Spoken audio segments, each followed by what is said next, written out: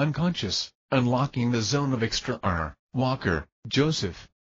To Mama in Memory of Dad. Introduction. On is a wonderful, inconceivably complex being. Consider the facts, earn or get. This book is about us, about you and me.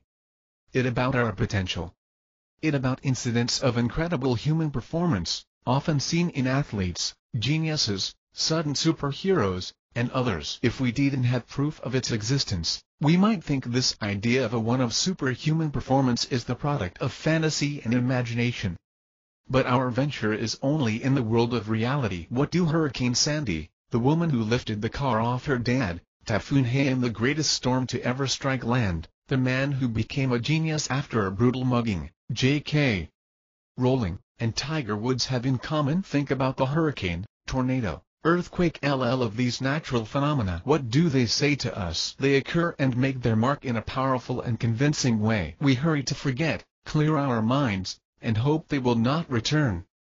But we can ignore their power when they arise and disrupt our normality. They are all forces to be reckoned with. So it is with the incident of the zone phenomenon, TZP. Are we supposed to act like it does and mean anything? We may minimize or ignore its influence and forget its brief appearances, but it too is undeniably a considerable force. It shakes our perception and reality. Consider this book, The Reckoning with This Phenomenon. Welcome to Unconscious, Secrets of the Zone Phenomenon, learned and deciphered from those who have personally experienced its power, and recorded here, for those who want to experience it. At first glance, the comparison between natural, often catastrophic phenomena and exceptionally performing human beings seems to be out of place and a stretch of the imagination, but, as you will see, the connection is warranted. The psychological and philosophical impact of these phenomena should be nothing less than profound to us. The impact on our world, and the message these phenomena send, is like seeing meteorites hit the Earth again and again but acting as if it does and mean anything. I believe we have in fact ignored,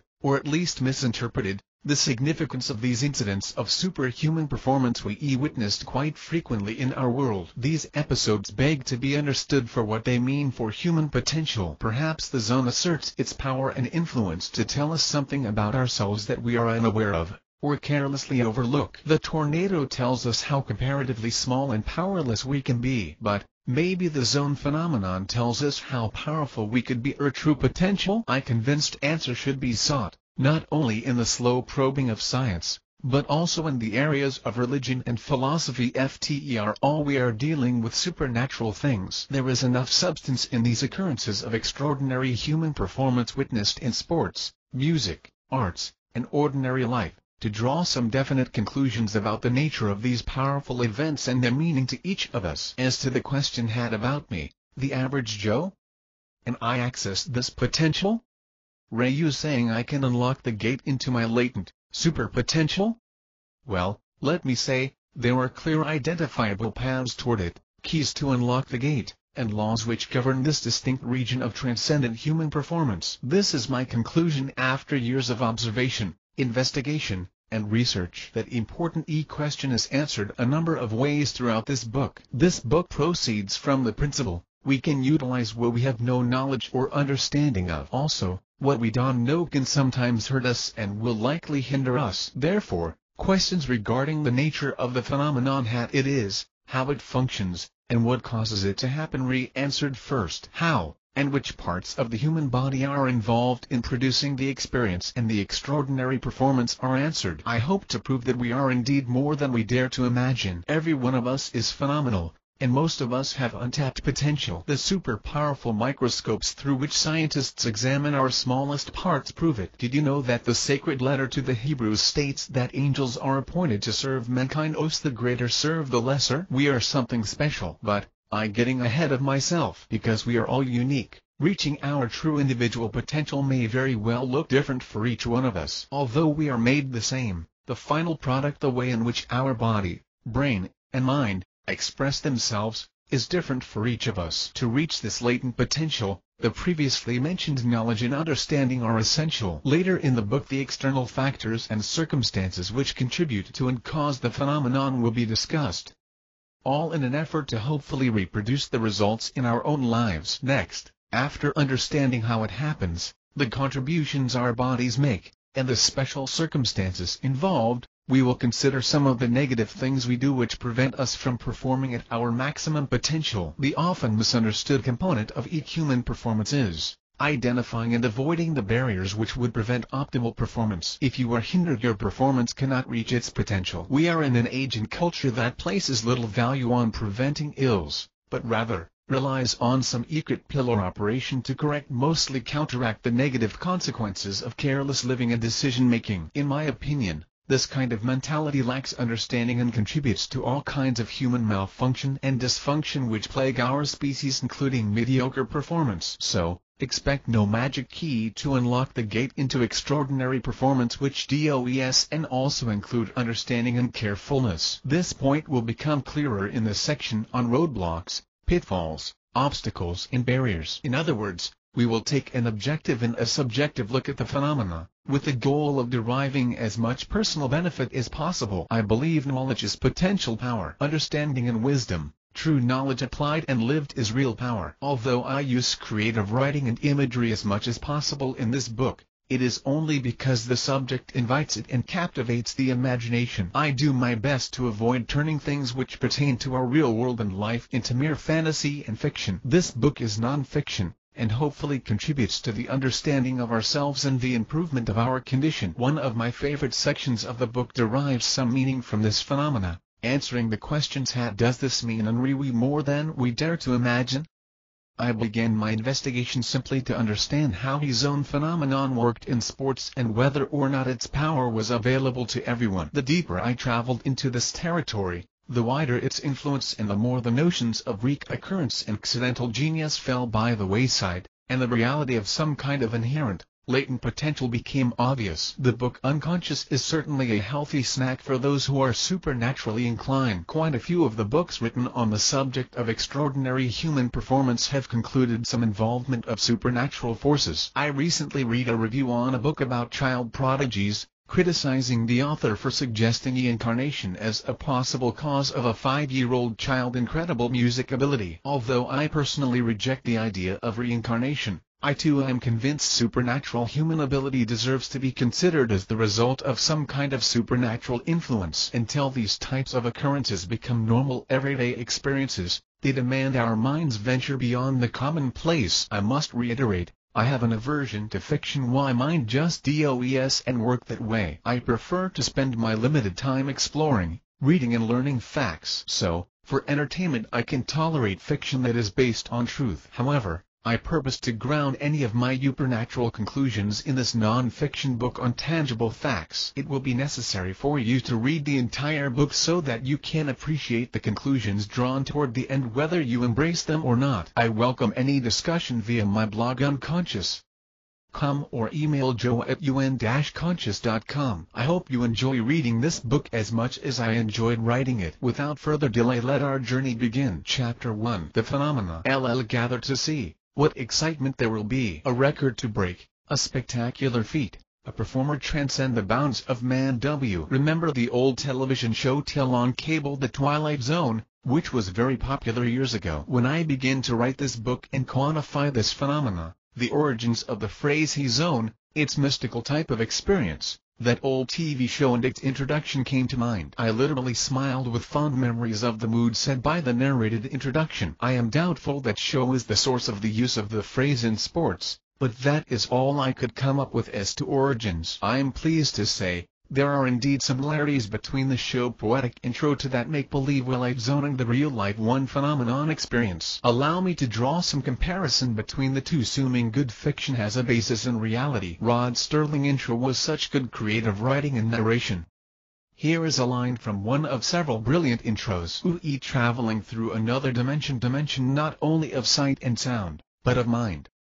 The zone phenomenon TZP is similarly another dimension, in the sense that ordinary time and space are experienced in a different way. There is no actual new dimension, just an enhanced experience of the dimension of space and time in which we live. The zone is a dimension of mind, and I would add senses, depending on the demands and requirements of the task being performed. The demands of the athlete, artist, scientist, or musician, for example, are all different in the zone. More on this later. The zone is definitely a journey into a state of super performance, that for many is pleasant and desirable but regrettably or most short-lived. The TV show was an adventure in a mental world of make-believe. The dimension was fantasy-like, the world of dreams. The real zone phenomenon is not make-believe at all.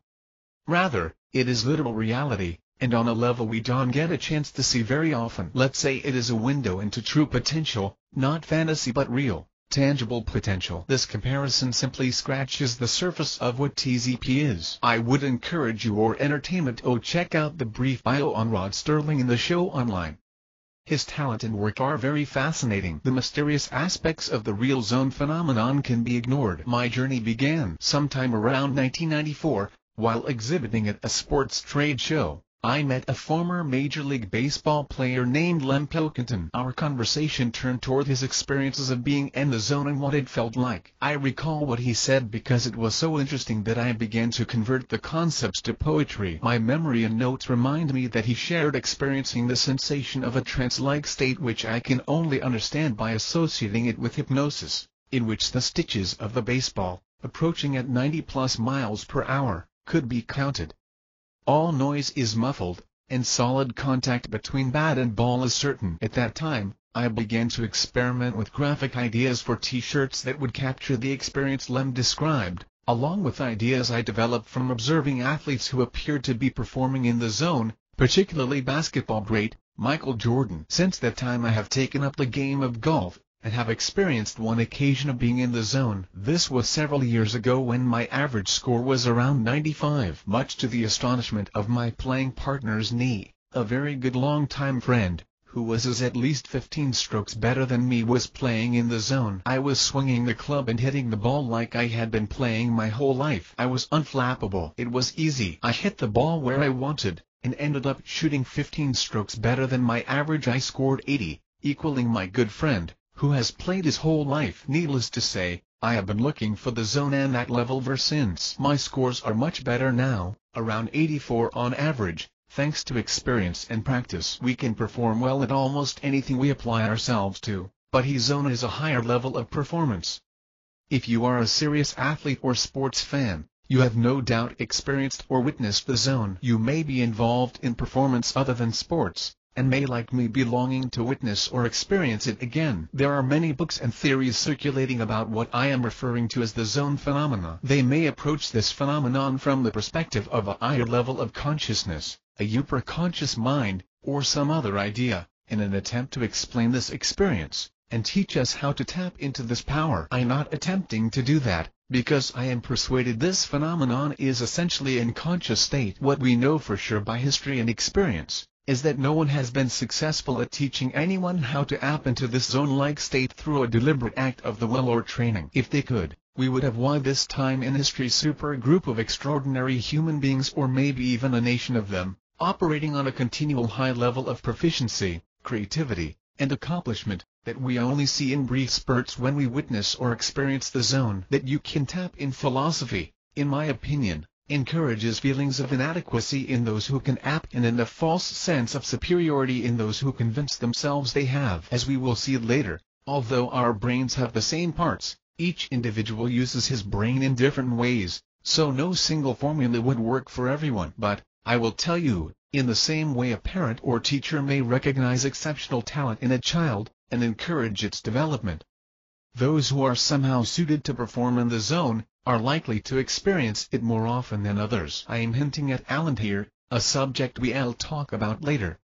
This is a fact that is proven by history and observation. Many of our public and private primary school systems are correct to recognize youth who fit the gifted and talented programs. You may very well be one of those individuals. I don't personally believe these facts relegate the rest of us to the sidelines to only observe this phenomenon in others. As I mentioned earlier, I have experienced it myself, and I am by no means a gifted athlete, albeit my experience was not the world record-breaking zone experience of Annika Sorenstam, which I'll share in the next chapter. Our expedition plan. To give you a better understanding of what the zone is, I want us to first get a picture of the region through its inhabitants. Then we'll explore the rest of this incredible territory, including the high-performance territory just outside its walls. You see, There appears to be a well-populated region of performance just below Transcendent. A very good way to learn about any country or region of this world is to get to know its people. Unfortunately, this is the only way for many of us who haven't experienced it to know what the zone is like. Understanding this phenomenon is a matter of interpretation,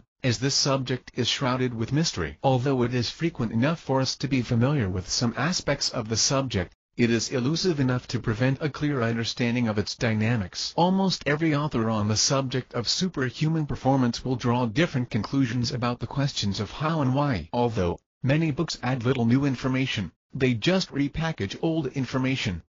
It will however become evident that no one just decides to go into the zone at will. I am not convinced by the claims of Eastern mystics and their meditation.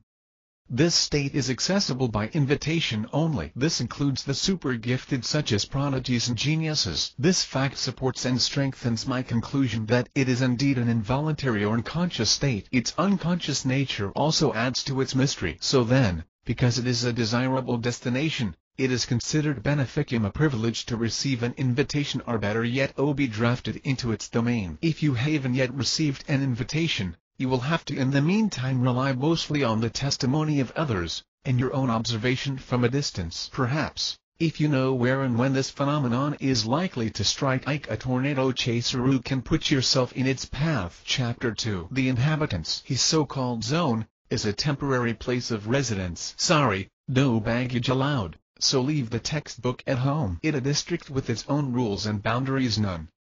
W. Alec Karnatsky lies in a bed in Virginia Commonwealth University Medical Center with 5 fractured ribs, a fractured sternum and vertebrae, and some damage to his right arm. He a fortunate guy. You see, had not his daughter been there for him, he would have certainly died. She was granted temporary access to the zone. July 29, 2012. Mr. Karnatsky was working under his car when it collapsed on top of him, pinning his right arm on top of his chest, rendering him unconscious and not breathing. His 22-year-old daughter, Lauren, found him pinned, and without thinking, lifted the car, which weighed about 1.5 tons, moved it over, pulled her dad free, and administered CPR until he regained consciousness. This event, like many zone incidents, made national news headlines. A couple of weeks later in Brockton, Massachusetts, a man named Carlos Castro lifted an SUV to save his friend.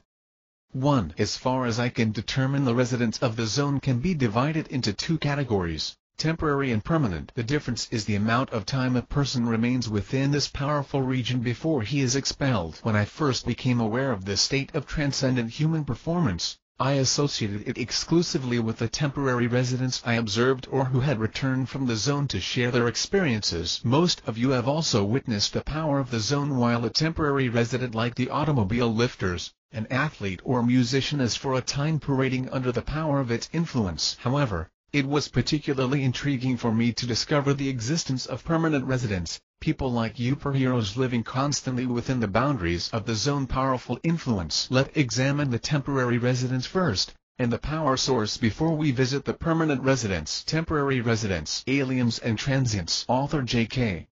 Rowling, in a recent interview, discussed her extended but temporary visit to the zone, where she conceived and wrote the Harry Potter series. She sincerely believes that this NCE in a lifetime, transcendent, inspirational experience will never be repeated in her life. Lightning never strikes the same place twice, she reasoned. Her statement acknowledges the transient and privileged nature of the zone phenomena. It appears, after sharing a place atop the pinnacle of creative success, she sees herself once again on the outside of the zone region. Welcome back. Who knows, an invitation may unexpectedly arrive again someday. I find this noteworthy. If Mrs. Rowling had contributed her incredibly successful Potter creation to talent, for instance, she could expect to repeat it.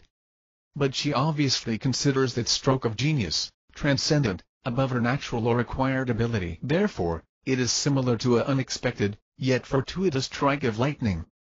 I call this a temporary zone resident short-term invitation to extraordinary human performance. It was early 2010, I watching a professional golf tournament on TV. All the talk was about Nick Watney, a player who was 8 under par on the front 9 holes, threatening to set a new Professional Golf Association tournament record. For those unfamiliar with golf, a round game of golf is played on 18 separate holes, each set up to take a certain number of stroke strikes of the golf ball to put that little white ball into the distant hole with the flag sticking out. The task is made difficult by strategically placed obstacles and hazards, like water, trees, sand bunkers, and deep grass. Each of the 18 holes is designed to play in 3, 4, or 5 strokes, the number which determines par for that hole. 1 stroke under par is called a birdie.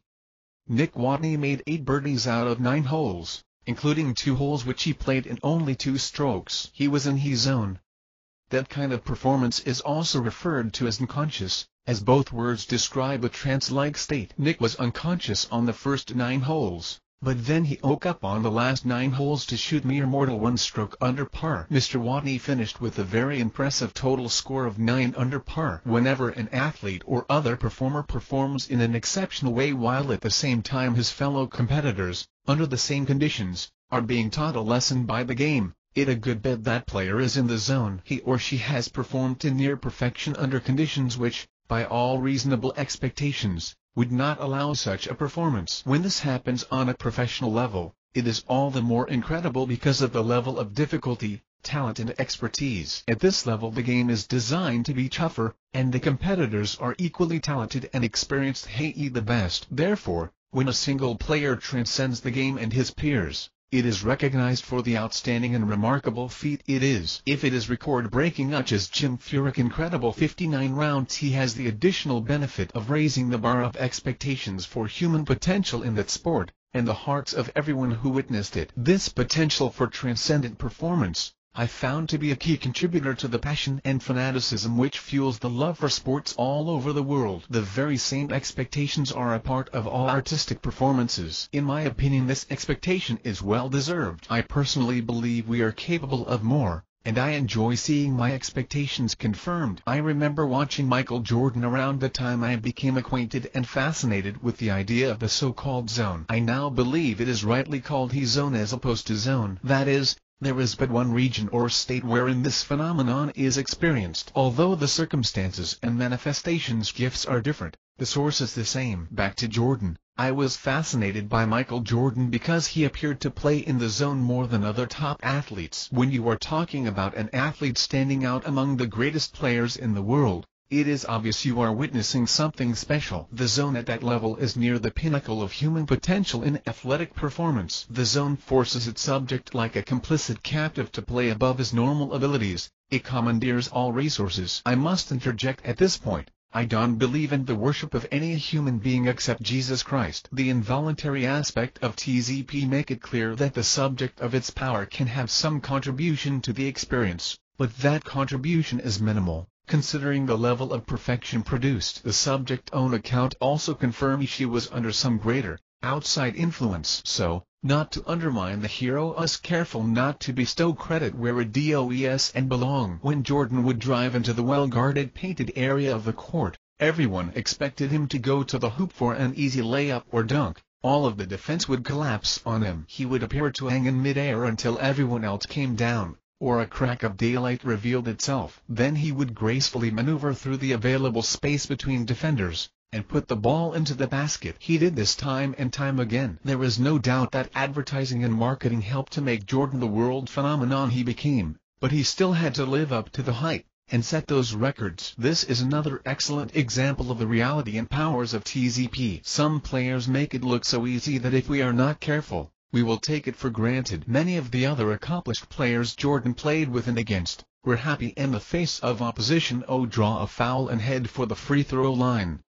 Jordan regularly finished the play by scoring the basket daunted by the obstacles in front of him. Therein, we find another key to greatness, which we will examine later in the book. It is easy for us to get caught up in the emotions of watching great performances, and neglect to consider the deeper meaning of that to which we are witnesses. When we contemplate the split-second decisions, agility, control, and opposing forces at work, it is easier to appreciate what is happening here, and the difficult task accomplished. These factors are present in all athletic competition. Unfortunately, we are prone to underappreciate the complexity, until something like age-related deterioration or injury make it not so easy to perform, and we enjoy the memories. You may even remember the ads run by Jordan Shoe Company giving credit to the shoes for such feats. You may also recall those ads helped them sell warehouses full of shoes. But I am here to tell you, it was and he shoes.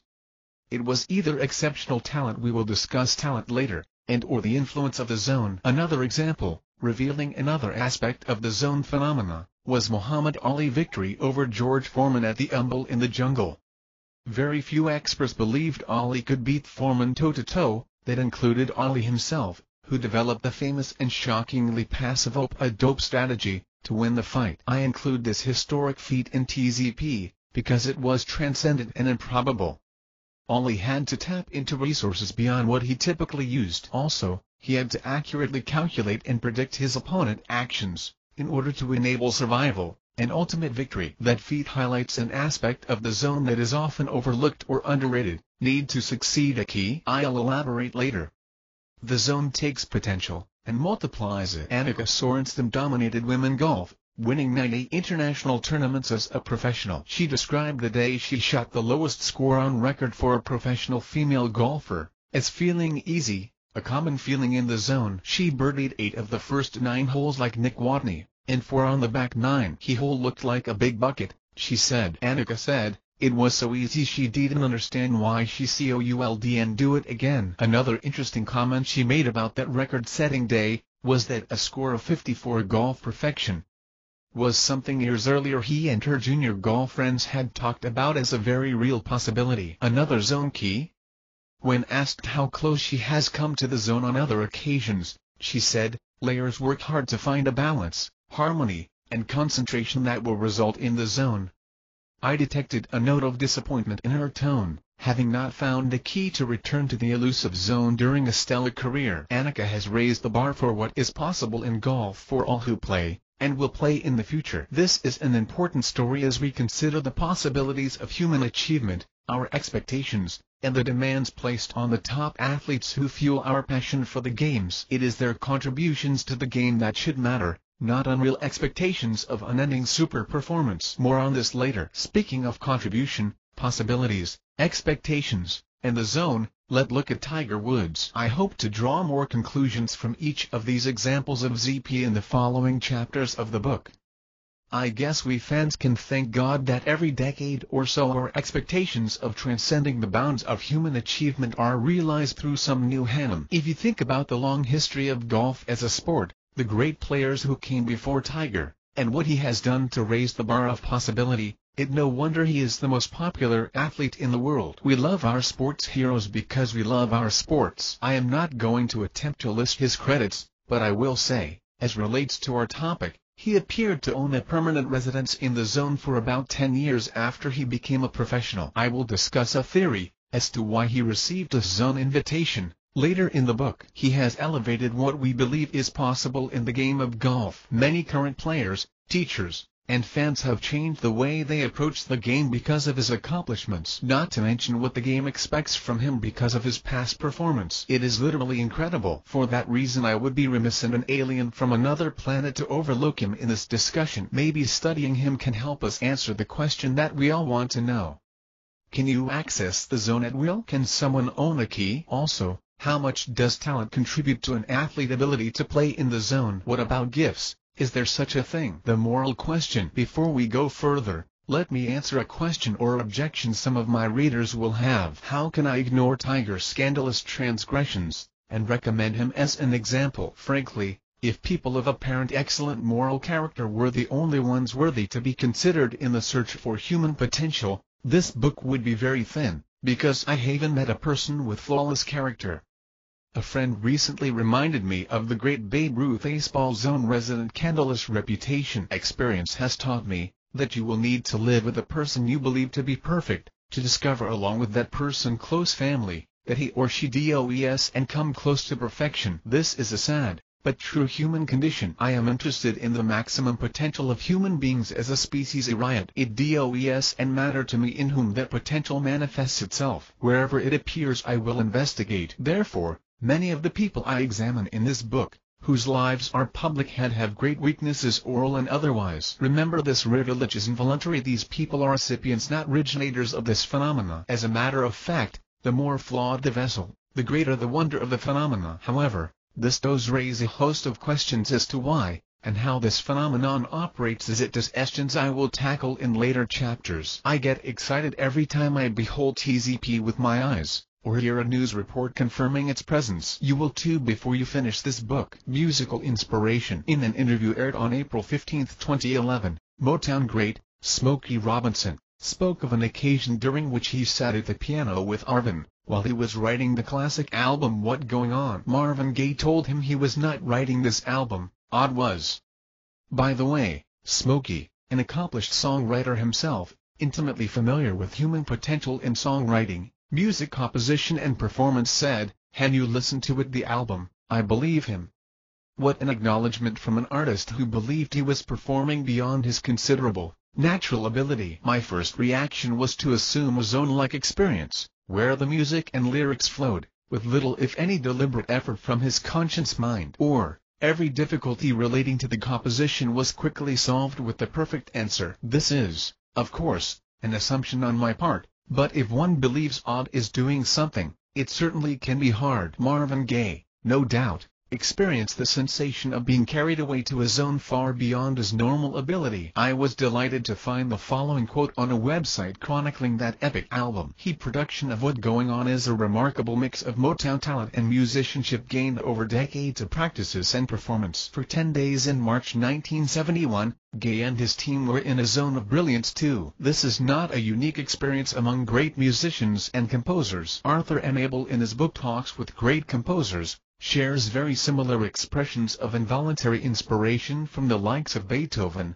Strauss, and Brahms, some of whom expressed a prophetic type of inspiration, which we associate with the likes of Moses and other biblical writers. Although interesting and compelling, I would hesitate to accept anything less than absolute perfection as directly inspired by God in the biblical sense. I believe we humans have demonstrated enough latent potential in our brains to be responsible for the magnificent feats of genius we have witnessed in these great musicians. In other words, TZP is so powerful and transcendent, that the experience may be contributed directly to God, in an attempt to pinpoint an immediate cause. I have no problem with God as the ultimate cause, but directly, as in biblical inspiration, I hesitate. Nonetheless, their performances were often transcendent, supernatural to observers, and apparently overwhelming to themselves. We venture on for answers. Two competitors in the zone. What happens when two competitors are observed in the zone at the same time? You may have heard the old baseball great pitcher versus great hitter debate,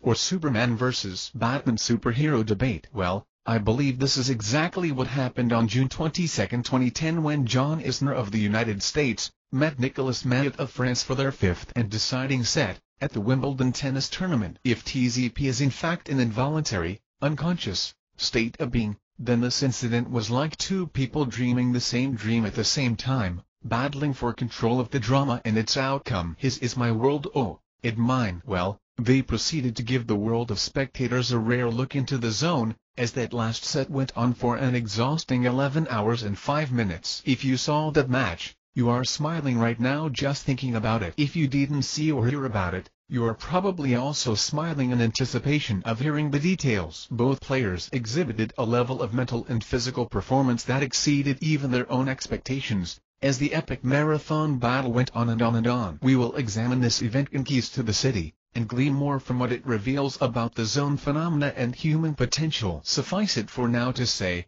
that both players had to produce exceptional offense, defense, and stamina, to wage a battle that stretched into 3 consecutive days. Another example of the rare phenomenon of two players experiencing the zone at the same time was the 1998 Major League Baseball home run race, the season-long marathon battle between eventual winner Mark McGwire and runner-up Sammy Sosa. That slugfest inspired this poem. The Great Home Run Race, 37 years and it stood the test of time. A monument to greatness, a mountain to climb. 2 years before the millennium, two warriors emerge. A battle is waged. With haste they converge. Long ball after long ball. The greatest head-to-head. The fans are all captivated.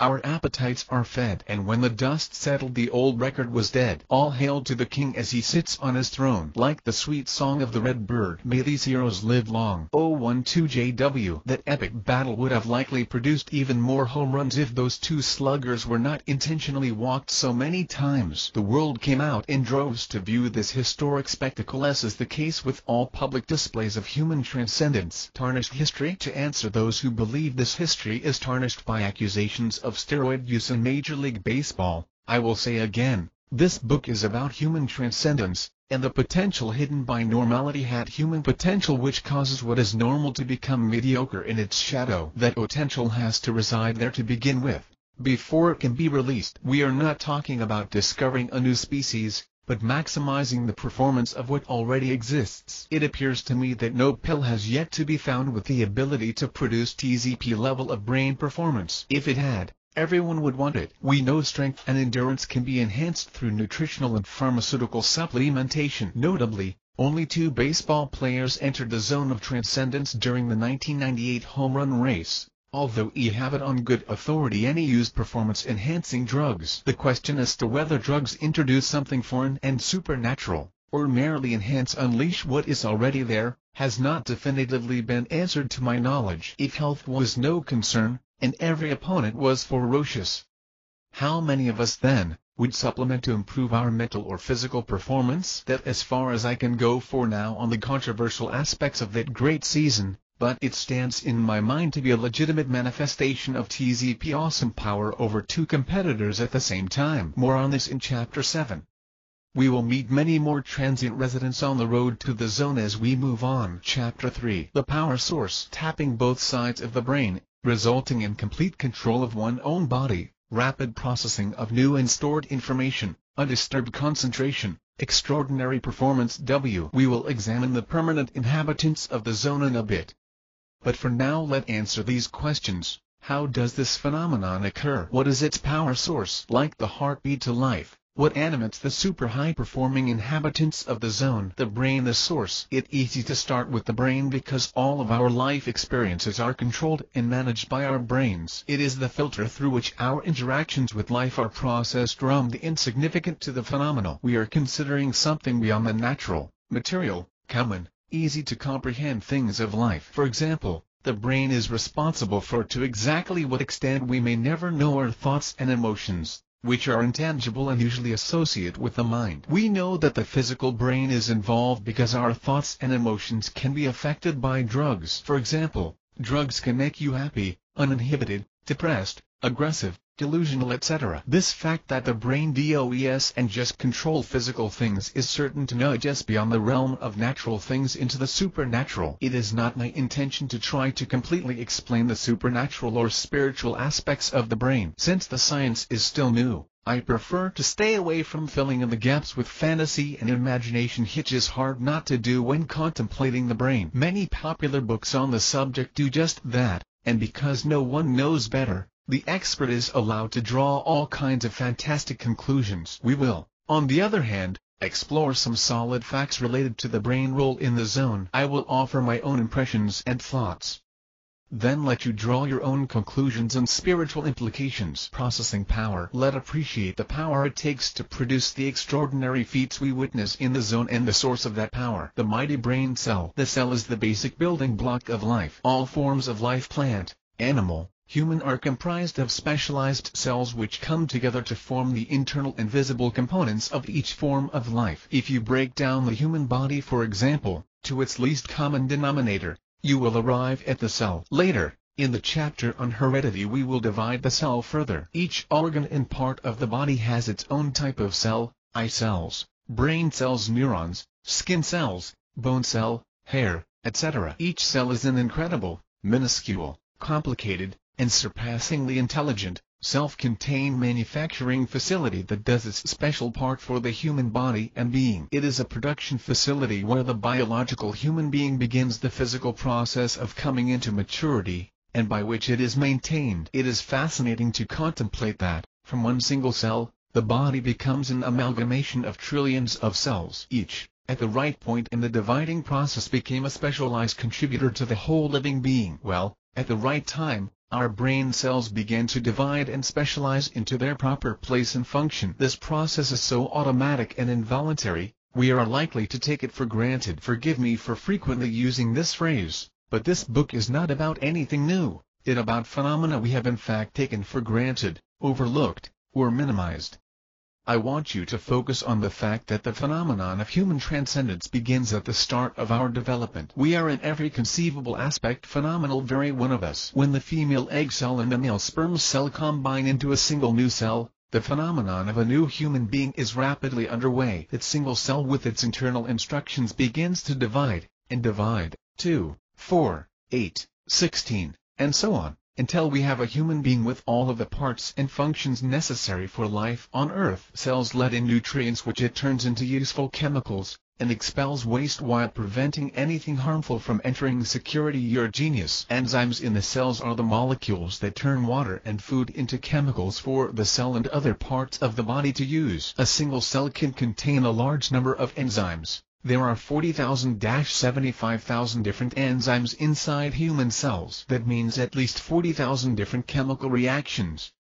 4. Are you getting the picture of incredible activity at the core of our bodies? We are talking about a cell so small you can fit about 5,000 of the smallest on the head of a pin. The neuron cell body, diagram on previous page, not unlike all other cells, is estimated to be 1/200th to 1/10th of a millimeter in size. A grain of sand is much larger, approximately 1/16th millimeter in size. Talk about miniature high-tech marvels. What happens when that marvel is multiplied? Nuclear power. I called the cell the least common denominator of the human body, but that is not exactly true, because inside the cell is where the real phenomenon of physical life resides. Take a look again at the brain cell drawing on the previous page, and notice all the labels marking some of the individual parts of the cell. Each of those parts has an important specialized function. So important, each could be designated the least common denominator. Notice the very small dot in the center of that cell. That the nucleus, which contains the DNA molecule, which contains the genetic code encyclopedia blueprint instructions for the entire human body. As we move through this process of discovering our maximum performance potential, and tapping into it, we need to remember what we have to work with: the capable, dedicated, and specialized parts, which make up us human beings, all contributing to our potential. Another important point I want to highlight here is how involuntary or unconscious we are in this process. It is a fact that in the process of our development and ultimate potential, we are mostly passive. The program unfolds, and we generally respond to it with the highest form of intelligence that it provides us. If this is the case, we are more likely to perform at peak potential if we are cooperating with the intelligent program, and less likely to, if we are working against the program. In TZP, this cooperation becomes forced and automatic, to the extent that the whole body is working in perfect harmony. From conception to adult maturity, this intelligence in such a magnificently unfolding program does a fabulous job all on its own. Its program is flawless. Our own conscious efforts have proven comparatively flawed and inconsistent, and therefore unreliable. There is no such thing as absolute perfection among the deeds of men. There are always flaws to be found, and glaring ones. I will prove this point in Chapter 7, when we consider roadblocks and such, any of which are self-imposed. If conscious control produces mediocrity, and unconscious the zone produces near perfection, then we may logically ask, if we tap into this flawless system, will that perfection spill out into normal life? In the zone phenomena, it does. Neuroscientists estimate we are born with around 100 billion brain cells, neurons. Let not just walk past a humongous number like this hat figuratively reaches from Earth past the moon and failed to gawk at it. If you were to count just 1 billion of these 100 billion tiny marvels, counting non-stop day and night, it would take you about 95 years to finish the task. It would take 99 generations of your family if one offspring picked up the task to finish counting all of the neurons in your brain. Counting every ticking second of the clock would take 3,100 years just to arrive at 100 billion seconds. 5. Our entire nervous system contains an estimated 1,000 billion neurons. When we remember how small, complex, and powerful they are, the number of them becomes even more incredible. Did you know that no two of your 100 billion or 100,000 million brain cells are exactly alike. That's right. Each one is different in shape from the others. This staggering fact indicates specialization and diversity principles you will hear more of later, within our brain-crowded neural community. Add to this, the fact that brain cells do not regenerate. If one dies, it is not replaced, like a skin cell for example. This fact adds to diversity and specialization, the principle of deliberate purpose for each cell. Each one has a unique and specific task to accomplish. Neurogenesis. Let me interrupt myself to address the recently popular theory of neurogenesis, the theory that new brain cells can be created in a mature adult. This of course contradicts the long-held belief which I just reasserted in the last paragraph that adults can only lose brain cells. They do not produce any new ones. The idea of neurogenesis is marketed by a few self-help gurus as scientific proof that you can easily create a new brain by applying certain principles, and effectively change your life for the better. One of the strongest arguments against this view, aside from the lack of physical evidence demonstrating neurogenesis in aging adult human beings, is given in an article on neurophilosophy titled "Does Your Brain Produce New Cells? A Skeptical View of Human Adult Neurogenesis," by Mo Costandi, hosted by The Guardian. The side effect of having a large and complex brain is that you would not newcomers barging in, says Lumsden. Would new neurons usefully integrate into complex neural networks? If anything, evolution would have made damn sure that mechanisms exist to eliminate these party crashers. 6. Power surge. Each of those 100 billion specialized neurons are capable of communicating with 10-15,000 other neurons. 7. Resulting in trillions, thousands of billions of instructions, signals, messages, and commands being sent at any given time within our brain and nervous system. Trillions. One estimate has 1 billion grains of sand needing 43 1-gallon milk jugs to contain them. If the neurons in our brain were the size of grains of sand, it would take 4,300 milk jugs to contain them. It's okay to visualize, if you can, 300 milk jugs stuffed with sand-sized neurons. So then, just 1 trillion grains of sand would need 43,000 milk jugs. Each single grain would represent a single bit of important information being shared between neurons within the brain and nervous system. But 43,000 jugs aren't enough because we are talking about trillions within of neural connections. This is staggering. Incomprehensible synchronicity, cooperation, communication, power, and potential, situated between our ears and equaled anywhere on Earth. This isn't central for the highest form of life, consciousness, and function on planet Earth. If the 7 billion people on planet Earth all joined hands, like neurons, to accomplish a single task, that monumental cooperation would need to be multiplied 1,000 times to equal the powerful connections between our neurons. Every neuron working together for the execution of a single purpose, each providing essential input for the completion of the task. Billion of them. The brain is one powerful organ. When comparing the brain with other complex life forms in our world, its awesome ability can be exaggerated. During the development of the organism from a fertilized ovum, neurons are formed at the astounding rate of 250,000 per minute over 9 months. Dr. Werner Gitt, The Wonder of Man. From the time the brain is developed in the womb, and begins to receive, process, and send signals to the rest of our body, it processes and manages an incomprehensible amount of tasks to perfection. After birth, our brains are busy. Well, that's an understatement. It is managing the development of that newborn, executing pre-programmed instructions, receiving information from the 4 senses, analyzing, processing, storing, adapting, teaching, instructing, guiding, etc. By the way, there is good reason to believe that the cell itself has a super high level of intelligence, not only in its DNA, but in other areas of its structure which are duplicated and passed on to its offspring every time the cell divides. Mitochondria of the cell's amazing, motorized power generators, for example, have their own DNA code. So then, the genetic code NSID, the nucleus, is not solely responsible for the body development and maintenance. Other cell components contribute. But that for another remarkable discussion. Our brain plays a critical role in every single function and process within our body and out through our extremities, arms, hands, feet, legs, etc. It's no small thing to regulate heartbeat, breathing, blood circulation, body temperature, eyesight, hearing, balance, immune function, etc., and still manage physical performance at the highest level.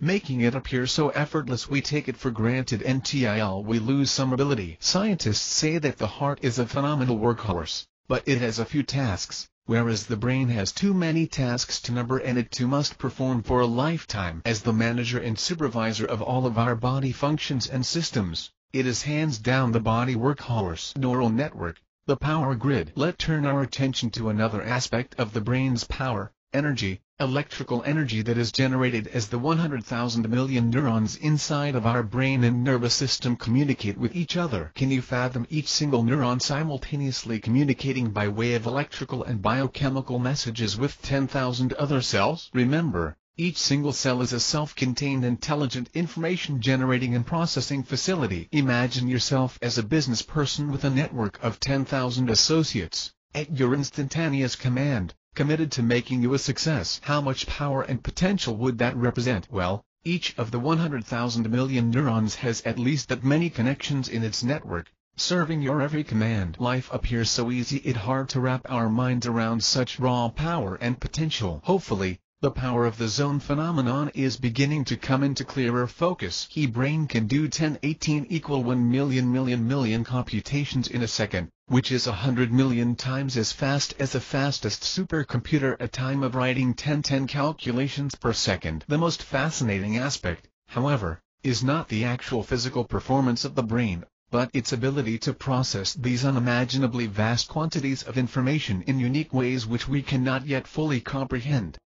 Ernst Gitt, The Wonder of Man. If we were able to see this activity, what would it look like? Most drawings that illustrate our neural circuitry depict small bursts of electrical light at the synapses where neurons connect or transfer information to each other, but that does and do justice to the phenomena. In reality, those bursts of electrical energy are on top each other. When you think of 100,000 million sparks multiplied 10,000 times, we get the picture of an amazing radiant glow of electrical energy. Remember the illustration of the gallon milk jugs, 3,000 of them? Thankfully, neurons are infinitely smaller than grains of sand, or we have really huge heads. The extent 100 billion can easily fit into the area of our brain, with plenty of room for millions of other important cells. Nevertheless, the cluster of neurons is very densely packed. If we didn't know better, we could think them to be haphazardly stuffed or crammed into the skull without the skin that covers our skeleton, and if our muscle tissue were transparent, we would look like some kind of glowing extraterrestrial being, as these sparks constantly ignite. This magnificent energy production is a reality within our bodies every millisecond of our lives. It is the power that animates us. We don't usually think about the electrical side of our bodies until the old ticker heart fails, and needs to be jump-started with the booster cables layer. Rapid processing. This brings us to my favorite aspect of the zone phenomena, which I call rapid processing. My original theory on the dynamics of TZP states zone is a state of being carried along by a crunch time-induced hypnosis that taps both sides of the brain, resulting in complete control over one's own body, rapid processing of new and stored information, undisturbed concentration, prolific scoring. 011 JWWJ. Previously, I introduced the former pro baseball player Len Pilkington. The experience he shared with me, combined with my fascination with the world love affair with sports to the extent of religious fanaticism, led me to write quite a few poems like Tooties in the so-called zone above. Lem shared experiencing the sensation of the baseball coming at him from the pitcher in slow motion. As a matter of fact, the entire scene, as I recall, was experienced in what felt to him like slow motion. This sensation is common among those who have experienced and shared their zone visit. When I had the experience I shared earlier during a round of golf, I had a similar feeling. Because the action is much slower in golf compared to baseball, I believe the sensation was not as dramatic, but was closer to being in a subtle trance that kept me from being distracted by conversations with my playing partners or anything else happening around me. Recently, an acquaintance shared experiencing TZP 4 times during his former baseball days, and once while working as a dispatcher. On the latter occasion, he was able to handle a very high volume of calls coming in, and resolve every problem effortlessly over a period of hours. As he told his story, I envisioned an octopus moving at blurring speed. Because the feelings were the same on all occasions, he recognized them as the same phenomena. The experience never happened again on that job. It is as though he was allowed to enter the zone on a limited number of occasions. Although I would say, Receiving 4 or 5 temporary passes to the zone region is very fortunate for any transient. Professional athletes share that similar, almost identical experience. Annika Sorenstam, when asked about the day she shot the lowest score ever on the ladies' professional golf tour, said, "Remember the start because it was just so incredible. I birdied the first 8 holes. The shots weren't really that great,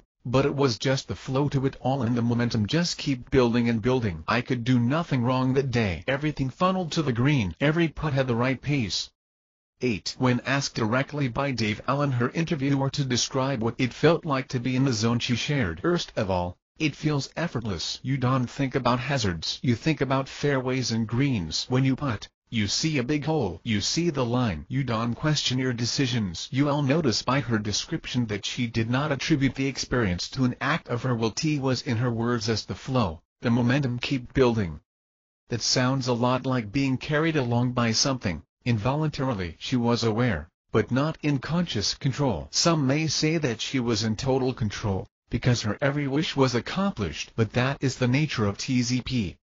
Wishes are effortlessly granted, or at time. Give credit where it is due. If I didn't directly cause it a gift, not an effect which I intentionally caused. I recall another interview in which Annika stated her sister walked behind her after it became apparent she was in the zone so as not to interfere with the mental state she was in. More on this detail in Odeblocks.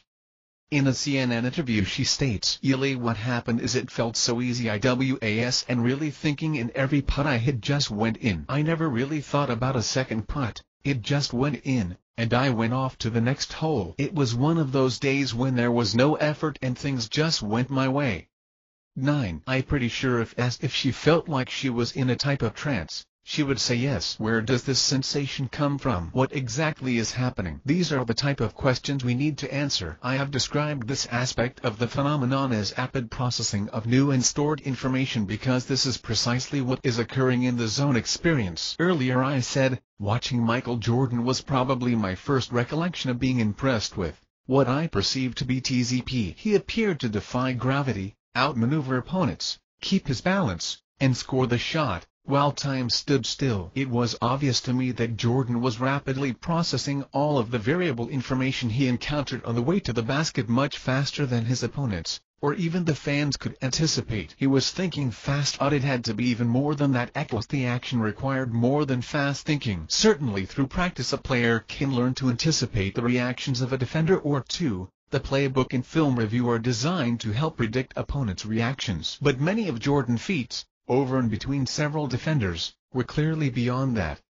He would elevate, adjust his body mid-air, slicing and twisting with ease, patience, and grace. This was possible, I believe, because his brain was processing at a super-fast rate, with such ease, that made him comfortable while simultaneously analyzing all of his options, and finally gracefully scoring the layup, jump shot, assist, or dunk. For this to happen his brain had to process the new information it was receiving and the from his senses, especially sight and hearing, as well as stored information from practice, study, and experience. His brain had to analyze, process, prioritize, predict, calculate, utilize, or dismiss all of this information, and direct his body to respond in a matter of seconds or less. The action is dynamic, decisions have to be made one after another, split second by split second. In the event two or more defenders are converging, the decisions may arrive on top of each other. As we have seen, this is no big deal for the brain,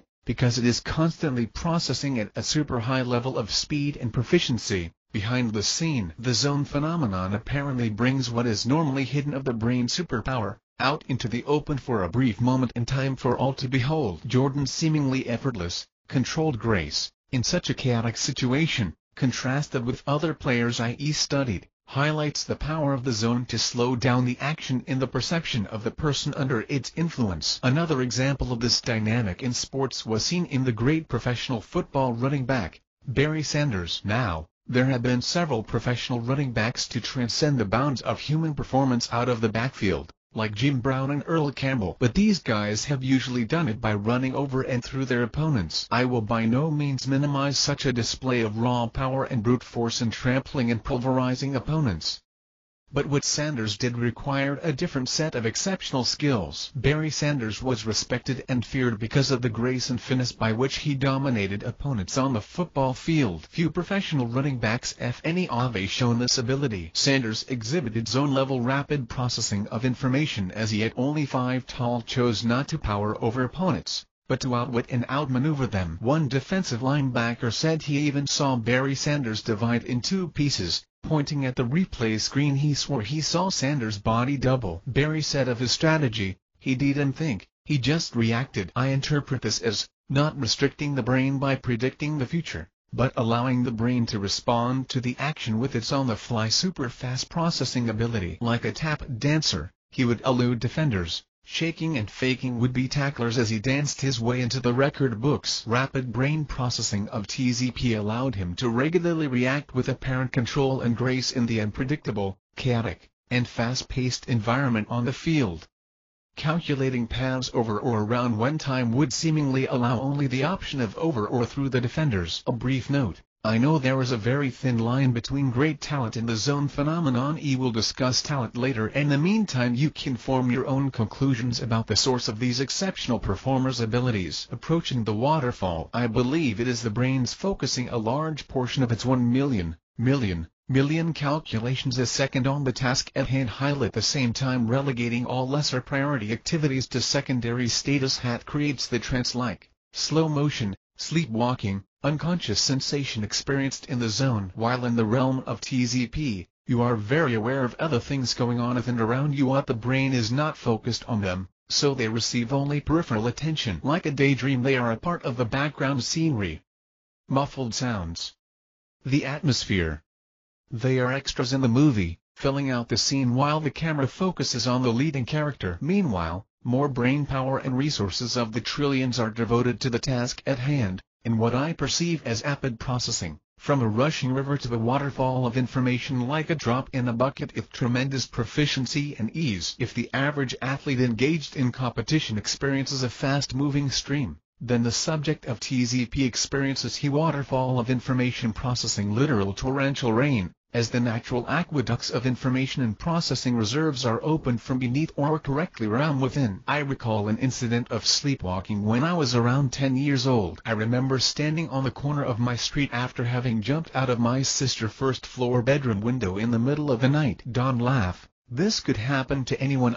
My strongest memory was the sensations of the sounds and sights of the cars and headlights whizzing by on a major street a block away. It appears in hindsight as though the super-proficient brain processing that goes on during the sleep phase had continued while I was partially awake, and produced a sense of blurred sound and motion from my surroundings. If the brain is moving super fast, everything else would appear slow. I will share more on this concept shortly. The explanation here may also provide an understanding for the who experienced this before phenomena. Both phenomena are obviously a heightened brain state, as is the dream state itself. Here the brain has sole control of the entire body without distractions from conscious life, which also explains why zone residents experience a leap-walking feeling. Now, back to this torrential waterfall of information processing. I stumbled onto the phrase rapid processing, and it is a perfect description of what occurs in the brain during the zone phenomena. Rapid, taken from realm of moving water, is defined as an increase in velocity or turbulence,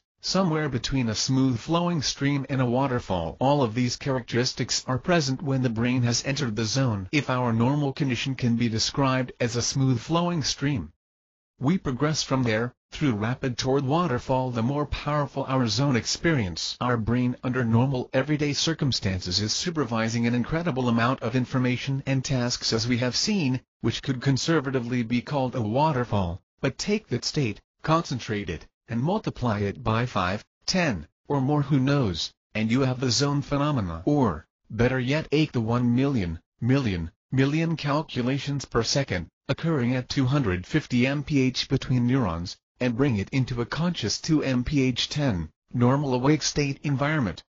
Add to this, a conscious awareness at the same blazing speed. Equally proficient hand coordination.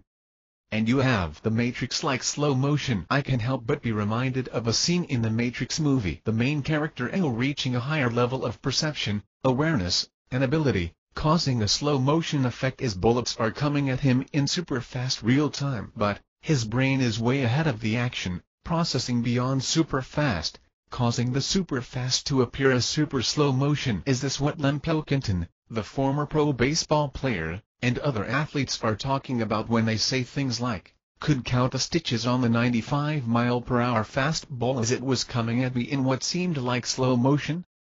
Or a crowd and the noise were muffled, the baseball looked the size of a cantaloupe. In that situation the brain's main task was to knock the cover off the baseball, so it focused like a laser beam on that objective, drawing from the reserves of knowledge, training, and experience. While focusing the senses, the brain was able to calculate at a rate much faster than the approaching ball, calculating speed, size, path, estimated time of arrival, etc. Thus, creating the low-motion, cantaloupe-sized baseball sensation, as the slow-moving 95 mph spheroid approached. Having not abdicated its primary life-sustaining responsibilities, the brain continued to monitor and manage all of the senses, creating a definite muted awareness of the surroundings, including the boisterous fans. The man who sees in slow motion. In 2002, a man named Jason Paget was brutally mugged and received a concussion brain trauma. Shortly after recovering, he became an acquired savant with genius-level math and artistic ability. Jason said, after his head injury he lost its smoothness.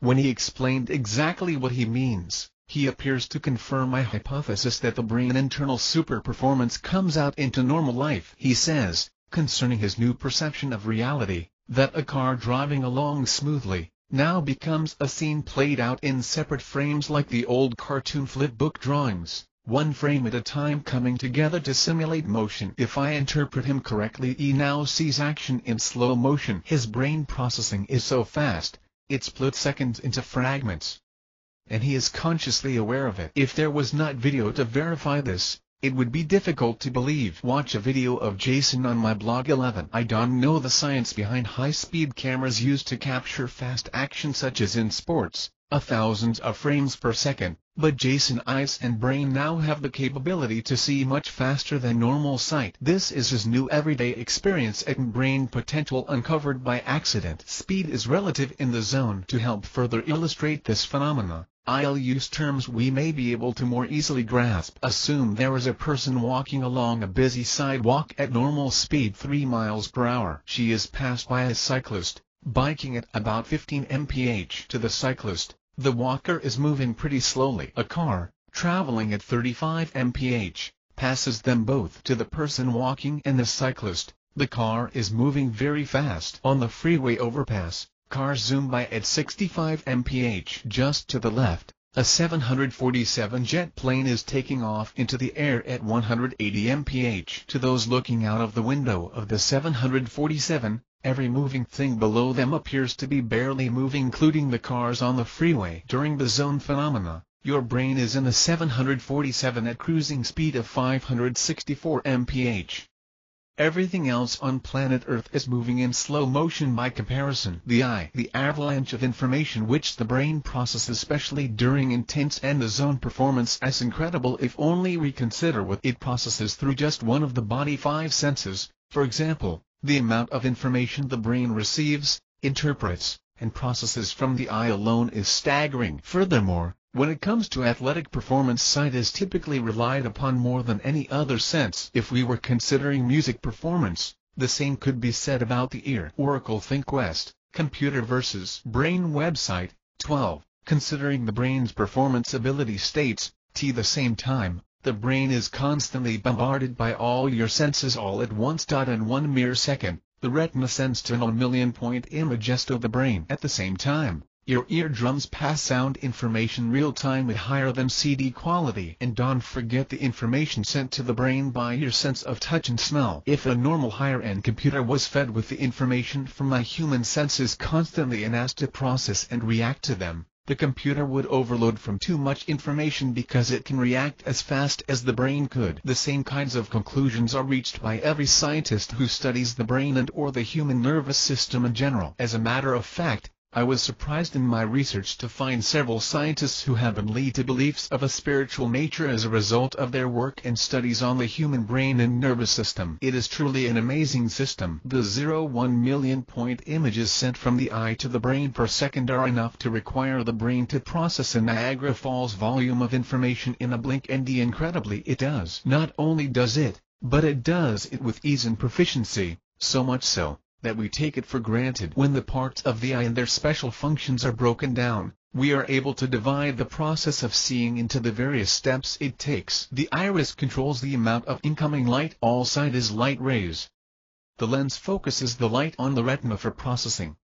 The rods and cones, 100 million of them, convert the image information into chemicals, then electrical signals, and send them via the optical nerve to the brain for final processing, interpretation, and action. Double that if you have two functioning eyes. It takes time for us to describe the process, but the eye processes 1 million point bits of visual information in a second. Divide that into fragments of time if you can. It is occurring as we speak. If you have your sight, it does take time, but at a speed far beyond our normal comprehension. When we combine what the brain receives in 1 second from the eyes during athletic performance, with what it retrieves from the storage files of training, learning, and memory, with what it directs our body to do in response, the image of a waterfall of information processing becomes more convincing, accurate, vivid, and incredible. This is the source and cause of the matrix-like slow-motion effect experienced by the inhabitants of the zone. What is normally experienced in comfortable ticking seconds is sucked up quickly in accelerated fractions of seconds in TZP. Now, let's see more of this power in action as it reaches full potential in those individuals who, like Jason Paget, live in the zone 24/7. Chapter 4: The Citizens,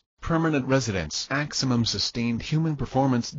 After witnessing the tremendous energy, power, and potential produced by the brain network of 100 billion neurons, and their trillions of connections, it should be easy to appreciate the temporary zone experience. We know that TZP briefly maximizes brain and body performance. Therefore, we understand the need for such an exhaustively demanding zone excursion will return to the steady normal pace of ordinary life. This need is the same as needing rest after all of your brain power and energy have been devoted to studying for an important test, or needing to rest after lifting an automobile to save a family member. Your energies have been concentrated like a laser beam on a certain task, and now the tension needs to be relieved, and the body allowed to rest and recuperate. You will learn as our journey continues that this is exactly the type of intense power our body generates to create TZP. Can anything run full throttle continually? So, the idea of temporary visits to the zone is understandable, but it is very hard to understand how anyone can operate under such intense mental and physical power on a daily, minute-by-minute basis. Remember, the zone is a maximum human performance state. As we will see later,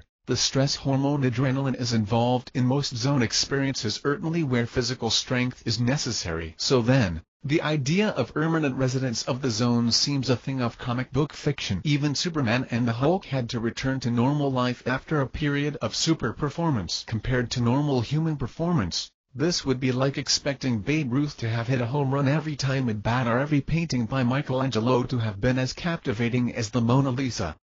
Kobe Bryant to score 50 points every game. It just does and happen, but for brief periods of zone-induced perfection. So then, how do I include this category of permanent residents of the zone? True human potential. Prodigy, master of mathematics, Matt Savage taught himself to play the piano overnight after solving the logic of the piano 88 keys.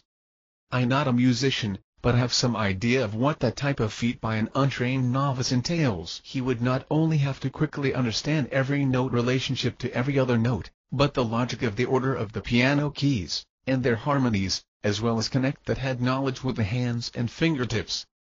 To name a few. Matt was diagnosed as early autistic.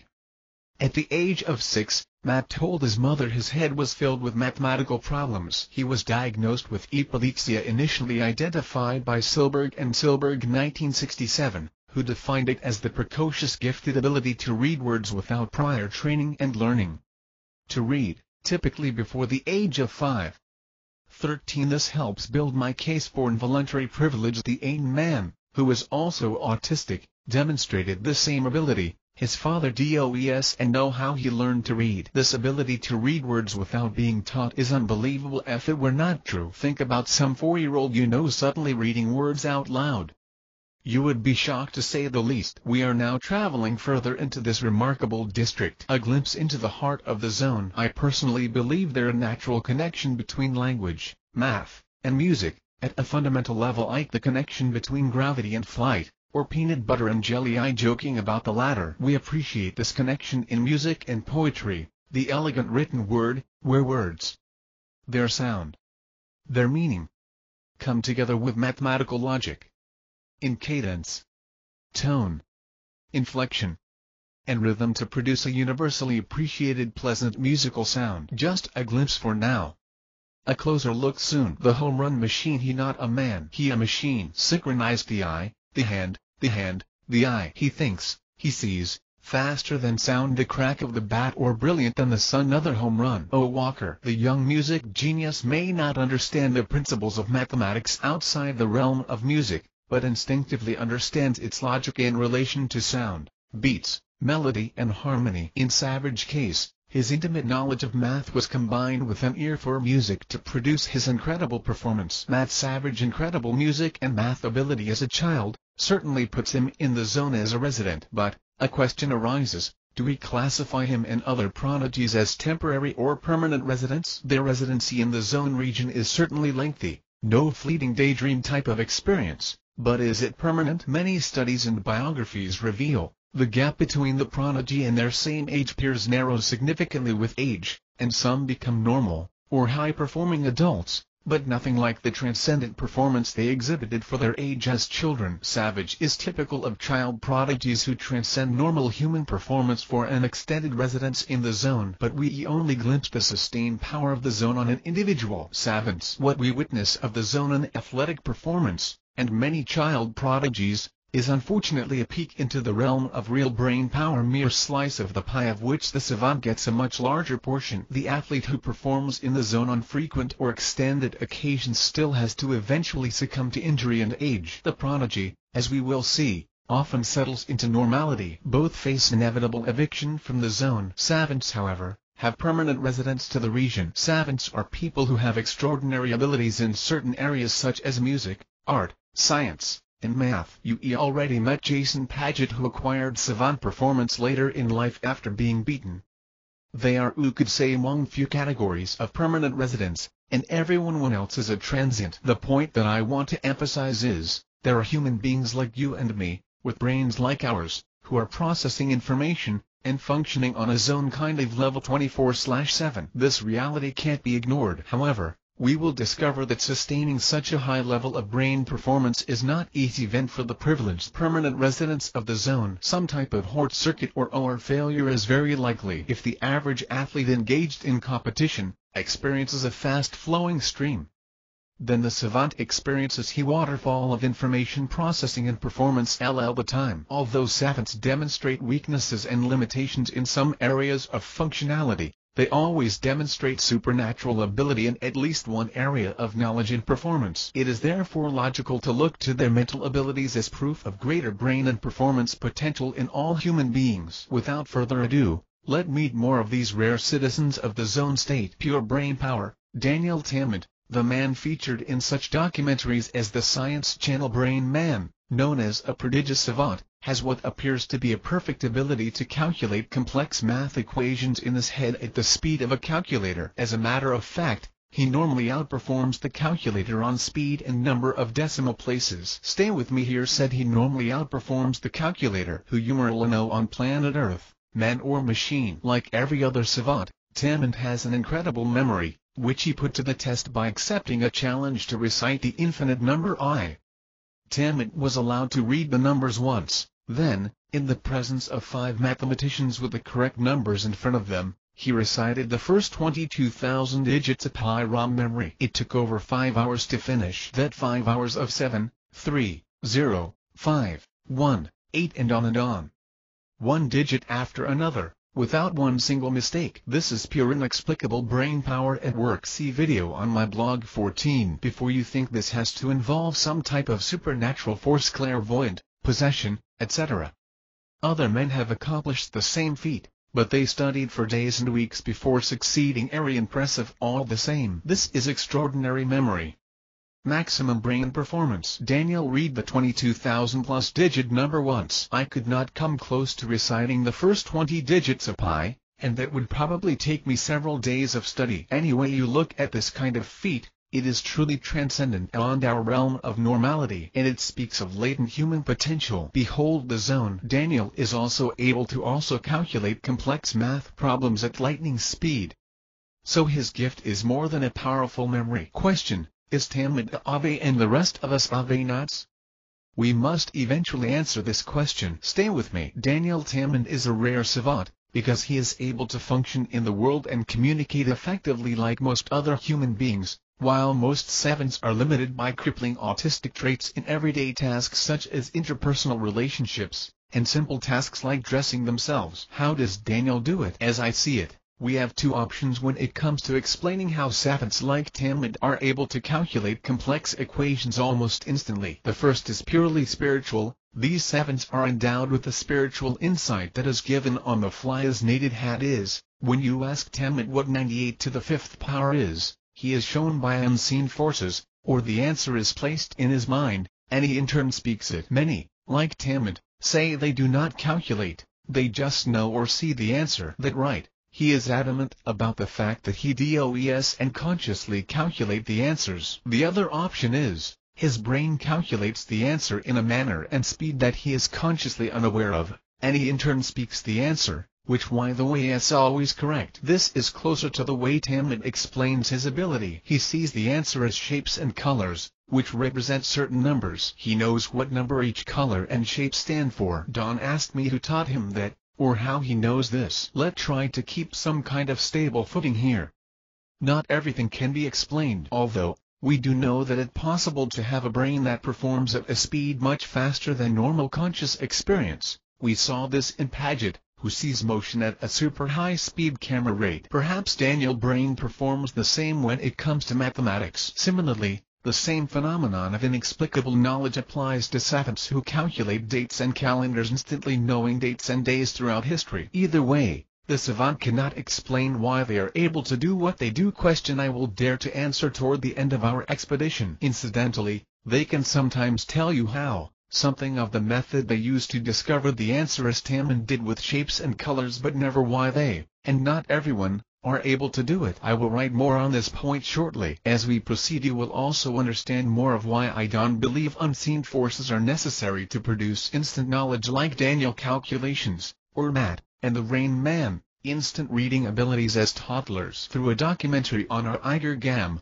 another savant-level genius, I learned, all true savants can look at a display with random black dots and instantly tell how many dots it contains. The savant is shown an image of scattered dots, and immediately says the number of dots, for example 27. The savant is nearly always correct. There does and seem to be enough time, in our sense of time, which ticks off in seconds to count the dots. Our perception is correct. There is and enough time to count them. He savant simply knows the answer. Although, more complex calculations may take several seconds, suggesting some calculation. This phenomenon has to alter our understanding of time, because it has to be possible to calculate in fractions of a second. Remember the lightning-fast neural network in our brain, 1 million calculations a second. Chapter 3, Why could it be possible for their brains to calculate lightning fast, then give them the number. After all, the power to do so is there. But, we can only comfortably imagine counting somewhere close to the speed at which we can speak the numbers. Gam and Tamid brains obviously don't possess the same discomfort with counting faster than speech. Adding more intrigue, Tamid is of a unique breed of mathematical savants who has what is called eunesthesia, which causes him to mentally see numbers as shapes and colors. This unusual aspect adds to the mystery of his type of ability, nudging it beyond our understanding of how mathematics exists in the world. When he sees the answer, he sees these colors and shapes representing the numbers. This is how he receives the answer. 15. What if Tamid was consciously aware of the inner workings of his brain calculating process, which is conducted using electrical signals that naturally emit colorful energy sparks? So then, He sees the colors his neurons produce as his brain ignites to calculate specific numbers. If every time his brain accesses the number 6, for example, that neuron fires off as green in color, with a particular shape. Remember, every neuron has its own shape. Tammet sees this function in his head. This is a question, but that DOES and answer all the questions. What do you think? Daniel Tammet and Eiger Gam are certainly permanent residents of the zone. This is a good place on our journey to take a break and consider what we're seeing before advancing absolute knowledge. Could this knowledge to some extent be innate? What we do know is that things like mathematics and physics are absolute facts, integral parts of our experience in the world of time and space. Mathematics is not something men have created, it is a truth discovered, observed, grasped with the eyes and mind. Just like gravity and radio waves, human beings have discovered knowledge of mathematics, physics, and such. What I am getting at here is, I believe this knowledge is essential to our survival in this world, like knowledge of language, and therefore, comes pre-installed on the hardware of our brains but are for some reason difficult to fully grasp for most of us. Dr. Darold A. Treffert speculates such in his book Islands of Genius, as he tries to understand how savants can instantly know things they have never learned. Dr. Treffert is referring to instantaneous knowledge, not what Tammet used to accurately recite the first 22,000 digits of pi. That was brain memory.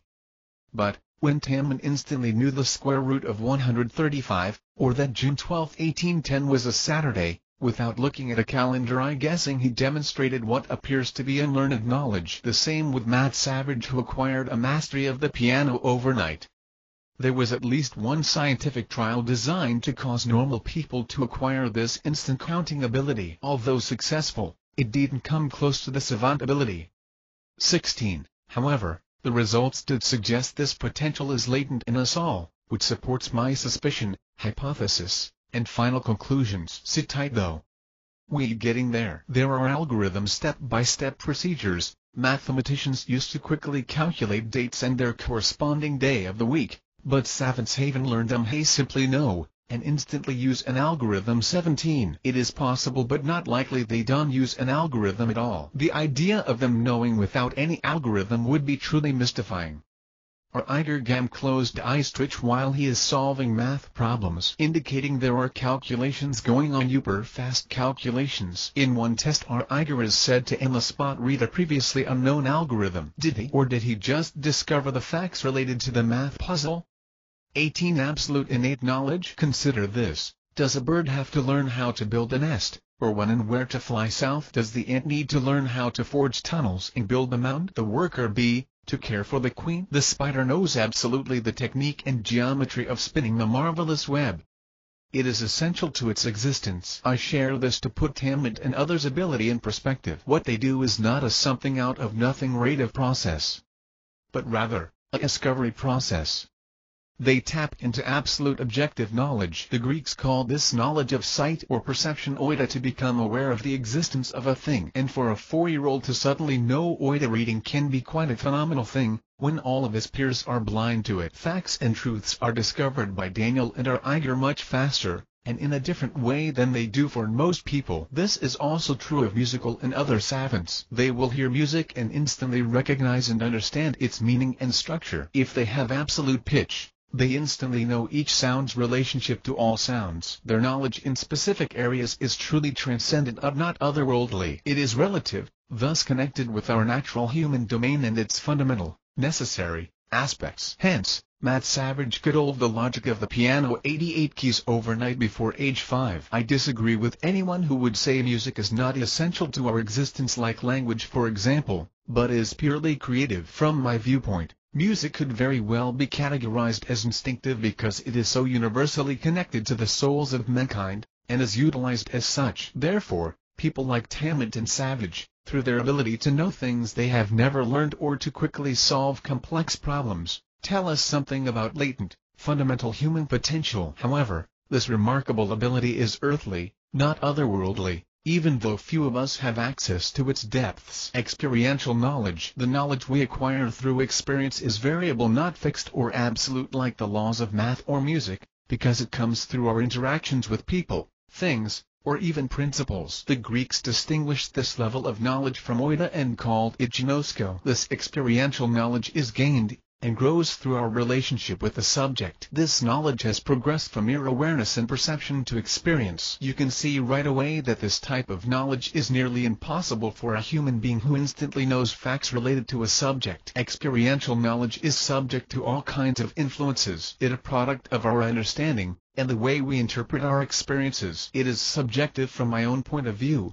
and therefore may or not be true or factual for everyone else. On the other hand, absolute knowledge is assumed to be objective fact, not affected by my individual interpretation. The incredible abilities of the savants and prodigies we study do not come because they know something no one else knows from some unique personal experience, making the knowledge something new, original, or experiential. He or she has merely found a way or have been found by a way to know some truth or fact without learning it beforehand. I am by no means minimizing such phenomena. I am simply attempting to remove the tendency toward glorifying the individual. So we have absolute knowledge, factual awareness, or perception of the object; experiential knowledge, a more intimate knowledge in relationship with the subject; abstract art. Let me illustrate how I see the difference between absolute and experiential knowledge, as it relates to human ability and performance. Michelangelo, the great artist who painted the ceiling of the Sistine Chapel in Rome, was a magnificent craftsman.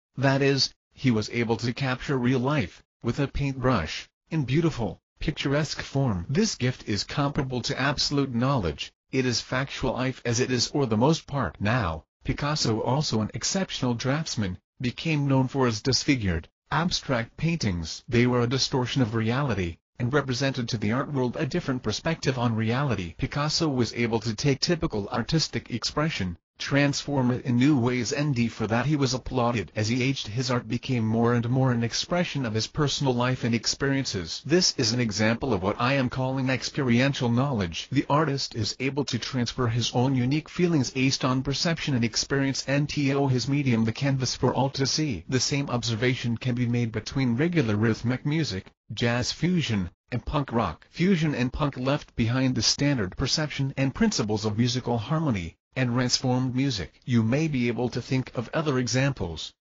dance, theater, fashion, technology, etc. Inspiration. Where does inspiration fit in the equation of transcendent performance, and the ability to transform an area of endeavor? Many of the aforementioned read ones were inspired by other individuals, or by chance encounters, which sparked a stroke of genius, and subsequently lead to their creative contributions to the world. The fact that the spark which ignites extraordinary creativity and come from within, and minimize the intimate knowledge it takes to make the connection between the spark and its potential for transforming the subject. Add to this, the fact that most creative developments are triggered by some new knowledge, and inspiration has its place in the world of genius-level creativity in and out of the zone region. Why most savants and prodigies lack experiential knowledge. Remember, in our discussion on Matt Savage, The Child Genius, I promised to revisit the questions of whether or not a child genius is a permanent resident, and why most lack transcendence as adults. Ellen Winter,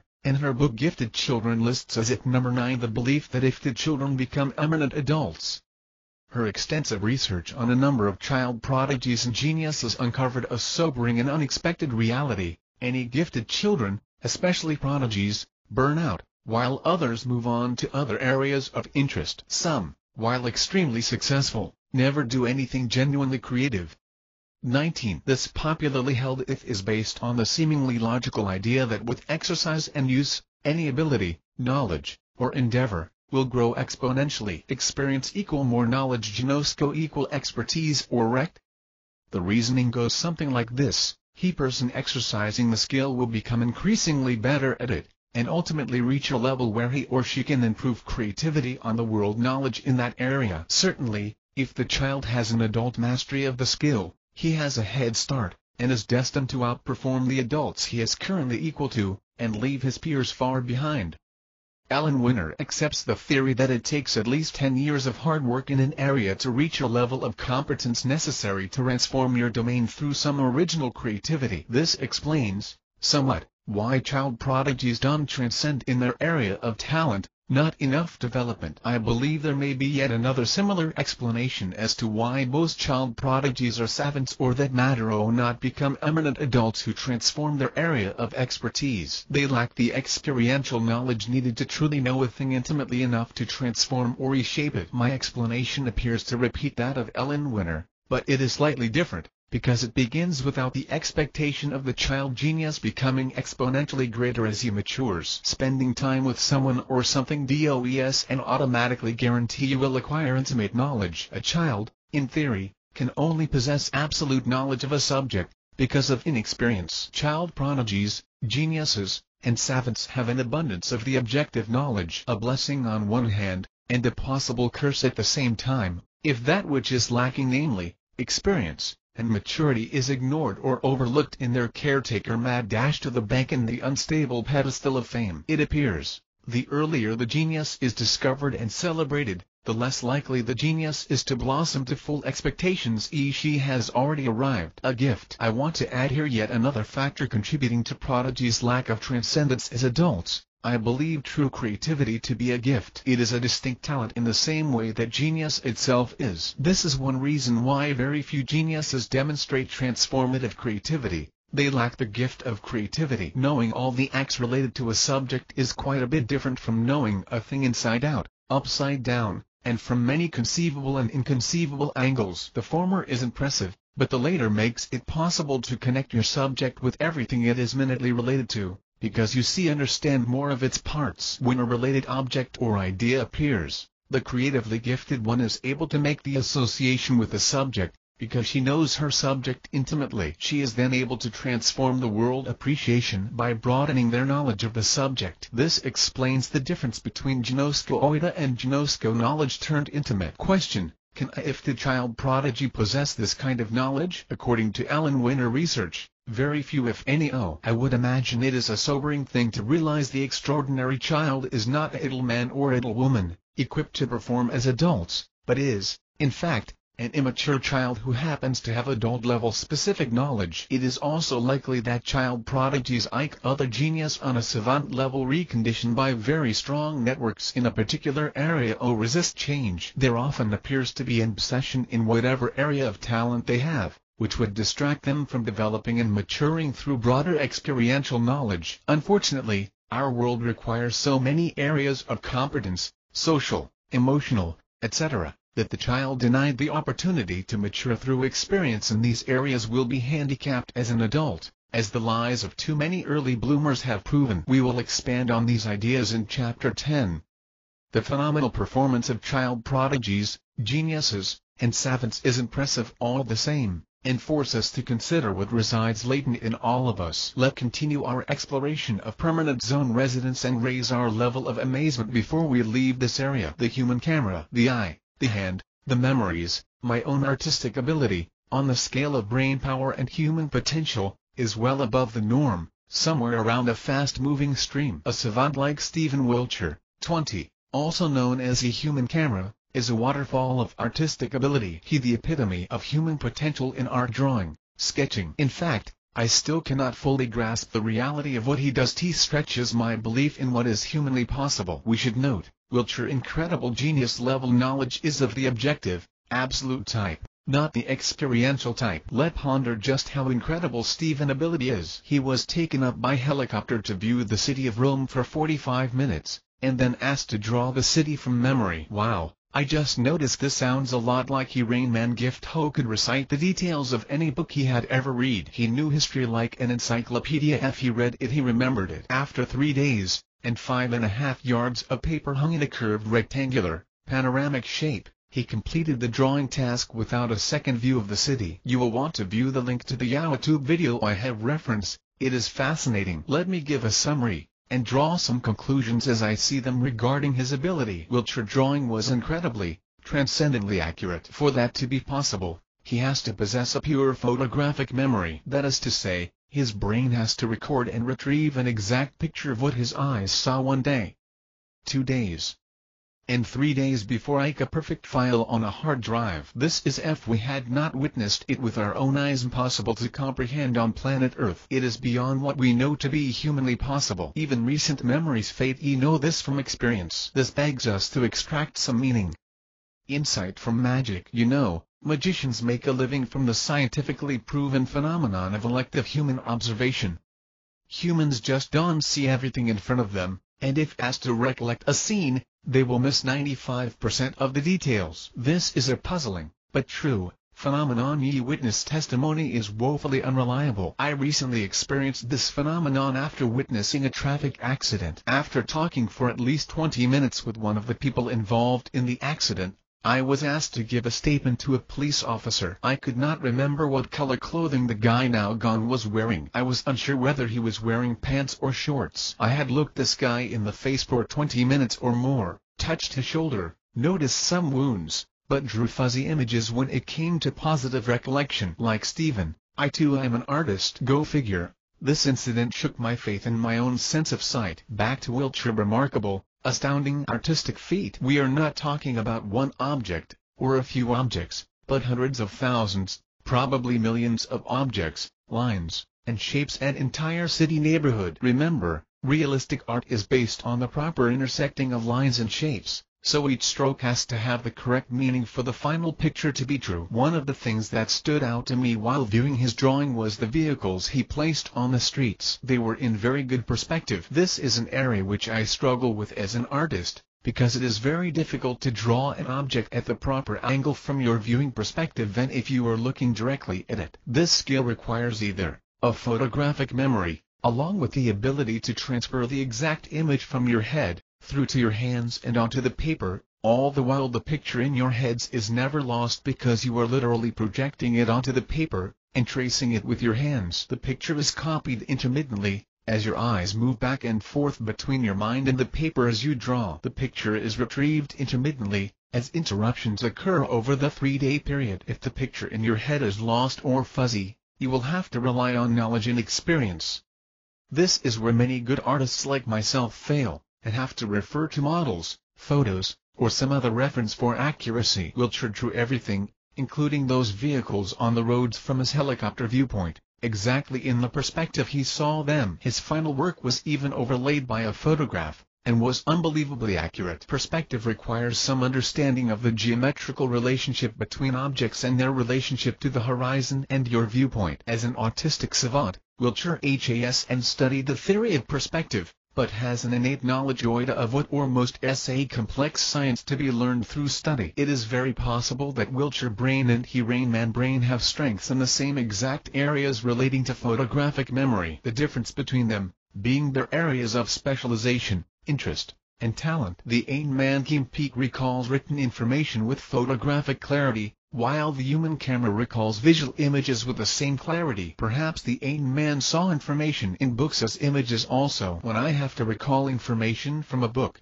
I will usually remember where on the page I originally read it. So I see the information, and the place I read it at the same time. Stephen and Kim Peek would recall the entire book of information very bit, including page numbers. Stephen abilities are no doubt examples of our brain's potential in the areas of memory, storage, retrieval, and mastery of an area of interest. But the question arises, for which scientists are searching for an answer, is this ability available for everyone to tap into? We are on our way to offering an answer to that question as we move through this book, but for now, I present to you one more permanent citizen of the zone of extraordinary performance. Transcendent sensual power. Ben Underwood was a teenager who lived in Sacramento, California. He lost his eyesight at the age of 2. Sometime soon after losing his sight, he developed a sense of the presence of objects around him by hearing sound waves bounce off of them. For example, while riding in a car, he could tell that an object was a skyscraper. Shortly thereafter he developed the ability to generate sound waves by making clicking sounds with his mouth exactly like bats, dolphins, and submarine sonar. 21. The clicking ability created more detailed pictures of objects, because he was now able to generate his own targeted sound waves to bounce off them. He used this ability as echolocation to navigate his way around objects with the near precision of eyesight. Video shows him rollerblading in and out of cars on a street, playing basketball with his friends, among other unlikely activities for a blind person. Remember my introduction's comparison of TZP in significance to natural disasters like tornadoes? Think about what these permanent residents of the zone are able to accomplish, and try to tell yourself that it doesn't mean anything about human potential on planet Earth. This echolocation ability enabled Underwood to live an incredibly mobile life, interacting more fully with the world around him. If anything, he added a new perspective for non-scientists on the presence, power, and usefulness of sound waves all around us. We are moving closer to a meaning of these phenomena. Once he acquired this ability, he kept it until his untimely death. Ben received permanent residence into the zone of maximized human potential. Later we'll discuss more about Underwood, analyze his ability, and what it means for us normal human beings. If these residents represent our true potential, what should be our personal expectations? Should we settle for common mediocrity? There can certainly be complacency, even comfort, in the crowd. Chapter 5. The Road to the Zone. The road to the zone is paved with need. Before we examine more of the zone amazing power, let's find the roads that lead there. How does one get there? Until now, we have only been able to hear of its power, and observe its influence from a distance.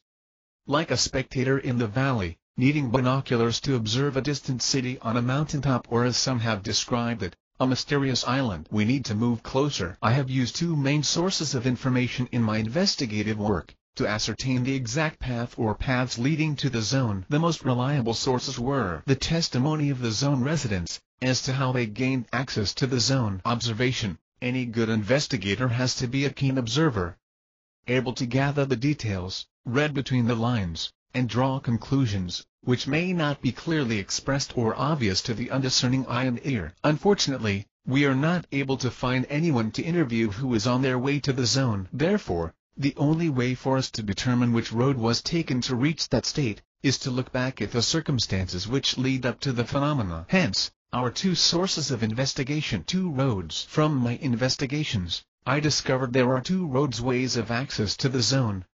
One is mostly voluntary, which suggests deliberate conscious input. The other is completely involuntary. The one involves to some extent an act of the will, the other is purely unconscious. Let's look at the second road first, because it is the most common road taken. Involuntary access road. From the man who knows complex facts and skills he never learned. The gifted musician who claims inspiration for mesmerizing composition. The professional athlete who outperforms herself to set a world record. The man who taps into every ounce of power in his body to do the improbable. The professional athlete who outperforms all of his peers during a record-breaking trek. The average Joe who out of the blue has 15 strokes off his golf score. There runs the distinctive thread of involuntary privilege. No amount of scientific theory can erase the candid observation that the zone is predominantly an involuntary phenomenon. Hence, it is essentially an unconscious state. With any attempt to unlock the mysteries of transcendent human performance, we must not deny the reality of involuntary inspiration, or escalation of individual potential. A failure to notice, or a decision to ignore this most glaring characteristic of human transcendence,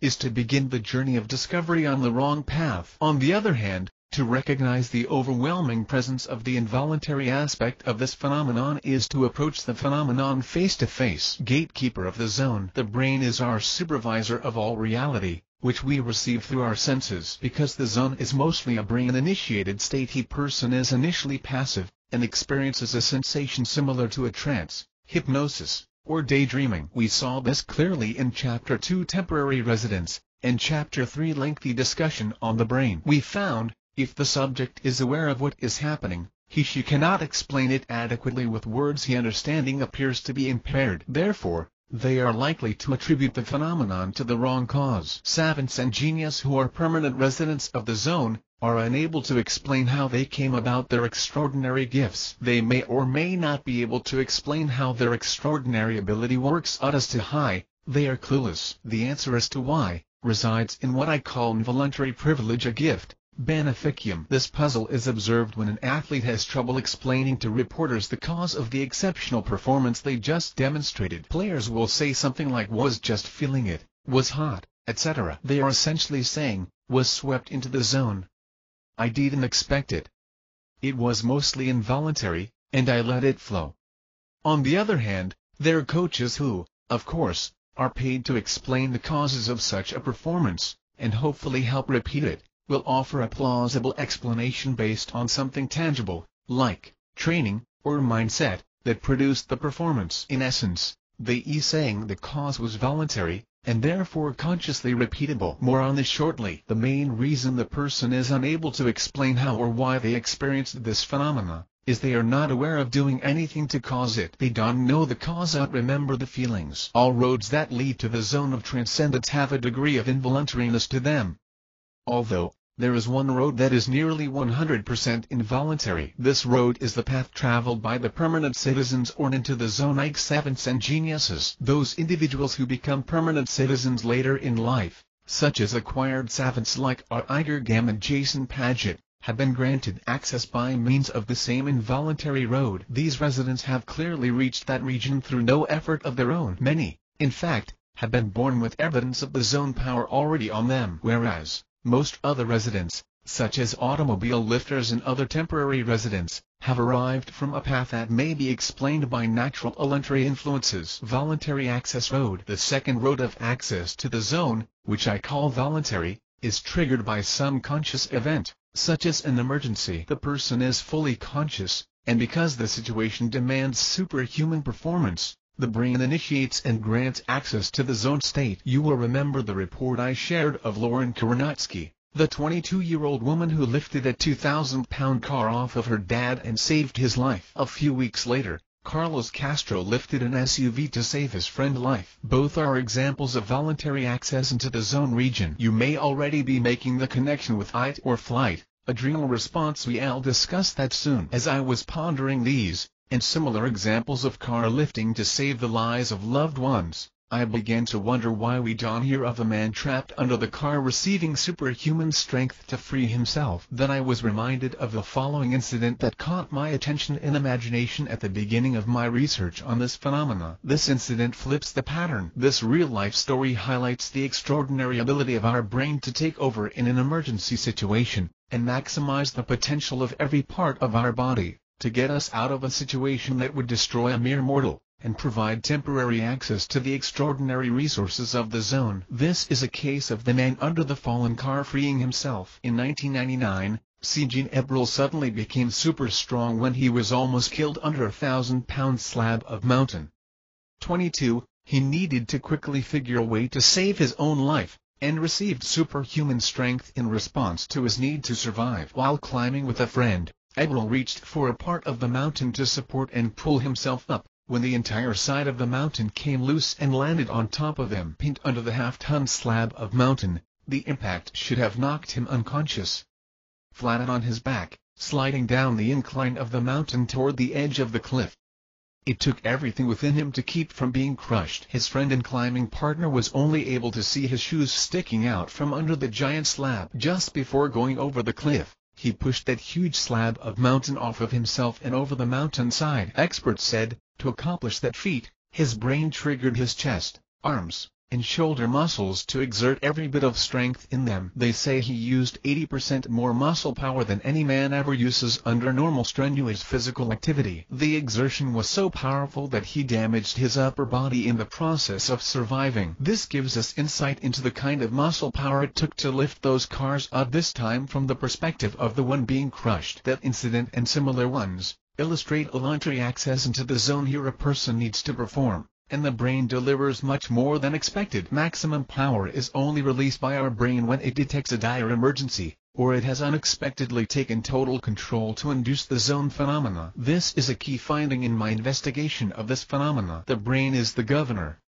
It holds the key to unlocking the gate into that territory of transcendence. The subject person for which it is responsible is by all accounts passive, or involuntarily carried along into the zone of superhuman performance. There is a voluntary request need from the conscious mind that triggers the brain into action. Contrast this with the unexplainable involuntary zone experiences which have no discernible cause. Chapter 6. Keys to the City. Here there A will there a pathway W. While we are unable to influence a purely involuntary entry into the zones such as child prodigies, savants, and other geniuses experience, the voluntary road to access is paved with input received from the would-be resident of the zone, the athlete who surges past her competitors, the rock climber who needs power to save his life, the music composer under inspiration. All have, in some way, induced the zone phenomena. It is these voluntary triggers and keys, which initiate access to the zone, and open the gate to the phenomena, that I want us to consider. If I can do something to cause this phenomena, I want to know what it is.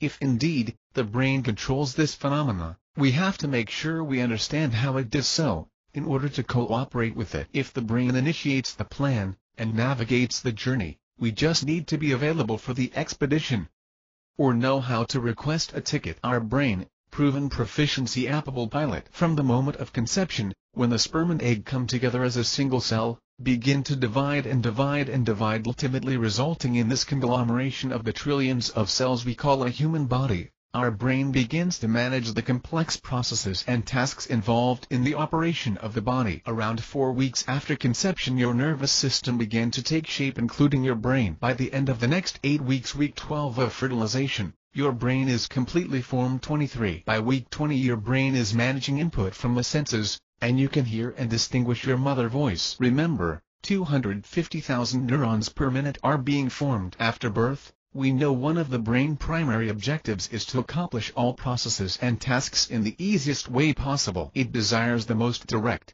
efficient pathway to performing and accomplishing all processes and tasks, so the extent that most of the body processes and tasks are automatic, you don't have to think about them. We will see later why it is important to remember this primary objective of the brain.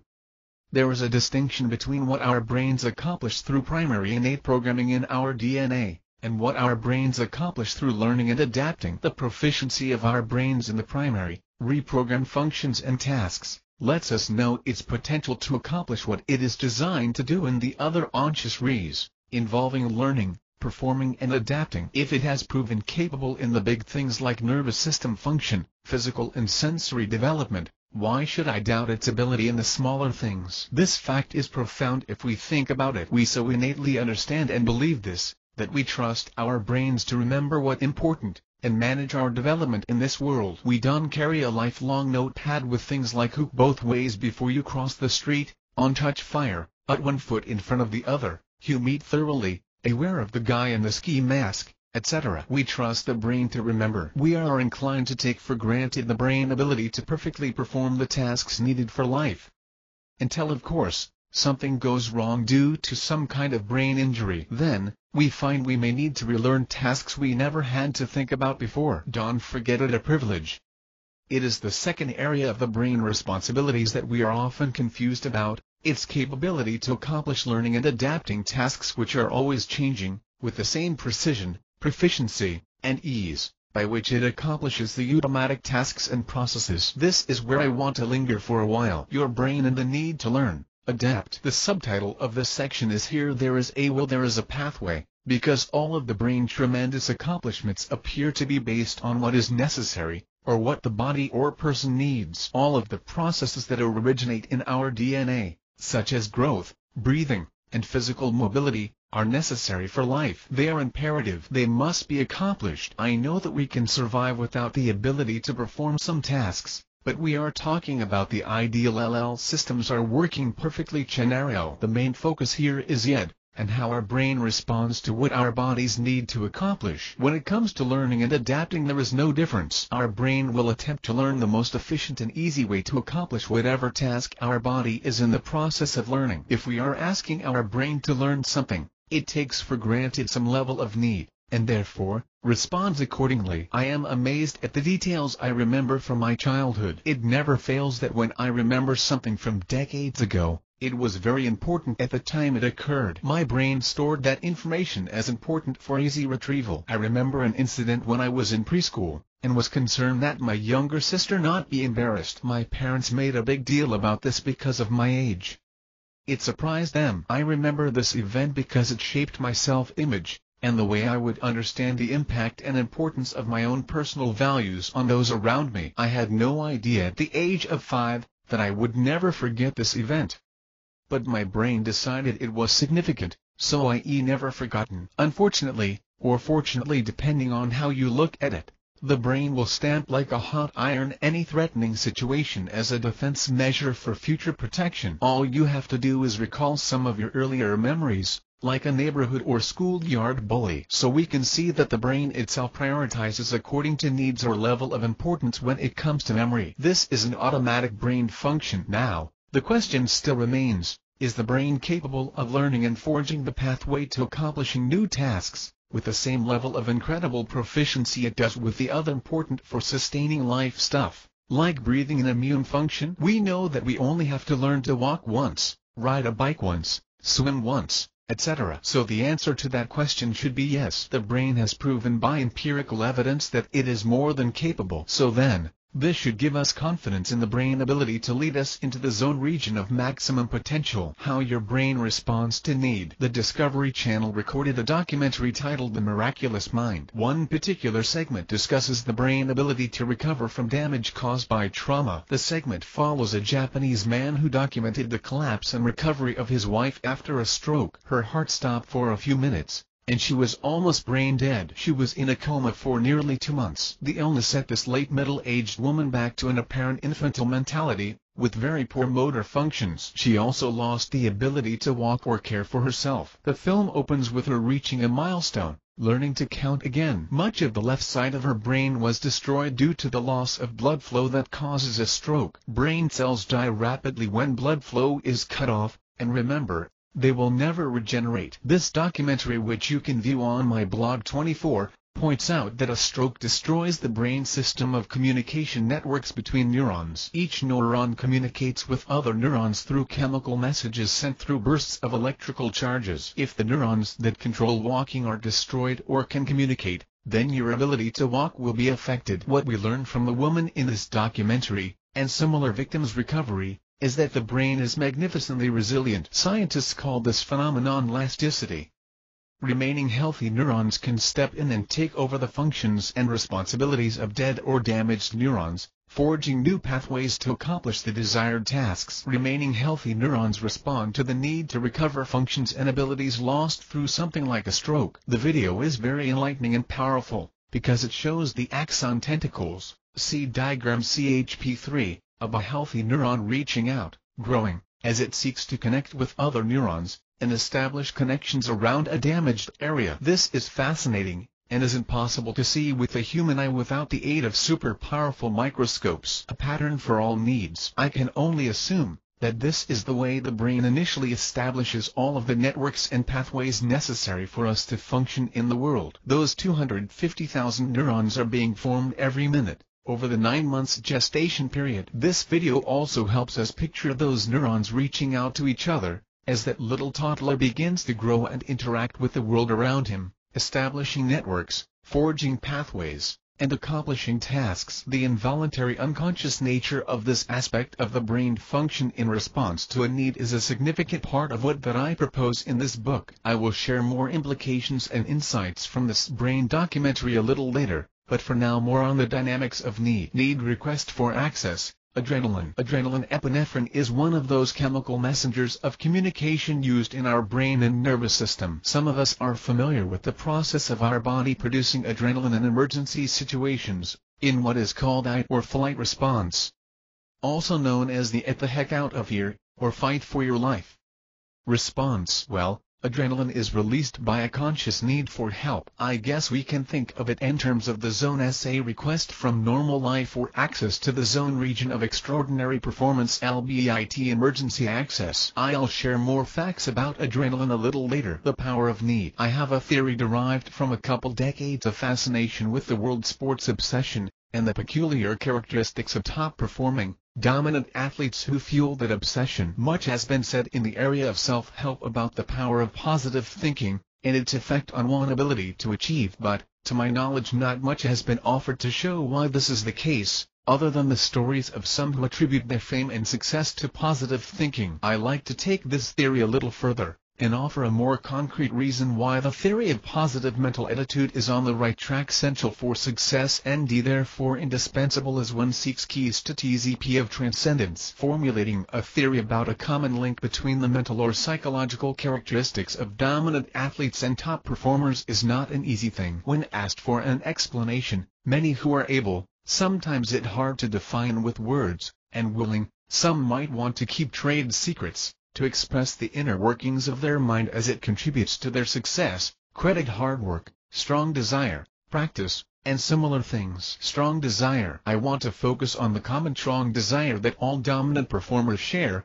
and hopefully suggest a deeper insight into what and why this attribute is critical for entry access into the zone, which top athletes and performers experience more often than the rest. Strong desire is a type of positive thinking. Although it goes beyond thoughts, and reaches the will and determination of top performers. One of the reasons this hypothesis is difficult to prove, is because nearly all competitive athletes and individuals possess the same strong desire to win and succeed, especially at the professional level. I doubt anyone reaches the top of their profession without a strong desire to succeed. So, how can this be a key ingredient on the road to the zone, if nearly all top performers possess it? Perhaps it's better to ask, why do a few excel above the rest if they all possess the same desire, and relatively the same level of skill, training, expertise, and hatred for losing? I just mentioned that a strong desire need is a key ingredient in the mix on the road to the zone. It is a fact that top competitors possess this key factor in varying degrees and quality. When I say quality, I mean purity, like pure gold, as opposed to a contaminated mineral that has been forged with fire to remove impurities. Many experts and analysts overlook this distinction when they compare greatness. Let not make that mistake. Yet varies in quality our purity need versus want, forging new pathways. I mentioned the Discovery Channel documentary 25, on the brain, which includes fascinating up-close footage of brain neurons establishing connections between themselves. The big picture of what the brain does is this. The 100 billion or so neurons we are born with begin to communicate as soon as the brain is formed in the womb, and it becomes responsible for maintaining and managing the life functions which the DNA does and directly handle.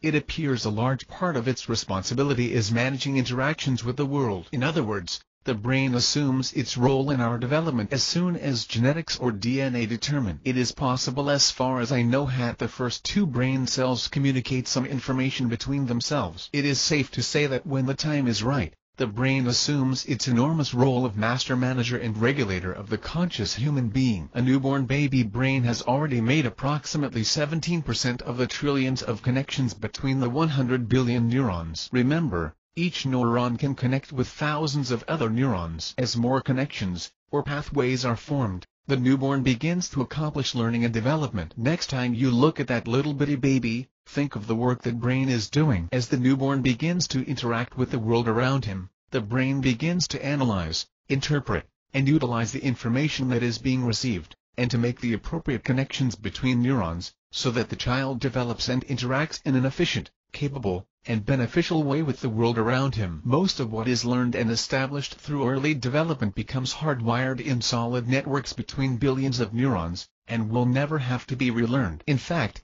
it will become very difficult to undo what is learned in the early years. This is why I emphasize that the brain strives to make everything we learn as easy as possible. This is its obvious genetically ingrained purpose. This is a very important point if we are trying to understand the zone phenomena, because it helps us let go and trust the brain to do what it is designed to do and is capable of doing. The lesson from damaged neurons. The documentary I'm referring to demonstrates what happens when neurons are damaged, and a connection between neurons is broken. This is very interesting, and offers deeper insight into our discussion on ED.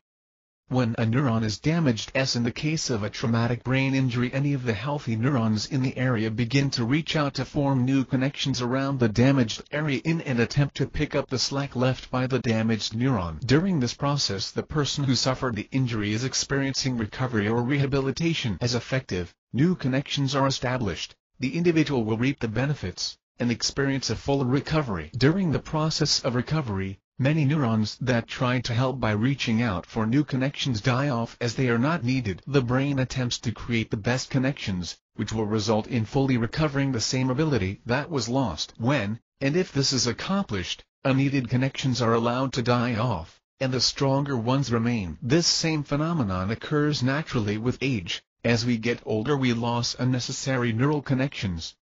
The purpose of physical therapy or any rehabilitation is to teach one way the optimal way or the individual to perform a task, so that the proper neurons will establish and maintain connections. The result of successful therapy will be the fullest recovery possible, with the task or function performed as close to easy and automatic as possible. In the case of a need to relearn walking, physical therapy creates the need, from which the brain gets its directions as to which pathways to establish. That need is hammered in by the repetition of therapy. We are now beginning to see where positive thinking comes in. The repetition of thoughts, desire, and will, can, may, and will become needs, thereby establishing powerful pathways to accomplishment. Where there a will. The marvelous thing in every sense of the word is that if I become unable to walk because of a brain injury, physical therapy will instruct my brain how to produce steps, and my brain will find a way to make it happen. This happens every day, all over the world. It is marvelous. In the same way, if I determine to learn a new language,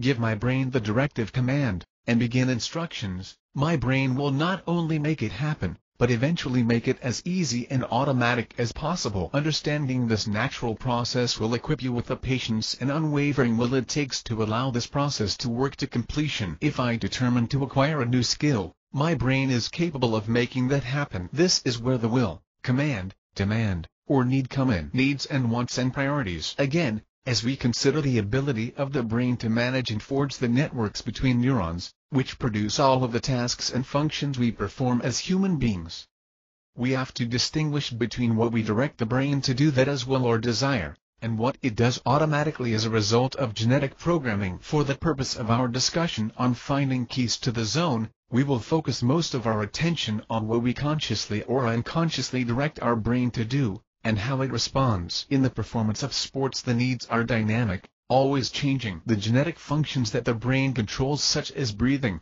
physical maturity, regulating hormones, heartbeat, body temperature, immunity, etc., are critical to our survival, and are not left to our conscious control. Thank God. We are subject to error and indecision. Forget to breathe if it were in our conscious control. This fact of life gives insight into how the brain handles and processes the less critical information and directives it receives during something like sports competition. It is reasonable to conclude that the brain prioritizes according to need. That is, the most critical tasks and functions are given top priority, much like physical therapy. In this scenario, directives or commands to the brain, based on what we want but don't need, will receive less priority. In other words, the brain is programmed to distinguish between what is critical and what can wait. This is very similar to the way our body liver, the cleansing and chemical processing filter, is designed to function. For example, experts say alcohol-triggered cirrhosis of the liver happens because, when alcohol is ingested in large quantity, it is given top priority,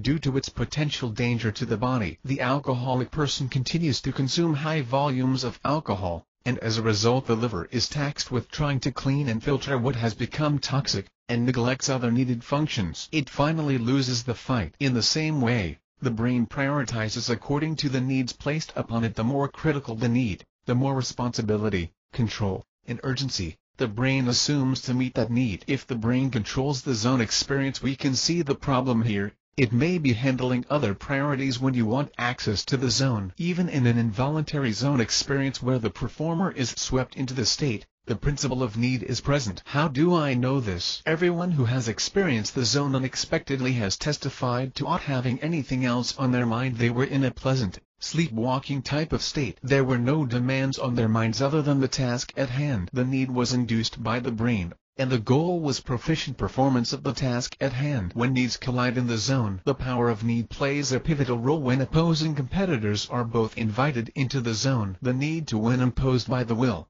and taken up as a duty by the brain, initiates entrance into the zone. The body is merely a vehicle at the disposal of the brain, commandeered to accomplish its mission. Well, surprisingly enough, don't expect a lot of scoring because defensive performance is as incredible as offensive output when competitors meet in the zone. Case in point is the longest tennis match in history 26, mentioned earlier. PG 24. The immovable object meets the irresistible force. Both players played incredible offense and defense, literally neutralizing each other, to a seemingly endless and exhausting standoff. I didn't watch it, but was glued to every bit of the news coverage that followed. It was amazing to see and contemplate. John Isner of the United States finally defeated Nicolas Mahut of France, after a match that lasted more than 11 hours, over 3 days. The score in the fifth set was 70-68. With a total of 138 games. This was a zone competition if there ever was one, and both competitors were swept into it that fateful week. The eventual winner,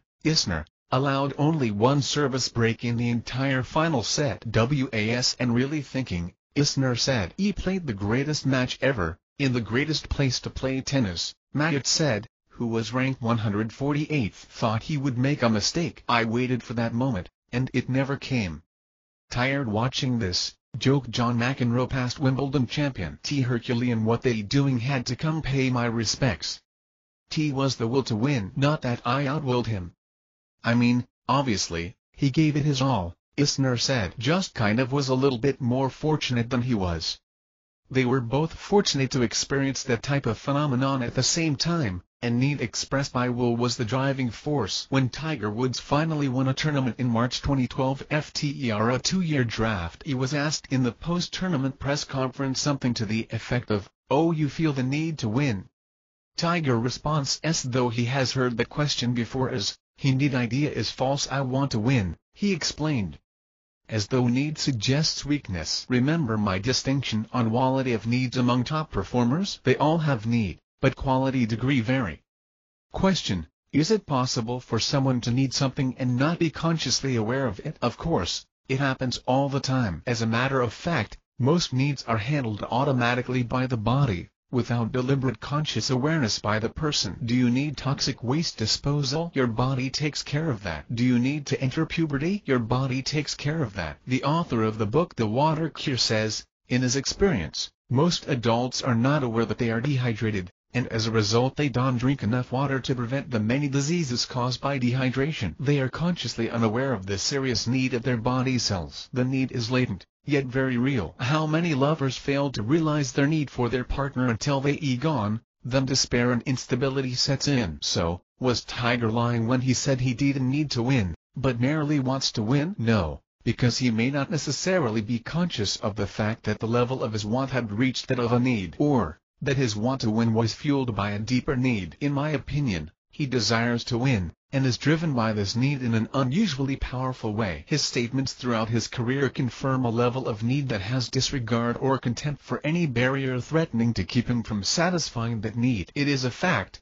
that many, if not all, the highest performers in sports and the business world, possess an overwhelming need to win, or be the best. They often exhibit a type of merciless contempt for their opponents and perhaps the rules, with a dog-eat-dog survival of the fittest mentality. Think Bill Gates, Steve Jobs, Sir Richard Branson, and many others. Reports say there is simply a need to overcome any obstacle that would prevent success. By contrast, every other top performer wants to win, or has a strong desire to win, but it not absolutely critical. They can live with less. You could look into their hearts. You will find the strongest need elsewhere. This is not a fault, it's simply a distinguishing characteristic among those at the top. I'm not sure exactly how much great one exceptional skills and gifts drive them to realize their full potential, or how much the raw need to feed on trophies drives them to achieve greater heights through learning, training, maturing, and succeeding. Another key: Tiger Woods confessed to literally hating to lose and expected to win every tournament he played in. Many other exceptional athletes say, hope to win.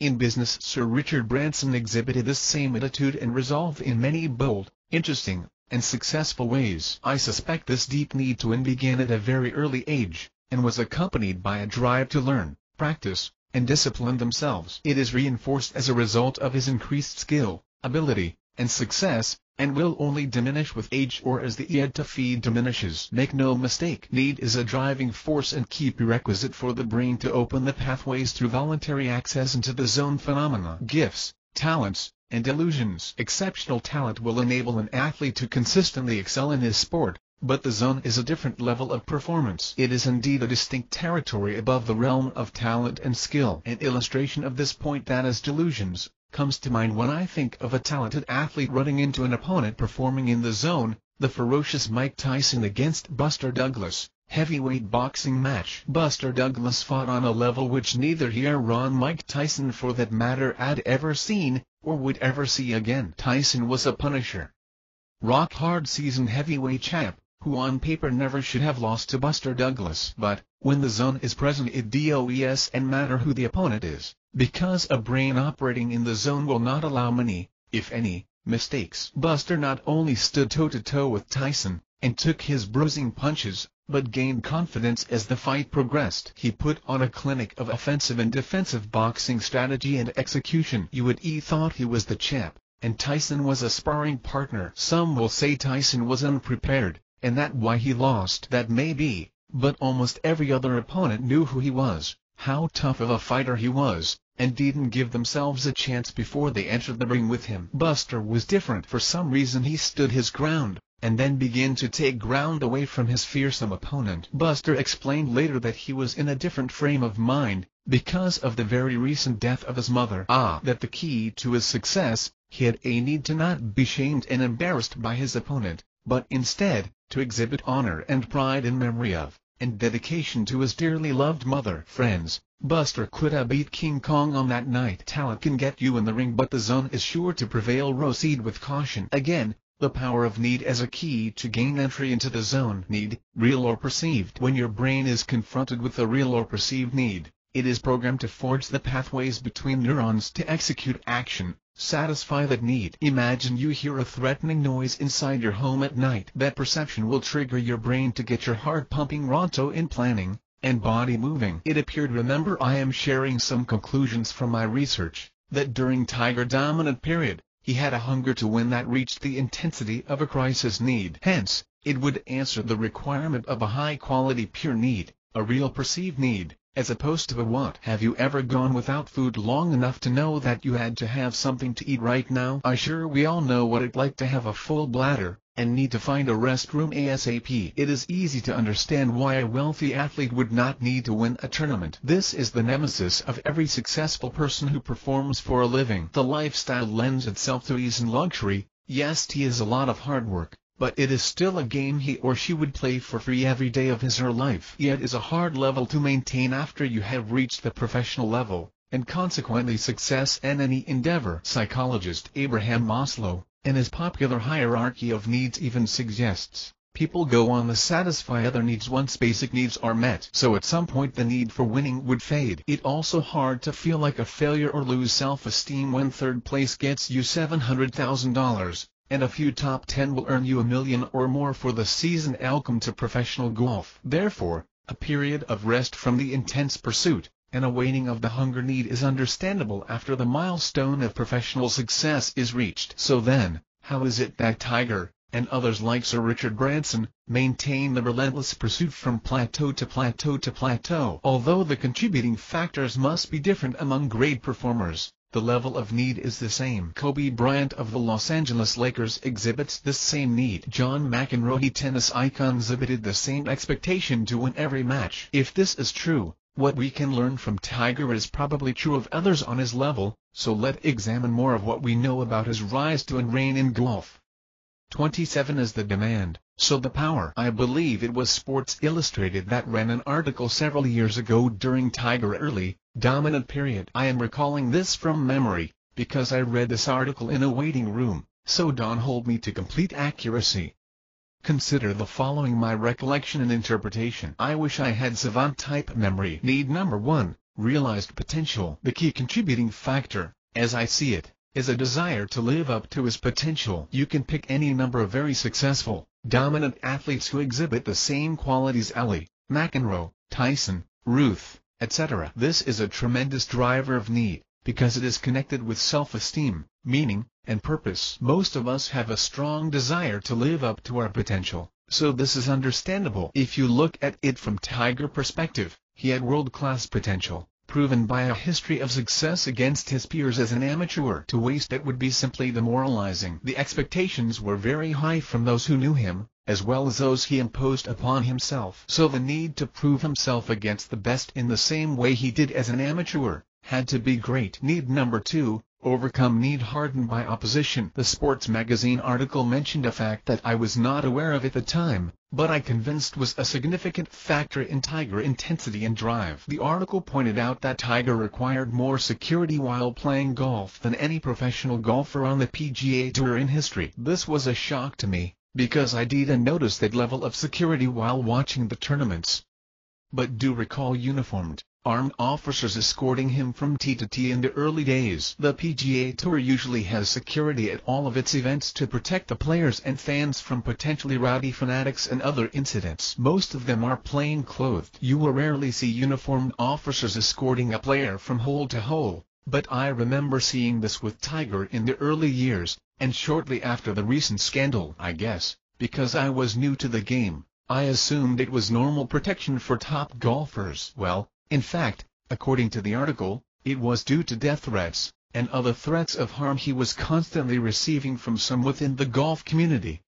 Notably, after he won the Masters tournament for the first time, they were serious enough to warrant the PGA and the courses he played to increase visible, armed security, to assure peace and safety. I also recall Nike, his main sponsor, running a full-page ad in a national newspaper in an attempt to overcome known racism on the tour at the time Tiger became a professional. It was reported that at least one golf course on the professional tour at the time had a heights-only policy, or at least discriminated against minorities. Now, in my opinion, this is where a desire would transform into a tremendous need. We know what adrenaline does. T kicks in so that if the option to run is not available, or desired, you are prepared to make the mighty stand the old fight or flight response. I am suggesting, the opposition Tiger Woods received, forced him to meet the threat with more than equal force. Apparently for him, the run option was off the table. He had to, metaphorically speaking, wreak the legs of his opposition to prevent their forward progress. This is a meet deadly force with deadlier force response. I know it may seem extreme, but this is not the only time in history fans have threatened death upon a hated athlete. Later,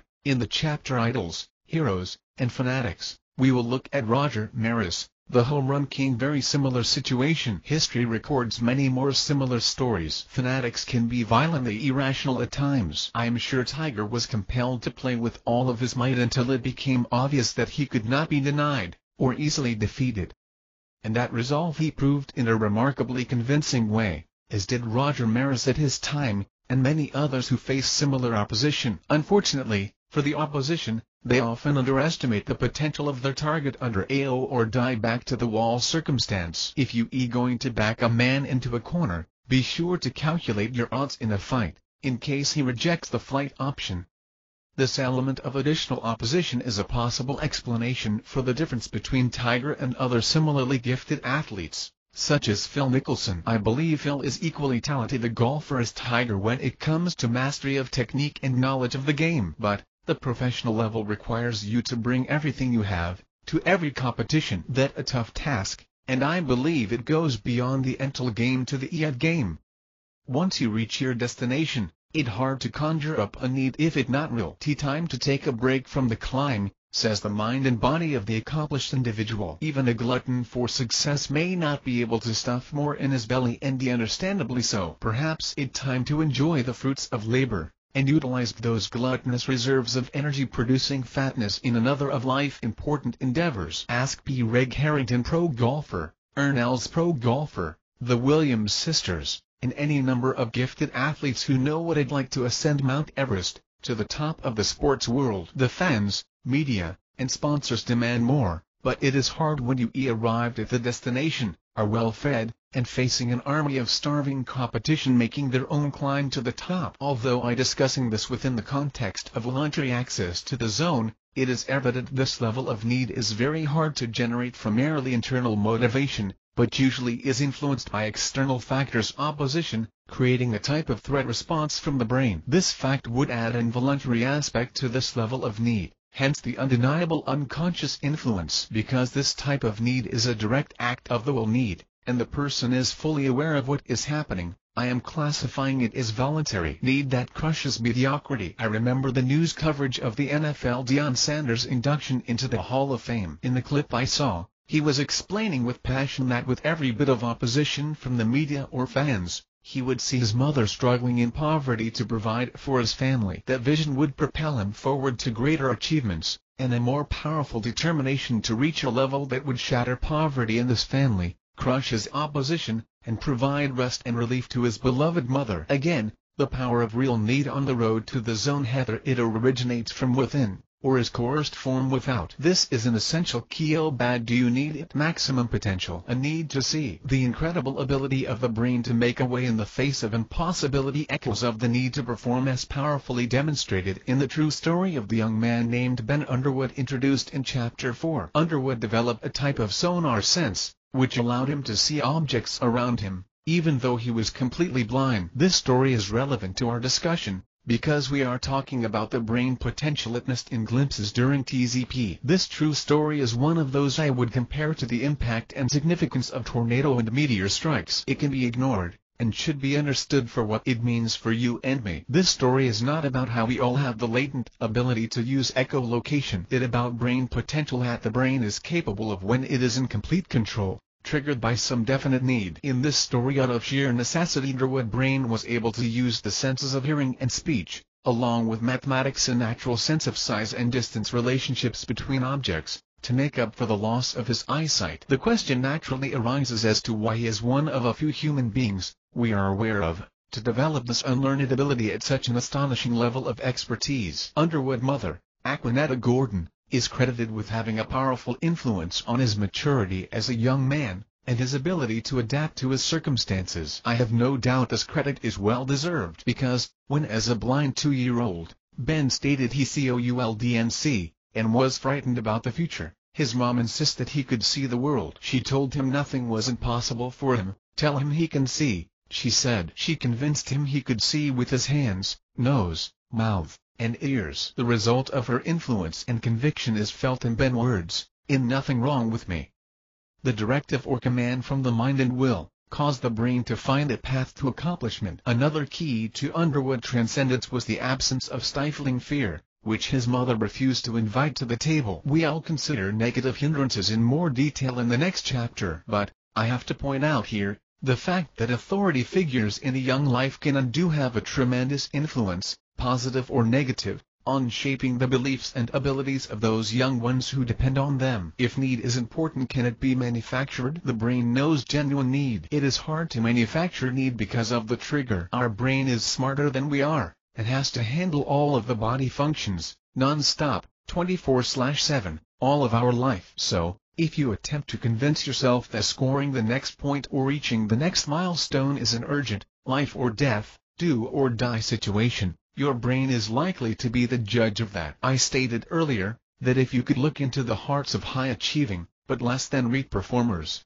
you would find their strongest needs are elsewhere. It is unlikely, as I hope to have proven, the brain will easily allow itself to confuse wants with needs. The survival of the person depends on it. The great chess champion Bobby Fischer has insights on this topic, which we'll discuss in Chapter 9. Suffice it to say, where your heart is, your needs, and therefore your efforts, will reside. Extreme sports need to survive. Raw years of practice, a long way I come. It might look easy, but don't try this at home. JW. Rock climbing, cave diving, aerobatics, motocross, skydiving, wingsuit flying, free running, parkour, etc., are some of the sports in the extreme category. The common denominator in this category of athletic performance is danger, risk, and adrenaline consumption. I am fascinated with extreme sport athletes who engage in dangerous sports with constantly changing variables such as speed, gravity, and weather conditions, which require adjustments and calculations to be made on the fly and fractions of a second. There is an argument to be made for the assumption that these athletes must practically live in the zone. Their concentration must be inflappable. Decisions must be quick and precise. Their level of physical fitness must be very high. Their knowledge and training must be thorough,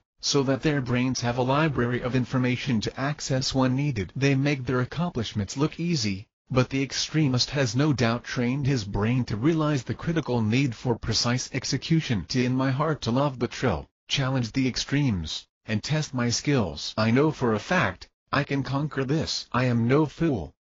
This is calculated risk.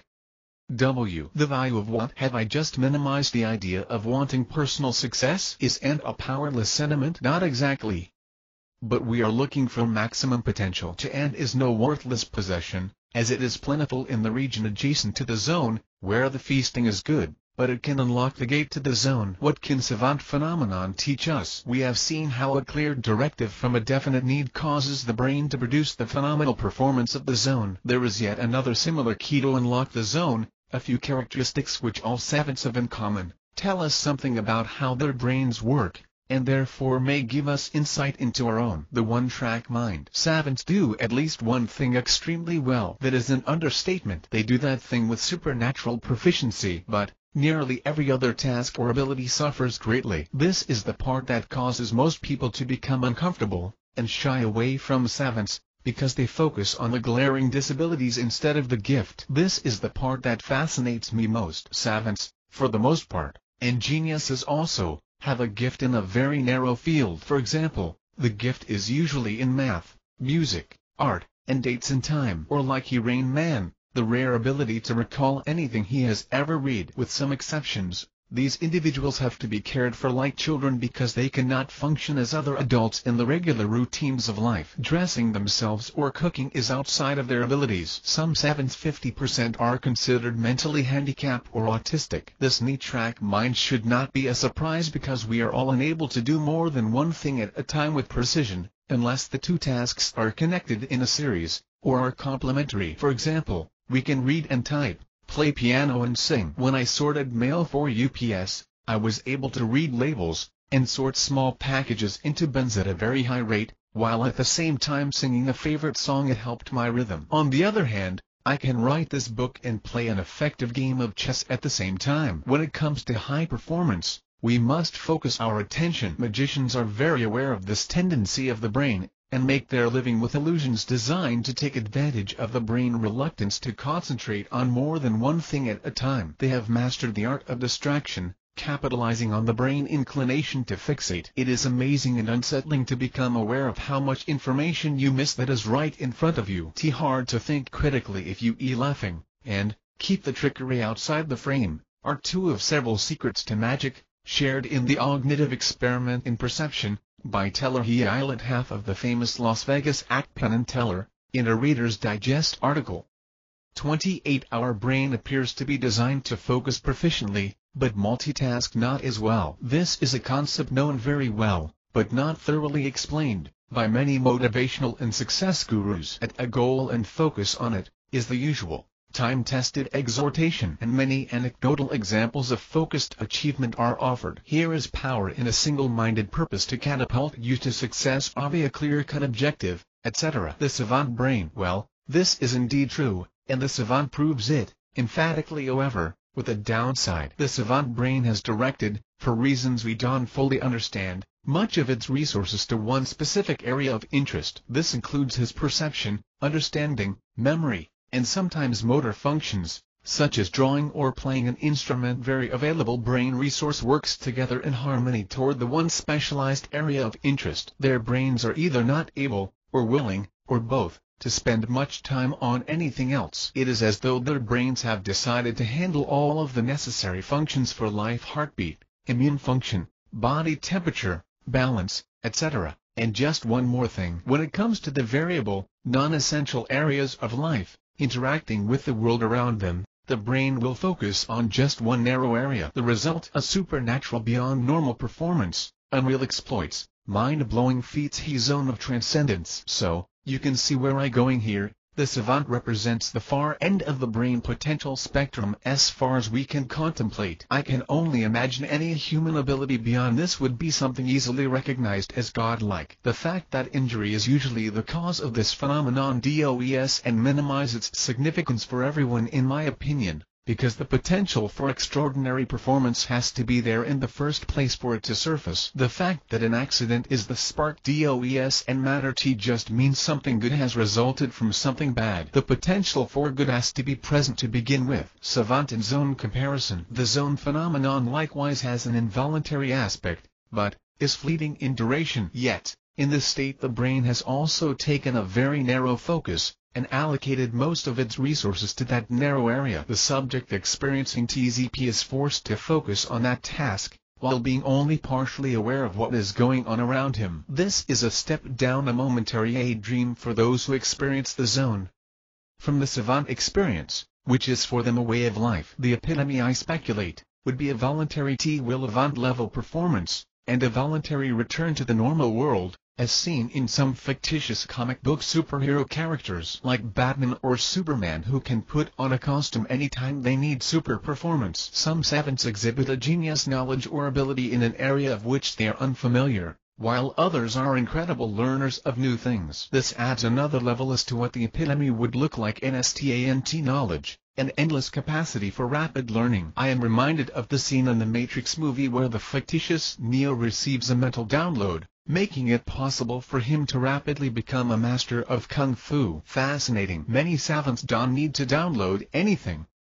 As far as we know, they instantly know wonderful things. However, for the rest of us, it appears, all we can expect to experience is the occasional rafting into the zone, and the inevitable ejection back to reality, as Providence would have it. Key, we are able to ascertain from what we just discussed, that the brain will perform at a high level when it is focused like a laser beam. Single-minded proficiency, triggered by a demand often accompanied by a tremendous need for superhuman performance. Now that we have identified the road or paths to the zone, and keys to entry, let's identify the barriers, roadblocks, pitfalls, obstacles, and such, along the road, those known, overlooked, and newly discovered hindrances to entry and permanent zone residence. Chapter 7. Roadblocks, obstacles, barriers and pitfalls. Double-minded man is unstable in all of his ways, aims. All roadblocks, obstacles, barriers, and pitfalls will not only prevent you from entering the zone to begin with,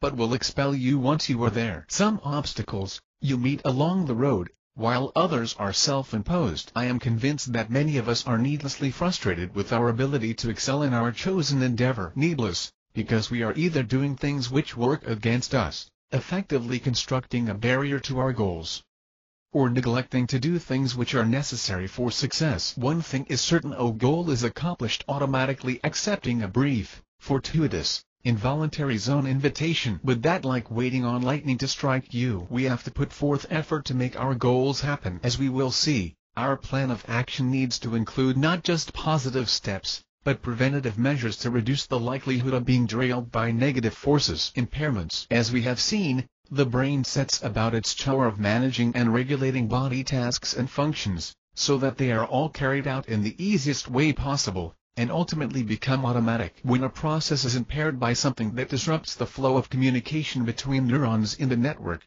things will go wrong, and the task will not be performed correctly or efficiently.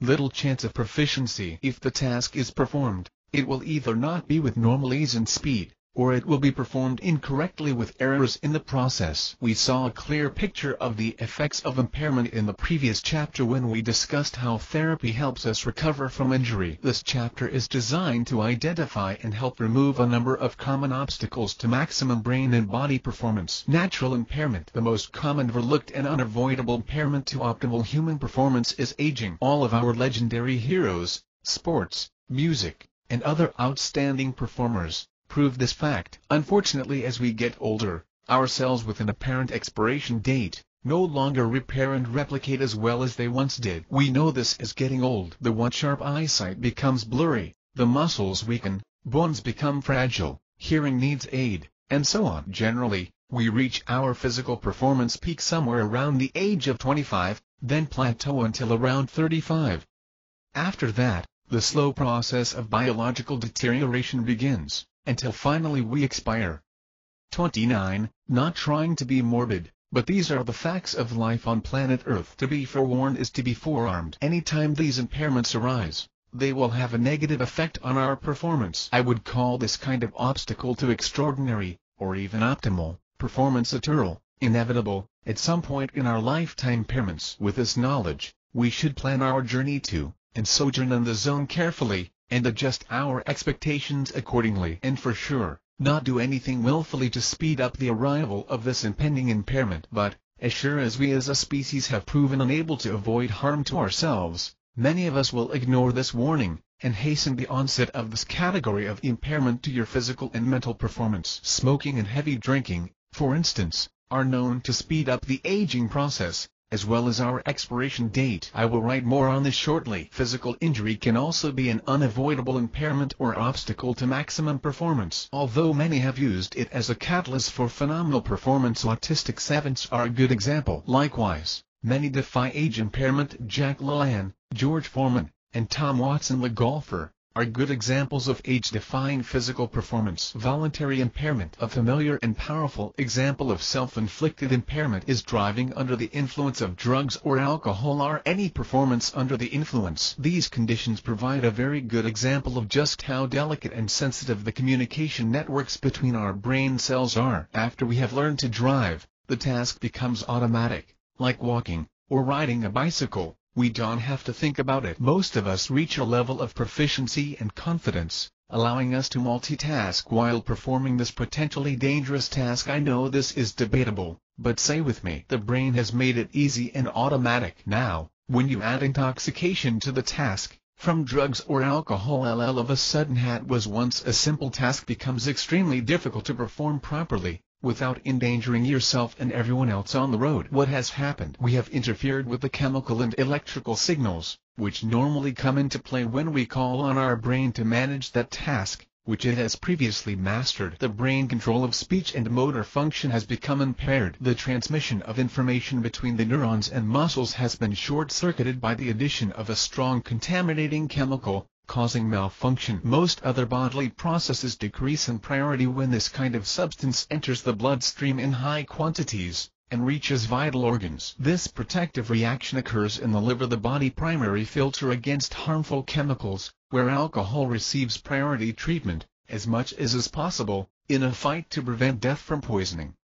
30. For the alcoholic, the liver sometimes loses its valiant fight against cirrhosis early. In the meantime, the body, brain, and physical performance suffer from malnourishment and impairment. When drugs enter the body, we may not be aware of our body's systems and functions being neglected, until the neglect reaches a critical level, and we are forced to rest as and go to bed, while the body commits every resource to fight the threat and regain health. Been sick lately? Ever seen a intoxication-induced comatose sleep? Clogged arteries. Artery, a main channel or highway, especially of a connected system with many branches. It is easy to understand the importance of keeping the communication pathways between neurons clear and uncontaminated, if we are to experience anything close to zone-like mental and physical performance. How many otherwise talented individuals were derailed and crippled by the self-induced impairment substance abuse? Some of you may think of your favorite rock star and say, "Hey, he is still going strong after years of drug abuse."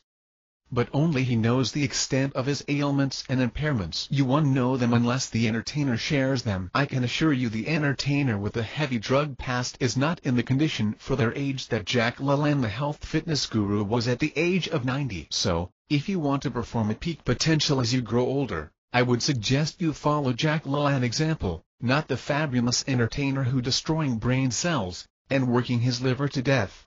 You gonna die from something, at your time. At your time.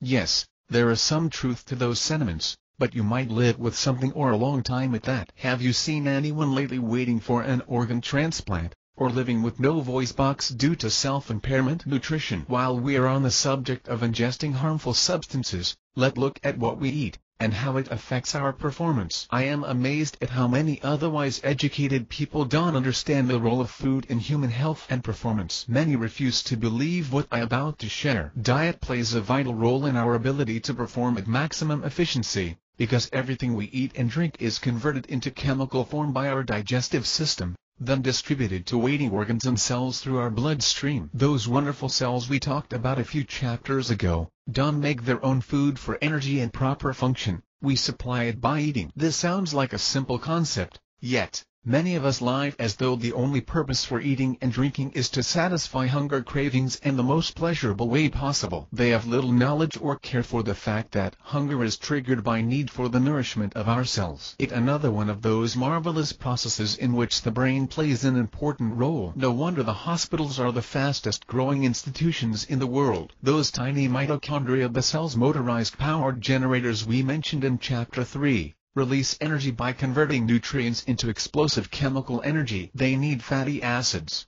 amino acids, and simple sugars, not refined junk food sugar, to function properly. If you are eating properly, your mitochondria will have the tools to energize UP from your cells, out through your entire body. Need some get up and go? You now know where to start. While we're on the subject, some advice: be skeptical of magic pill remedies, because proper body function is a cooperative process between all systems. No single part holds all the power. This is why Nutrition Natural provides such a powerful punch. Veggies, fruits, and such are packed with a variety of nutrients many not even known. Let them be your magic pill for optimal physical and mental performance. So if you are in a malfunction state, in this case one of low energy, it is likely to take some time to restore your system to full strength through the repair process that begins with proper and adequate nutrition. That is not likely to happen overnight. Except for a miracle. Feed your brain. Our brain is the biggest consumer of blood in our bodies, circulating about a quart of blood every minute. Therefore,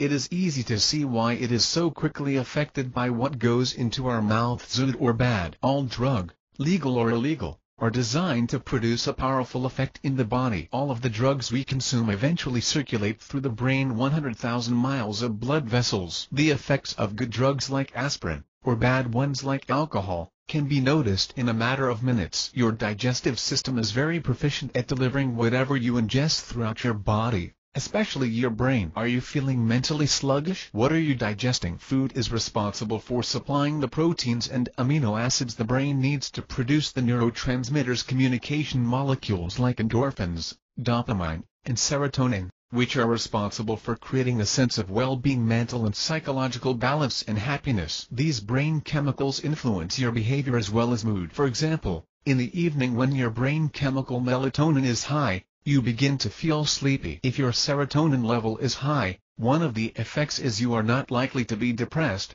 but rather enjoy a sense of well-being. If your dopamine is low, among other things, you will likely feel unhappy. If you have altering drugs in your system, the delicate balance is thrown off, and a host of negative psychological, physical, and behavioral problems will eventually result. Chemical dependency results from the brain stopping its own neurotransmitter production, because the drug creates a false condition of too much of the similar brain chemical. If the drug mimics dopamine, the brain says too much dopamine, then stops production. The victim becomes unhappy when the drug wears off, and goes for another hit of the drug.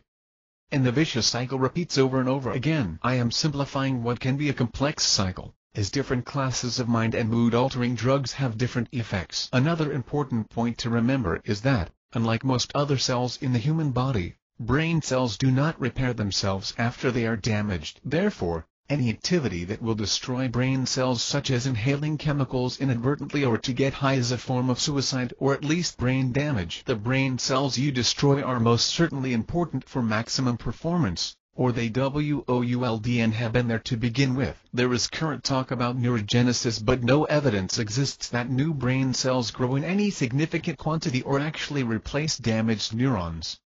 Considering we are a masterfully assembled living beings, we WOULD and dare think we could deliberately cut off an appendage, so why would we believe we could afford to lose a few 100,000 brain cells? Interestingly enough, many adolescents, I was one, and adults are being warned that one of the negative results of UFing is the destruction of brain cells, spawned with an attitude that suggests they have brain cells to spare. If I can immediately feel the negative side effects, it can be that serious, they reason. The consequences may not be seen right away, but the damage is certainly occurring. If we didn't need 100 billion brain cells, would we be born with them? Can you really thrive with a few billion less? In her book The Mood Cure, Julie Ross, MA, makes a very strong case for the importance of eating good quality proteins, so as to provide the raw material the body, brain, and cells need to produce balanced mood, good sleep, and an overall healthy frame of mind. She is careful to also point out the destructive effects of bad mood junk foods. Bottom line is that what goes into your mouth or enters your bloodstream will either help you or impair you on the road to maximum potential. You can be certain that if your brain is disabled by oversaturation of toxins, the rest of your body will suffer, and your performance will be diminished.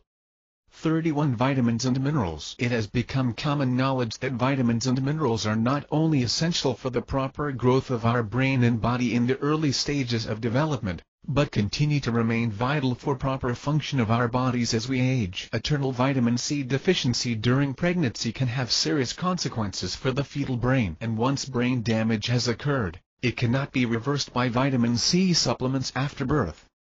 32. The above-quoted university study goes on to say that 0-20% of all adults in the developed world suffered from vitamin C deficiency.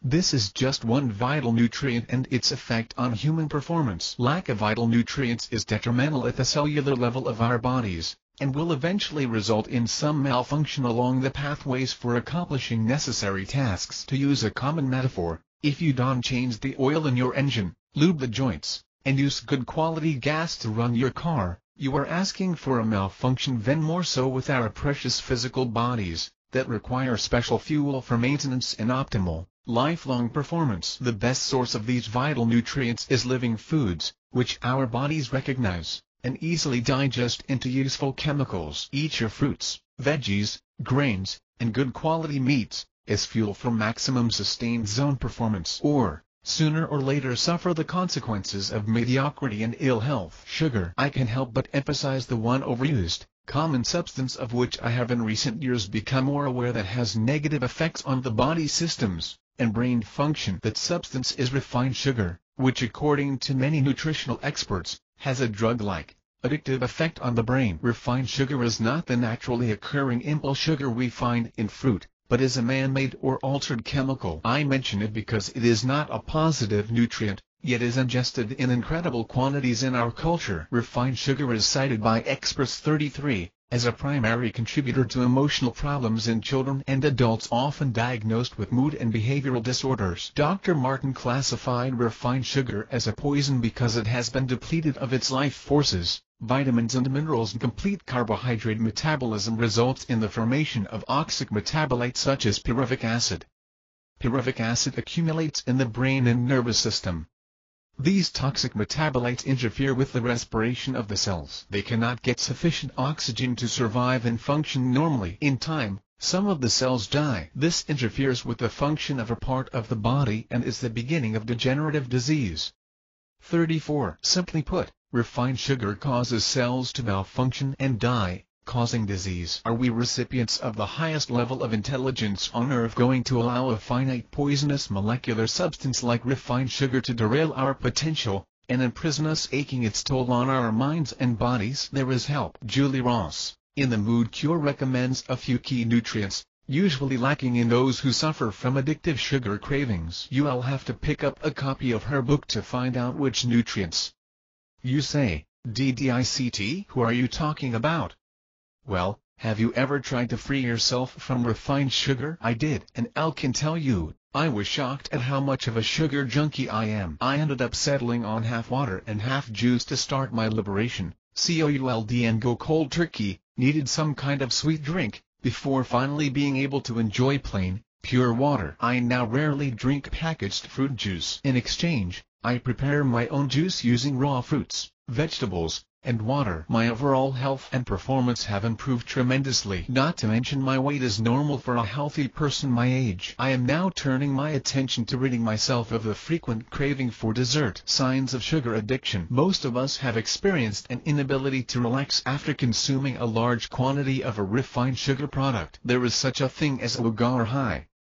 We know this, and therefore, on a regular basis reach for sugar as an emotional or physical pick-upper. The sweet liquid drinks are the easiest to consume, and with as much as 34,000 milligrams 34 grams of sugar, they pack a serious punch. If you are like me, and have taken dietary supplements, you are familiar with 500-1000 milligram tablets. Can you fathom taking 34 tablets at a time? Well, the refined sugar in one soft or sports drink is usually equal to 34x 1000 milligram tablets, which is a mega dose prescription for a sugar junkie. Check the label. Now, if your goal is the relaxed concentration required in the zone, then a high-sugar diet with its drug-like effects would certainly derail your efforts. This is a huge roadblock. There are probably millions who would not need sleeping pills if they cut refined sugar out of their diets. Incidentally, in springtime 2012, for the first time in my life, I heard national news reports citing studies warning of the toxic and addictive effects of sugar on the human brain and body. Natural health professionals have been warning about this for decades. Performance-enhancing drugs. Lance Armstrong lied,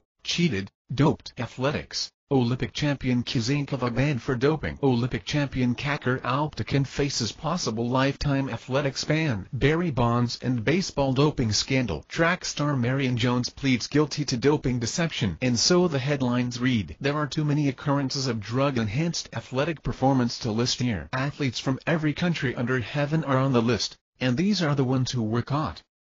35. The music industry is notorious for the use of drugs. From rappers to hard rockers, every genre has a history of drug use. Hollywood actors have the same reputation. I am certain many of these performers use drugs to enhance their performance, whether it's simply to keep up a hectic pace or go to sleep. Back to this shortly. There are at least two sides to this issue. Drugs for enhancement of human performance are morally wrong because they give an unfair advantage to the competitors who use them. Science has the right, moreover, the obligation to contribute to the world understanding of our bodies, and when possible the improvement of our performance. We see this debate occur almost exclusively in the realm of sports completion, where the ethical idea of unfair advantage is very well represented. This book is about human potential, so do you expect me to argue against anything that would expose human deficiencies in performance, and contribute to the realization of latent potential? Well, for me this is a dilemma, but my answer is, yes, I may argue against it, and no, I may not argue against it. Let's take the negative side first. I just mentioned Lance Armstrong, the incredible cyclist who dominated his opponents. Barry Bonds conquered the conquest of Mark Maguire. Marion Jones, the Olympic superstar runner, and other champion athletes have proved that human beings are functioning on a normal level below our potential. These athletes have proven, medical science owes a significant degree as knowledge and capability to nudge mankind up the ladder toward maximum potential. Are we supposed to ignore or reject this advancement in science, and accept a normality we know to be mediocre? If there were truly a rug like the one depicted in the recent movie Limitless, which could give everyone a Rain Man-like memory, do you think it would be banned on the basis of creating an unfair advantage in the academic and business environment? Potential personal harm to the athlete is a separate issue with its own moral question of, how much authority does anyone else have over what a person does with their own body? Also, when it comes to ingesting harmful substances, where would the authorities draw the line of prohibition? We just have to read the labels on most of our packaged food products, and research a few ingredients to confirm many ingredients are not meant for human consumption, and are identified as harmful to the human body. The point is, from candy to Prozac, most of us are free to consume harmful substances without judgment or condemnation. YIS and ingesting electrolytes through sports drinks, adding an advantage. Should pure water be the only liquid allowed during competition to assure a level playing field? I'm not necessarily saying a line shouldn't be drawn somewhere, but who will draw it, and where it should be drawn, so as to avoid the accusation of hypocrisy, is a difficult question to answer. Who would condone potentially harmful drugs for some, and ban them for others? Lucy in the Sky with Diamonds. This human performance-enhancing dilemma is further complicated when we broaden our discussion to include the idea of mind-altering drugs. The idea is to improve the performance of the brain and mind through drugs, so that the senses sight, sound, touch, smell, and imagination can be heightened, taken from a low-functioning state to a higher one. Drugs were thought to contribute to the genius of hard rock acts like Jimi Hendrix, Janis Joplin, the Beatles, Queen, Michael Jackson, etc., who no doubt expanded their creativity through the use of mind-altering drugs. to which many fans contribute their extremely successful albums like Queen Bohemian Rhapsody. In case you are unaware, the title of this section comes from a popular Beatles song purported to refer to the drug LSD. Native Americans have used the extract from a popular cactus in religious ceremonies for over 3,000 years. In 1954, Aldous Huxley wrote a popular essay, The Door of Perception, about his experience with a rip induced by the extract. In the epilogue to his novel The Devils of London, published earlier that year, Huxley had written that drugs were oxic shortcuts to self-transcendence. 36. Although I haven't read Huxley's essay or book, excerpts indicate his expectations were greatly disappointed. This leads us to the argument against the use of synthetic artificial performance enhancers. Historically, drugs demonstrate their harmful effects on the human body, and often cause death. There is something here to be said for the body desire fight for homeostasis, the efforts of the body to maintain internal stability, balance, and harmony. This fact also contributes to my conclusions at the end of the book. What is it that prevents us from living up to our true potential? Why is homeostasis fixed below our true potential? The dysfunctional lives and death of many REIT performers is proof that their drug use caused a physiological imbalance which contributed to early decline and subsequent expiration. No matter what experts say about performance-enhancing substances, it appears the human body has a natural aversion to them. This includes psychiatric drugs, which often produce zombie-like function in those who take them. There is a lot more to this story, so you may be interested in the documentary on my blog after you finish this chapter. 37. After witnessing a childhood friend, and seeing others lose their mind after a bad trip, I personally have a very strong aversion to anything with the potential of taking over the driver's seat of my brain and mind. All it takes is one mistake and you are consciously dead to this world. So, when it comes to enhanced human potential, I'll have to say no to drugs. The gut and psychological health. Your digestive system has a direct link to your brain, and therefore your emotional and psychological well-being, according to Dr. Natasha Campbell McBride, 38, who writes and teaches on the subject, as well as treats patients in her clinic. For the record, she is not alone in her conclusions. As a result of her medical research on the connection between our digestive system and our brains, she was able to completely cure her young son and other children of autism. She did this through eliminating harmful, hard-to-digest foods. Refined sugar was first from his diet, and adding helpful, beneficial foods, and supplements, chiefly probiotics. By the way, she points out that if you have ever had antibiotics, your digestive system is compromised, because the good bacteria probiotics will not replenish on their own, but must be reintroduced through foods high in these good microorganisms such as fermented foods and yogurt. Her research and knowledge is groundbreaking, with proven results, and should be studied by everyone interested in answers to these ailments and the epidemic of mental, emotional, and psychological problems in our communities and families. Of course, would-be zone residents would be careful not to ignore this important knowledge, because, if control central the brain is impaired, you have little chance of maximum zone-like performance. McBride findings are consistent with those of William Duffy in 1975. Clinical research with hyperactive and psychotic children, as well as those with brain injuries and learning disabilities, has shown that their systems cannot handle sugar. Dependence on the high level of sugar in the diets of the very children who cannot handle it. Inquiry into the dietary history of patients diagnosed as schizophrenic reveals the diet of their choice is rich in sweets, candy, cakes, coffee, caffeinated beverages, and foods prepared with sugar. These foods, which stimulate the adrenals, should be eliminated or severely restricted. 39. My friends, these facts are in the Basic Operator's Manual for the Human Body, the fundamental guide to human living and thriving on planet Earth. Somehow we have lost the instruction manual, and the result has been a generation or two of tremendous nutritional ignorance, resulting in many diseases caused by unhealthy eating. Since we are discussing barriers to entering the zone, I have discussed nutrition, but keep in mind I am not a nutritionist or expert, although I have studied, and continue to study a few. Therefore, I encourage you to consult any of the books and blogs available on the subject. The few that I have mentioned are excellent. Hydration. If what experts say is true about the brain consisting of approximately 78% water, how important is it for us to drink enough pure water, and not make our bodies work so hard to extract water from soft drinks and juices? Your body does and produce water on its own. you have to deliberately supply it. What are the possible health consequences for many who rarely drink pure water?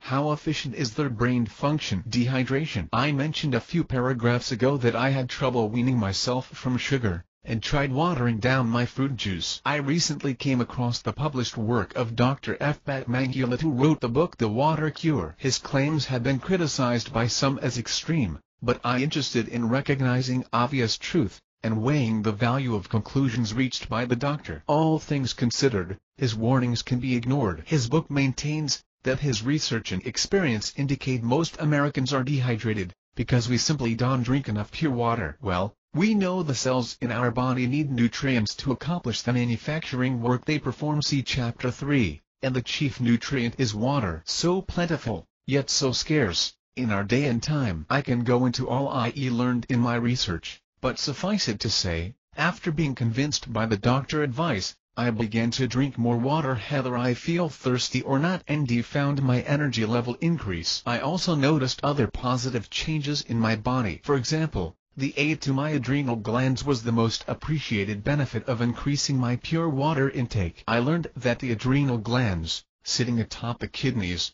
are dependent on sufficient supply of water to function properly. For more on the symptoms of dehydration, and the necessity and benefits of pure water consumption, you can visit my blog or look at The Water Cure by Dr. F. Batmanghelidjh on YouTube or Amazon. Now, let's move from the self-induced causes of mental, emotional, and physical impairments to the zone of transcendent human performance, to understanding the manifestations themselves. Psychological obstacles, fear and doubt. First things first, make sure you eat not the cause. I believe I established that the effects of impairments like narcotics and sugar on the brain can be responsible for the emotional and psychological obstacles we are about to discuss. That is why I begin there. Faced with any of the following psychological obstacles, it wise to first eliminate roadblock number 1, self-impairment as the cause, before we consider any outside cause. William Duffy, Sugar Blues. Ode. Doctors all over the world are repeating what Tantara announced years ago: nobody,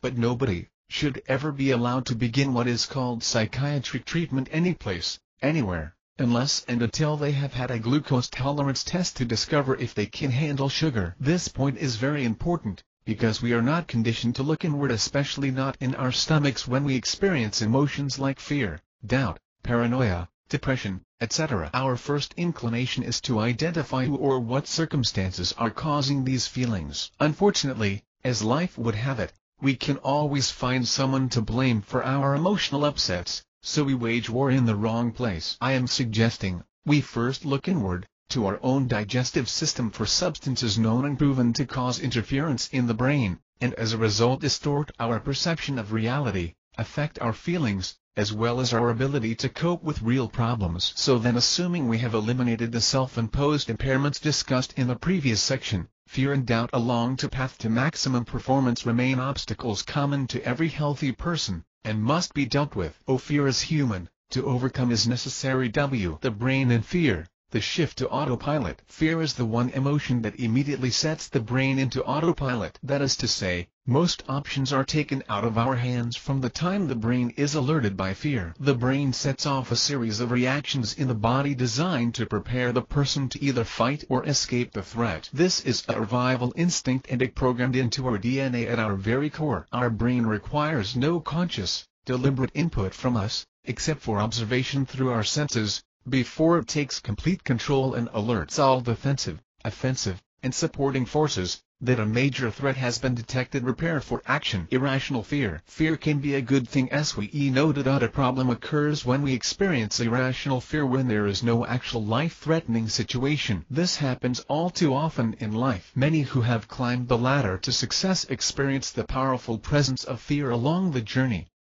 which in hindsight is seen as irrational. Let me illustrate this point with an example. If I am standing in the waiting room before a job interview, trembling, palms sweating, heart pounding, lungs expanding, muscles tensing, am I really afraid that the interviewer will hurt me? The answer is yes, and my psychological and emotional state is proof. In that situation my fear is irrational, but my brain does not know this. My brain reacted to the directives I sent it through the way I interpreted the situation, and as a result triggered the series of responses it is programmed to trigger. Sadly, This will make it impossible for me to perform well, unless my desire is to run, in which case I have all the power I need to run from anticipated danger. I have irrationally directed my brain to fear that a she-one like you E1 click etc. Through negative self-talk on blow it hat would be disaster. The brain has prepared me for impending disaster by calling in the reinforcements to take over. I have become the irrational prisoner of fear, and all I really wanted was solid performance. In this case,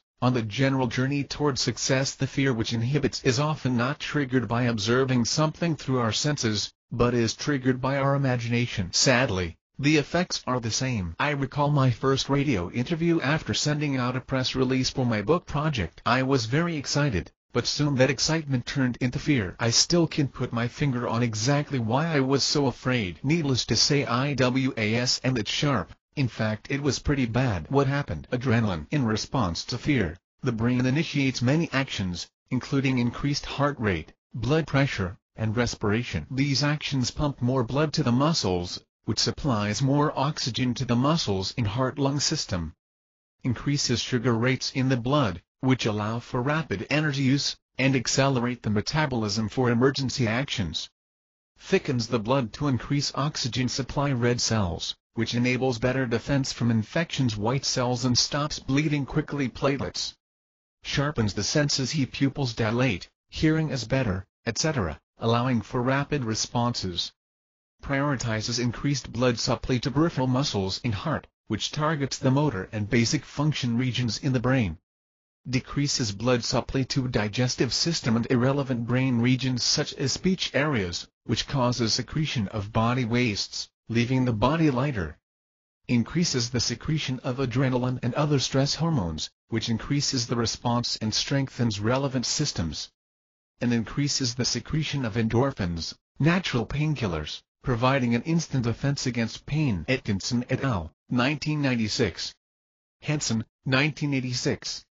Kindle, 1991. No wonder I was dazed and confused for hours after that short radio interview. In life on planet Earth, fear is rarely our friend, because it sets off much too powerful a chemical reaction in the body to allow normal, smooth, and fluid performance. Not to mention, it's hard to concentrate on anything other than coping with fear. Once it is allowed to enter the situation, you will find yourself distracted by the powerful symptoms of fear itself. Fear is a definite barrier to entering the high-performance region of the zone. It is a powerful roadblock. Irrational fear is nowhere to be found in the zone region. Rational fear, danger in the brain. In a situation involving irrational fear, the person has summoned a real and powerful army for an imaginary war. But let's face reality. There are situations when the armed forces of adrenal response are needed and appreciated. In the realm of human performance, some of these include extreme sports, daredevil stunts, and situations where something can potentially go dangerously wrong. Oh, and if you happen to be in the boxing ring with Mike Tyson, rational fear alarm to danger is a good thing produced by a healthy brain. Fear versus terror. The serious mindset of extreme athletes, which may falsely be interpreted as fear, is actually a respect for the inherent dangers of their sport, combined with a high degree of concentration and focus, which force the brain to restrict the performance options to those successfully learned and practiced. The body must faithfully repeat the successful maneuvers it has previously learned. The only option is successful execution. You riot. This reaction corresponds to the outside of our innate fear response. A serious awareness of danger is necessary to trigger the brain-controlled, adrenal-aided response needed for superior performance. Carelessness would be fatal. Instead of light, the extremist has chosen to use the symptoms of fear to overcome the danger or threat. In my heart to chase the trails, challenge the extremes and test my skills. Through years of practices I prepared for this. I am no fool. His is calculated risk. For example, a tightrope walker is not afraid of walking that rope across a couple of buildings 500 feet in the air. Not to the extent he has set off the light response we talked about. Now, if you tried to walk that rope, every last one of the chemical and physical reactions of fear would flood your body with terror, panic, and you would probably never complete the first step onto the rope. As a matter of fact, just looking out through the window would be enough to upset my stomach, weaken my knees, and stutter my speech or starters. But the experienced daredevil rope walker has a serious respect for the dangers involved, which alert his brain to meet the possible danger with a very high level of mental concentration and focus. Another fear response, executing the task according to the maneuvers learned during study and training. The focus and concentration is so intense that it's difficult, if not impossible, to deviate from the plan of action, because of the high risk of injury or death. This is an example of harnessing your fear, or to be more descriptive, putting the saddle on your fear and riding it for all it's worth. True fearlessness would not only be irrational, but would not provide the extra power and focus needed to triumph. Fearlessness will impress a lot of people, but will leave you unprotected in the presence of danger. Raw years of practice. A long way I come. It might look easy, but don't try this at home. Practice earn the understandable unwillingness of the brain to allow any deviation from the best path to safety is a good incentive for daredevils to practice Plan A and Plan B scenarios, in any reasonable what-if scenarios. Remember how fast the brain processes information. 1 million calculations per second, occurring at 250 mph between neurons. Here is plenty of time to run through all options in just a single second. The old knife flashing in front of your eyes is actually possible. In fact, it's theoretically easy for the brain. This is a critical part of the unconscious reliance on the brain to do what it is capable of doing.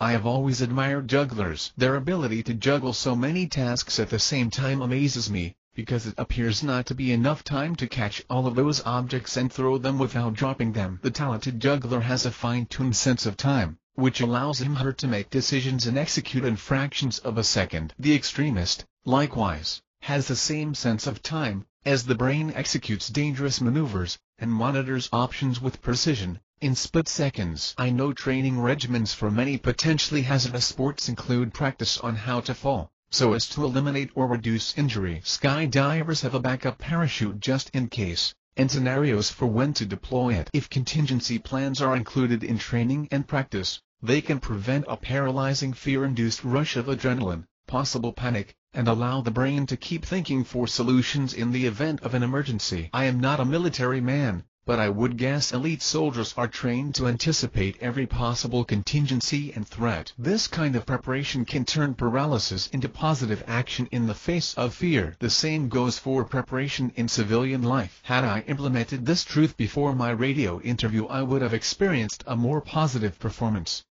I am amazed at how motocross sports have evolved, especially the aerial acrobatics. In that sport today, these guys have learned to flip and twist those motorcycles in all kinds of ways, in the short amount of time it takes to jump from one mound of dirt to the other. It appears that over the years they have come to realize that the brain and body are able to accomplish much more in a few seconds than we first believed possible. They have sliced those seconds into smaller and smaller pieces of potential maneuvers. It seems they are maximizing the brain ability to do 1 million computations in a second. If a significant portion of this processing power is focused on maneuvering that motorcycle and the physical body, who knows what the limits will one day be. The forks, Indiana the road. Doubt and similar situations, or should I say predicaments, are what I consider a barrier or roadblock. What are the effects of doubt, a close family member of fear, on our ability to remain in or enter the zone? In our discussion on the power of need as a key to the zone, Chapter 6, I introduced a Discovery Channel video series called The Miraculous Mind, which discussed the brain's ability to heal and recover from damage caused by trauma. We looked at plasticity, a brain's ongoing ability to learn new things and forge new pathways. The ability to observe this brain process gives us a look into how the brain creates all knowledge and performance pathways. You may be asking, what does this have to do with doubt and fear? I am about to forge the connection for you. The dictionary defines doubt as to be uncertain about, consider questionable or unlikely, hesitate to believe, to distrust, to fear, be apprehensive about. Therapy, demand a new path. An injured person will begin to recover physically only after the brain has begun to build new networks and bridges to accomplish the needed task. Physical therapy creates the demand directive, or need for the brain to find a new way among the 100 billion or so nerve cells to accomplish the task that was previously performed by the damaged network of cells. As this new network is built, the person recovers. One of the most fascinating portions of the video is the actual capturing of the brain neurons building a communication network. Now, what I want to focus on is the cause of the construction of this information,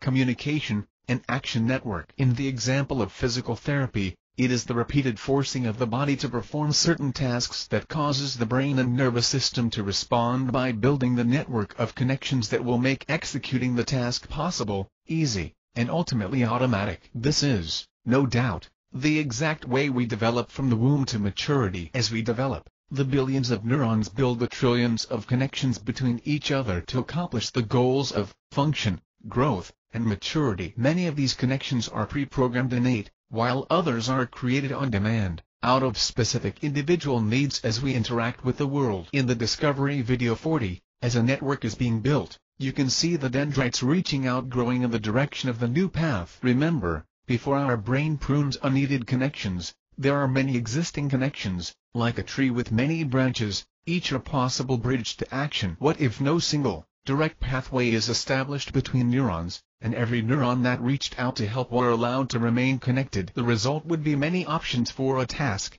or the worst case would be something resembling confusion and instability, as the brain has no clear and certain pathway, but many possible paths or options. When only one is desired, the right one to produce proper function. Illustration: imagine a baseball team lost its ace pitcher, symbolic for essential neuron in a network due to injury. The team needs to rebuild this network by finding the best replacement pitcher possible. The call goes out for tryouts. These candidates are like the many dendrites reaching out as potential replacements in the network. Once the best replacement for the injured pitcher is found, the team will be complete once again. The closer the replacement pitcher is to the injured CE, the better the team performance will be. Likewise, the better the repaired neural network in response to therapy, the closer the person will be to normal function. If the team takes its time deciding on a replacement, instability will continue. To establish new camaraderie and continuity with the new player, the team must cut unneeded candidates, like pruning unneeded neural connections, and decide on the one right pitcher to fill the gap caused by the injury. Not to mention the energy and resources consumed by all those unnecessary members of the network. One major reason for pruning is to make maximum resources and proficiency available for all the remaining members of the network, or waste and maximum production. Can you imagine a state of vacillating between this possibility and that possibility? Should it be this path, or maybe that path? The implications are numbing. When we give our brains doubt and uncertainty, we are crippling the brain's ability to create one clear path to the perfect performance or execution of a task. Doubt is tangible. A key observation, which you may have already made, is that roadblocks like fear and doubt are not just psychological dynamics existing in the mind and imagination, but there is in fact a physical, tangible,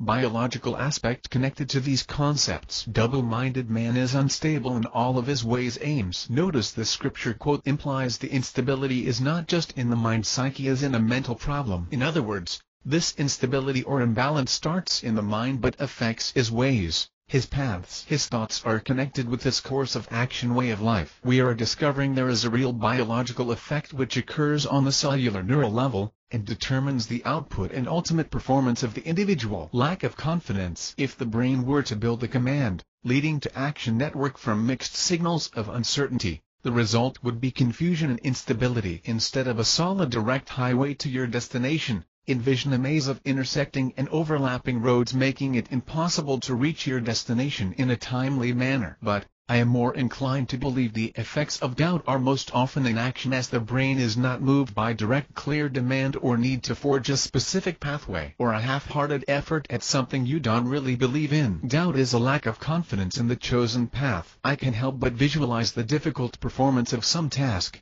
due solely to the confusion caused by all of the possibilities, or rather impossibilities, presented by doubt. Doubt erects an obstacle on the bridge to accomplishment. To understand more deeply the effect of doubt on the brain, and therefore performance, let's look at how the brain works from a different perspective. The brain performs its tasks in two ways. The first is by necessity, which is programmed into the fiber by DNA. We don't have any conscious control in most of those tasks which the brain completes, making them automatic functions, such as walking or eating. We are only called in for conscious input if the need arises to learn them over again, thus re-establishing connections between neurons. The second way our brain performs its tasks includes the conscious input it receives through our senses. It does what we ask of it.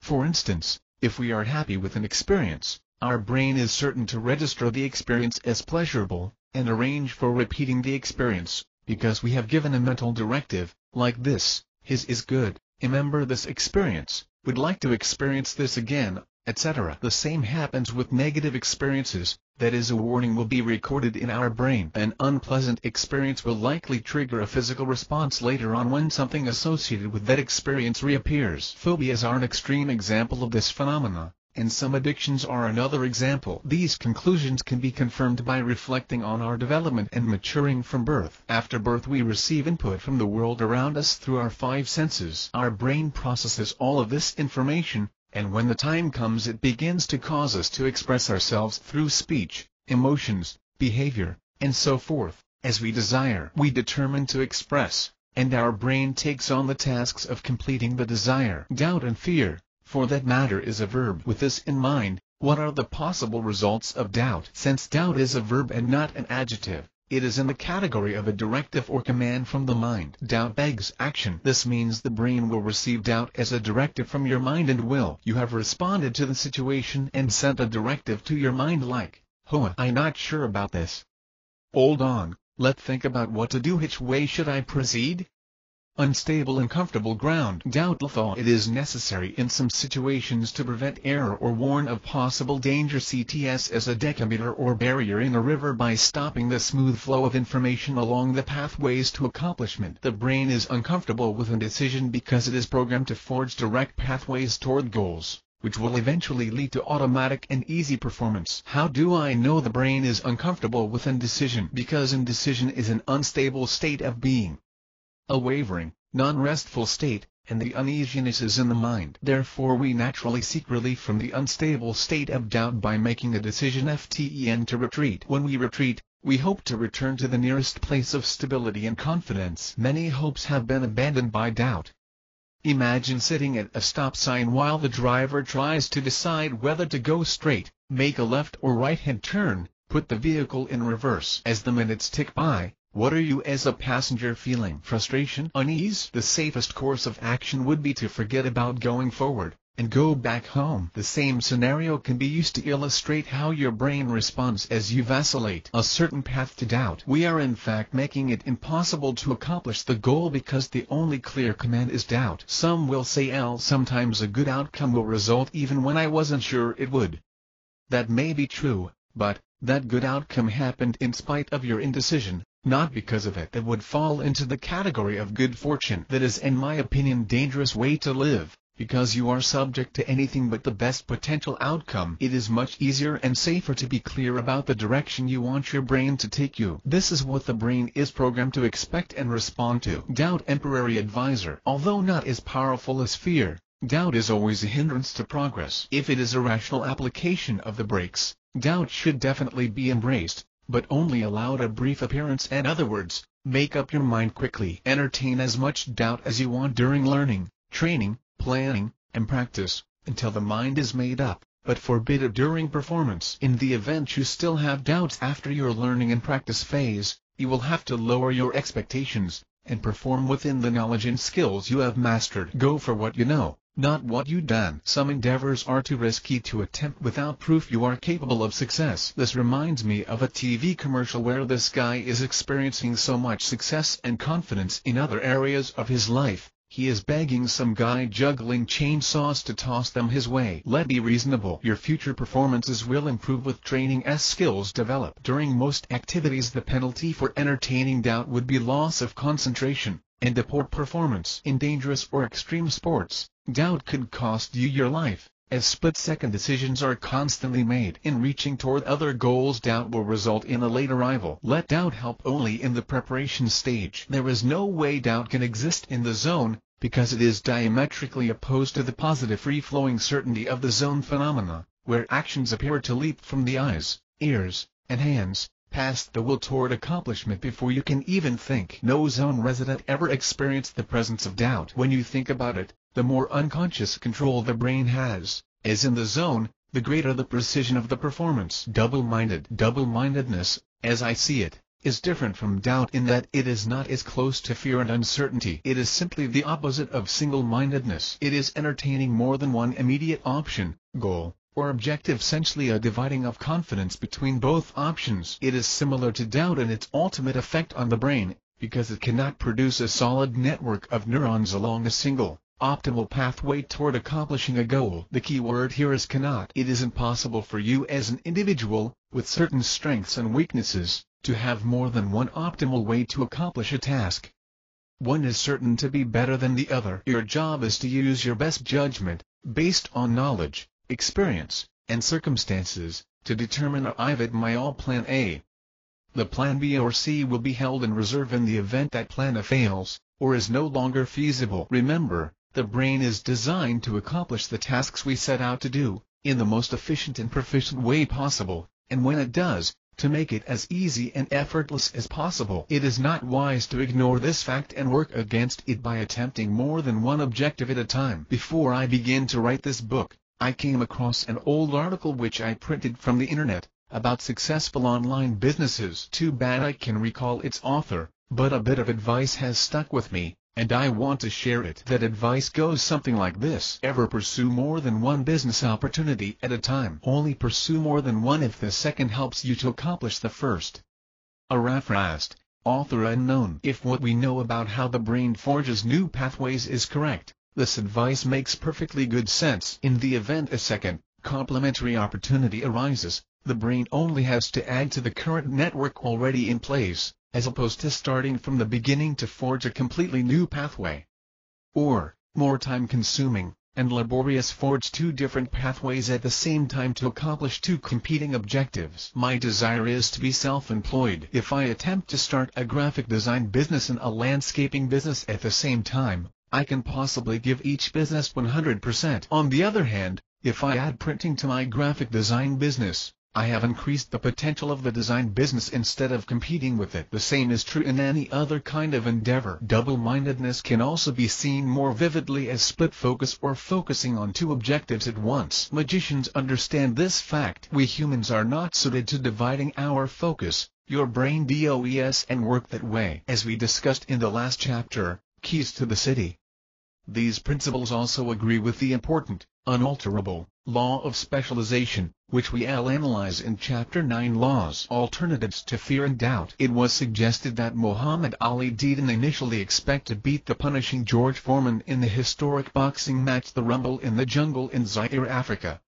41. Foreman's previous opponents didn't last long, because he was a powerful puncher. In fact, until then, he never had to go beyond 2 rounds. Foreman made quick work of Mokin Joe Frazier to gain the heavyweight title, which Frazier previously took from Ali. Now, Ali wants that belt back. I'm not sure that fear is a good description of Ali's mindset before the match, but doubt was likely at some stage in his preparation process. Fear and doubt can be a positive motivating force under certain circumstances, the boxing match being a case in point. I believe it caused Ali to devise a way to conquer his formidable opponent. Here there a pathway. In the planning stage, he devised the famous opa-dope strategy. It appears Ali plotted his options and prodded his opponent for weakness, finally resorting to a contender best defense, outsmarting your opponent. Not just athleticism that'll elevate your name, it outsmarting your opponent, a think man game. JW. There no question Ali won that fight with his brain, by ingeniously detecting and exposing one if not the only weakness the mighty George Foreman had, pride and anger. Well, that too. First order of business was to survive the first 2 rounds. Then, Ali addressed his pride by taunting Foreman, who was not inclined to tolerate disrespect. No sticks and stones may break my bones, but words will never hurt me mentality. On the contrary, this tactic exposed the other fatal fault in battle, anger. Foreman's anger caused him to lose all patience, throw caution to the wind, and unload all of his power reserves too soon in the battle. The opa-dope was either brilliance or a successful, necessary survival strategy, or both. Either way, it proved victorious for the underdog, who employed it as brainpower to make up for what he was lacking physically against his opponent. Remember our discussion on knowledge in Chapter 4. Ali demonstrated the higher kind of knowledge, one which considers a thing from many angles which are not obvious to the average observer, as well as that subject's relationship to other things not normally associated with it. In this case, Ali knew the battle was not a contest of strength, athletics, or even speed and finesse his forte, but one of psychology and wits. This is a reactivity which comes with maturity, usually lacking in most young geniuses. Knowledge and wisdom overcome fear and doubt. This is also the A to the city. Harnessed fear. We return to the question, is fear ever a positive emotion while playing sports or any other performance? Assuming Ollie sorted his doubts out before he stepped into the ring. Well, it depends on at least one major consideration. Is the fear rational? Because our brain is programmed to send the entire body into fight or flight mode, releasing the powerful stress hormones into the bloodstream. I believe fear-induced adrenaline will have a negative, inhibiting, restrictive effect that is undesirable in most sports situations. Extreme sports is an example where we could understand fear from the athlete. However, the driving emotional force in the mind of the extremist is conquest. Because their fear is rational, it is utilized early in the processing, during learning, training, and developing their skills in the sport. When you engage in extremes, fear is always a factor, but you keep it in check. The conquest you after. I remember, as a small kid, being fascinated along with millions of spectators around the world watching Evel Knievel, a professional daredevil, arguably the father of modern-day extreme sports, launch his motorcycle through the air over all kinds of obstacles, such as cars and buses. Fear dying, but I can quit because the banks won't let me. Truvel quote. Although Evel acknowledged the presence of fear, he obviously harnessed it to make room for his many conquests. Lack of skill, knowledge and training. Lack of skill as an obstacle to the zone can be the result of being ill-equipped genetically for the desired task, or failing to put in the required training to perfect a task. Listen, if I genetically meant to be 5'8" tall, I can dream about being a center in the NBA all I want to, but the requirements for that goal are not in my possession. Lack of knowledge and training are roadblocks which rob the brain of tools it needs to construct highways for exceptional performance. It isn't possible for performance to exceed potential, unless you are an acquired savant. 42. Although there are exceptions, it is safe to expect greater performance to follow greater knowledge and expertise. The more knowledge you possess, the more tools in your arsenal, the more soldiers in your army, the more players on your team. All of our learning and training institutions from preschool to graduate school are designed to prevent these roadblocks. Learn, train, progress. Head games, negative affirmation, distraction. Rory McIlroy at the 2011 PGA Masters Tournament is a good example of what the brain will do when you force it to focus on a perceived threat. Hear what happened. The young Mr. McIlroy, a golf phenom, was living up to expectations, and actually exceeding most experts' and fans' expectations after the first 3 days of the tournament. Professional golf tournaments are played over 4 consecutive days. Out of the first 36 holes, there were only 3 holes he failed to par or better, and he had just missed par by 1 stroke on each of those holes. He was definitely in control of his game and the golf course. It was an impressive performance that raised the level of anticipation and excitement of everyone watching. He was leading the field of competitors by 4 strokes, a big lead heading into the 4th and last 18-hole day. On that last day, when most top players were playing well, McIlroy, for no obvious reason, started off shaky, playing the first hole 1 stroke over par, and finishing that round of golf 8 strokes over par. He finished the tournament tied for 15th place, to the astonishment of all. McIlroy recovered very quickly from that disaster, the likes of which claimed many professional athletes in the past who never recovered.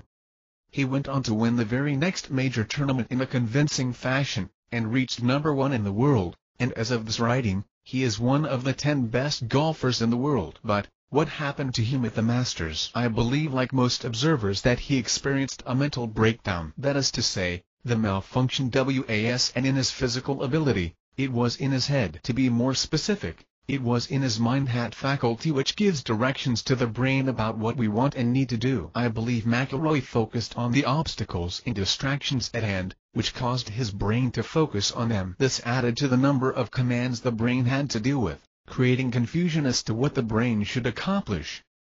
And because some of the commands were negative, it naturally caused his brain to focus on a possible threat to his well-being. A negative focus will receive more attention when set against positive thoughts. Survival instinct. McIlroy became tense, and hit many shots that were incredibly poor. He was obviously nervous. The paralyzing effects of unwanted stress hormones. What your brain wants to hear from you is something like, got 330 to the hole. A straight 200-yard shot with my favorite club will leave me 130 from the pin. The brain response will be, Oh, problem ease of cake. Grab the club, make a few practice swings and hit it about 200 EE sitting pretty.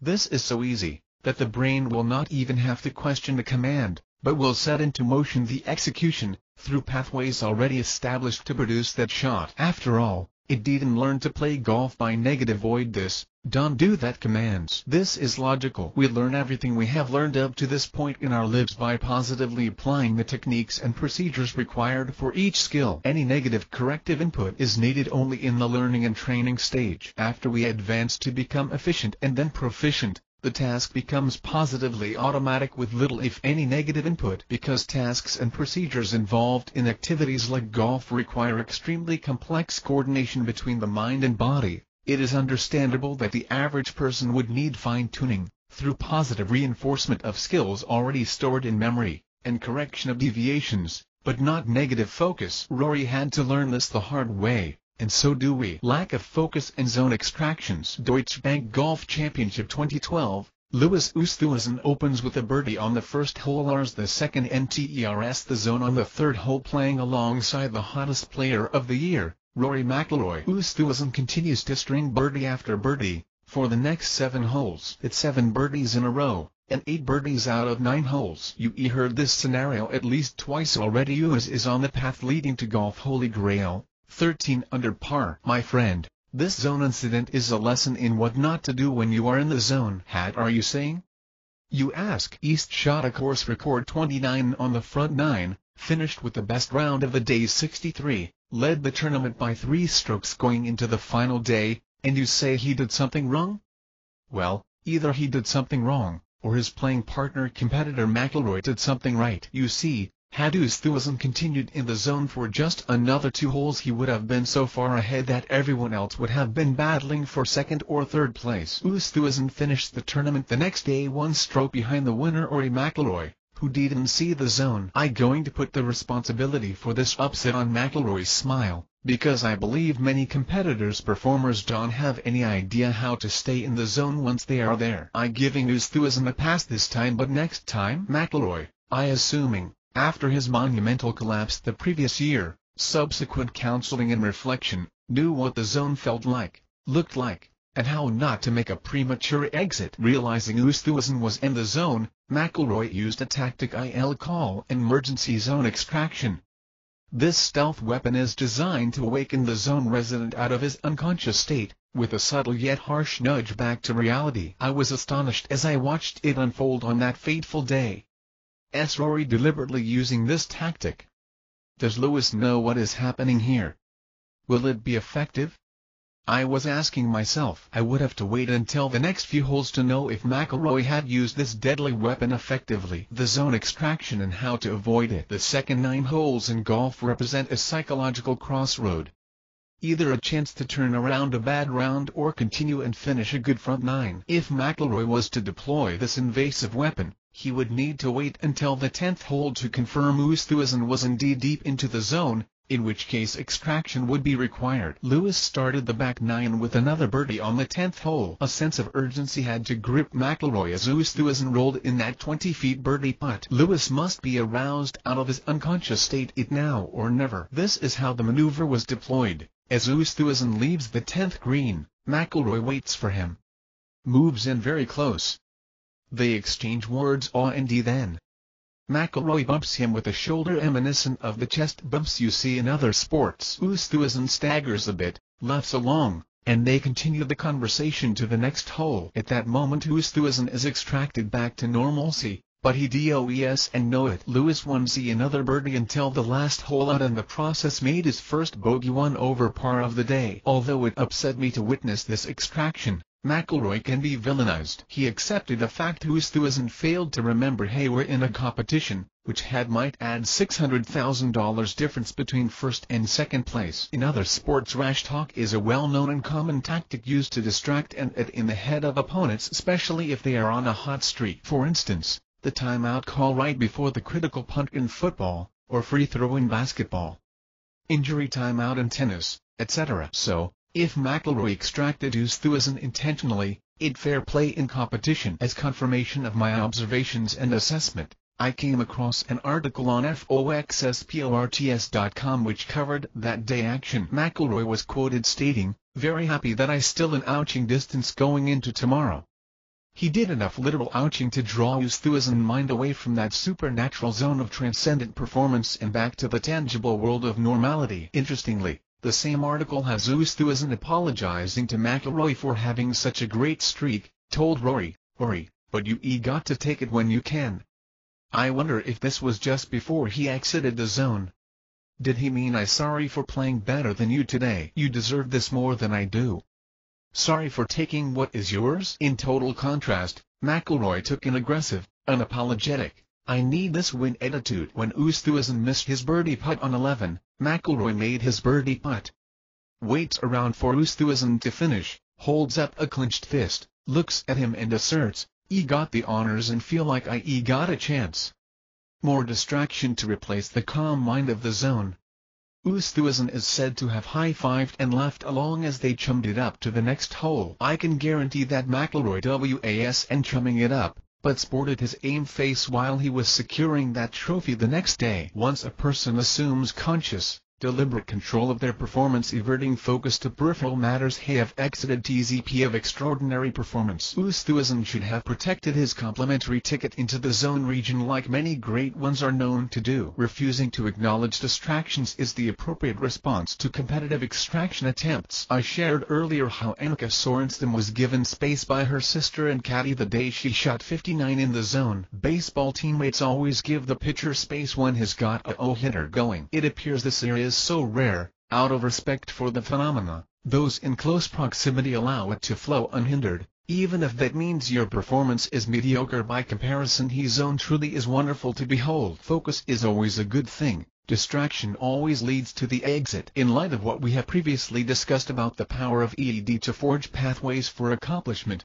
and as a key ingredient for zone access, it is just as reasonable to have viewed this event from McIlroy's standpoint. He used a powerful combination of his tenacious mind and skillful tactics to defeat a formidable competitor, and accomplish a goal, much like Ali against Foreman. Because this chapter is dedicated to obstacles, we needed to view this event from the negative side. However, there is enough in this event for any who desire tactics for an emergency extraction of a competitor who is performing in the zone. However, be on the lookout for those who would extract you when you hot. A distraction attempt is not only seen between competitors when the prize can only go to the victor, but is often used by those who have a horse of their own in the race. They simply don't want to see you reach your own goals. So, they may directly throw obstacles of negativity and discouragement your way, or withhold the encourage every climber needs to reach the pinnacle. Too much need, anxiety. One of the biggest problems for those who have experienced TZP, and understand the importance of need and focus,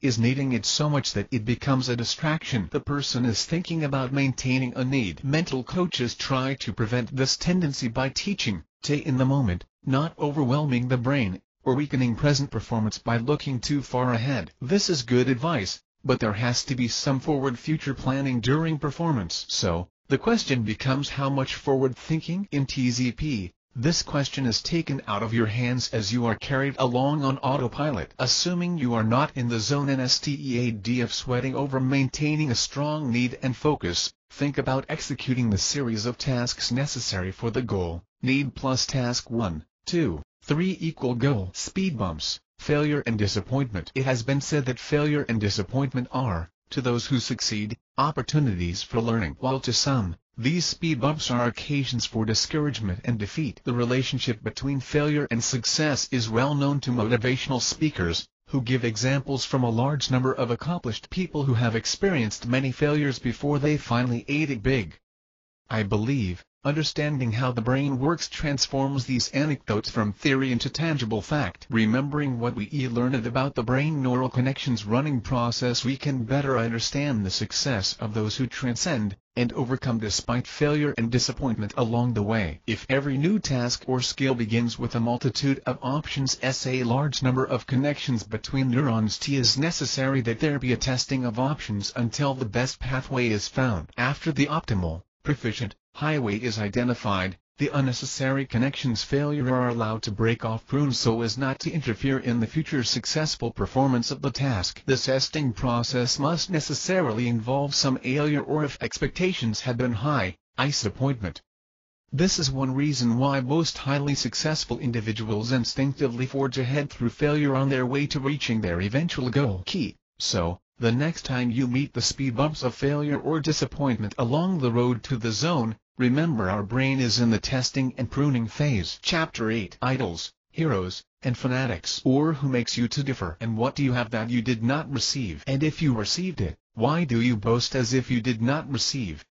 All. Apostle. As the television cameras scanned the sea of people, I saw a representation of every ethnic group in the country, young and old, upper and lower classes, men, women, and children. There was excitement on every face, laughter, singing, cheering, even tears of joy on the faces of many. It was as though the whole nation was gathered to celebrate the election of its 44th president, Barack Obama. That evening, November 4, 2008, the overflow of emotions and passions were the culmination of years of expectations and hopes of many people who wholeheartedly believed a life-changing event occurred in the election of their candidate, candidate of open change for the better. The world is so hungry for someone to satisfy its strong desire to follow a leader, a winner. Well, that putting it mildly. Truth be told, we need someone to worship, or idolize. Plain and simple. Politics is not alone.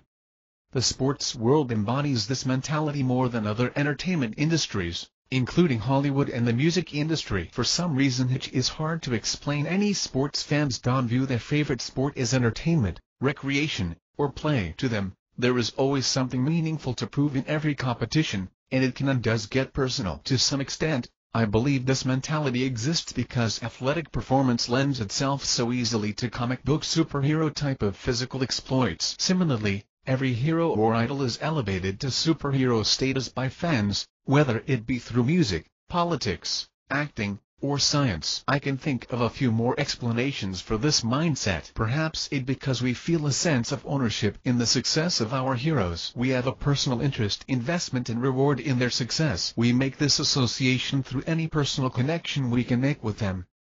For example, our national hero, local hero does well, school classmate goes on to success, my candidate, etc. Even an indirect social connection, my cousin knows her sister, etc. Or any number of creative ways people used to identify with their idol. With this mindset, our success is our success at one for the team, bring the crown home, E1, etc. The downside, the unfortunate consequence of this way of thinking is that the failure of the idol is perceived as our own personal failure. It a letdown accompanied by all of the disappointment and loss of self-esteem that comes with genuine personal failure. I found an interesting blog post by Anthony Centaur. First time a client came into my office, explaining that he was depressed after his favorite hockey team had lost a championship game. I thought it was just a sarcastic exaggeration, but he was serious, and over the course of the hour, he explained his feelings of loss, despair, anger, and his inability to focus on his work. 43. I find this quote funny because Centaur goes on to say the next day after sharing that incident his clinical supervisor admitted she too was depressed. I sure you personally know an addict, or may even be one yourself. The seed of fanaticism, a reason for this obsession, may lie deep within us,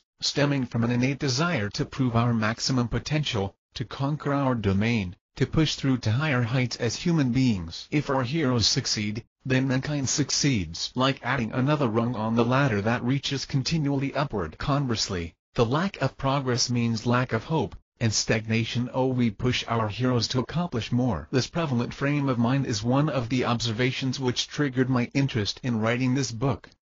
When a superhero rises within any domain, the world takes notice. We all celebrate and embrace their accomplishments, even if we are not a fan of that area. How else does Muhammad Ali or Michael Jordan become famous all around the world? Marketing has something to do with it, but the world still has to buy what the marketers are selling, and they are certainly buying. Did you see the news coverage of celebrations all over the world when Barack Obama won election in the US? It appeared that the whole world felt some kind of very personal triumph in the victory of their hero after the political fight for the top position in US government. Historically in sports, and lately in politics, The disappointment is all too often mixed with resentment and bitterness hound through attacks and passionate expressions of disapproval. Before the days of social media, you would have to attend a sporting event to hear the things that diehard fans were saying to their hero who failed to live up to expectations. Today, a quick Twitter search and you'd be shocked at the venom spewed at the once applauded idol. His or her failure no doubt inflicts deep personal hurt. I was very shocked when I searched Twitter for Tiger Woods to find quite a few bogus feeds, disparaging the golfer with all kinds of indecent insults and personal attacks. I said to myself, wonder he is able to focus, considering this kind of criticism and insult.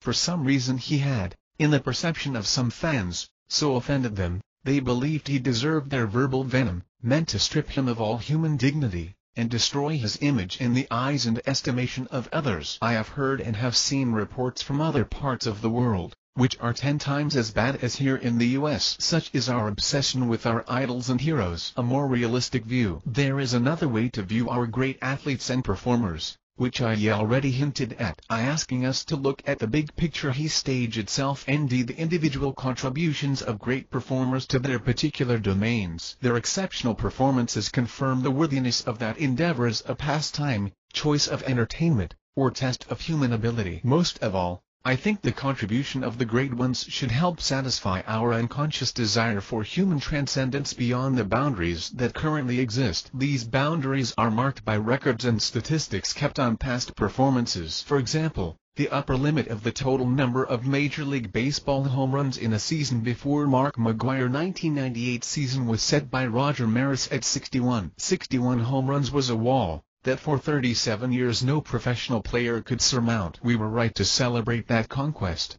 It was a triumph of human ability. We have indeed advanced over the previous 37 years. Fanaticism. Contrast this perspective with an interesting historical commentary on Roger Maris' 1961 record-breaking season, and the sad way it illustrates my previous point about idols and fanatics. Baseball Almanac remembers that season. 961, the year record was broken, hearts were broken, and a man's life was changed forever. Roger Maris will forever be known as the man that took Babe Ruth's record, the man that changed the record books. Maris was hated, booed, cussed, and generally abused by the press and fans for his chase of the most well-known mark in all of baseball, Babe Ruth's 60 single-season home runs. Instead of celebrating a triumph over boundaries, progress forward and upward, the fans of baseball mourn an irrational personal defeat at the hands of an imagined enemy. Maris. They fought hard to prevent it from happening. Go figure. It worth visiting Baseball Almanac.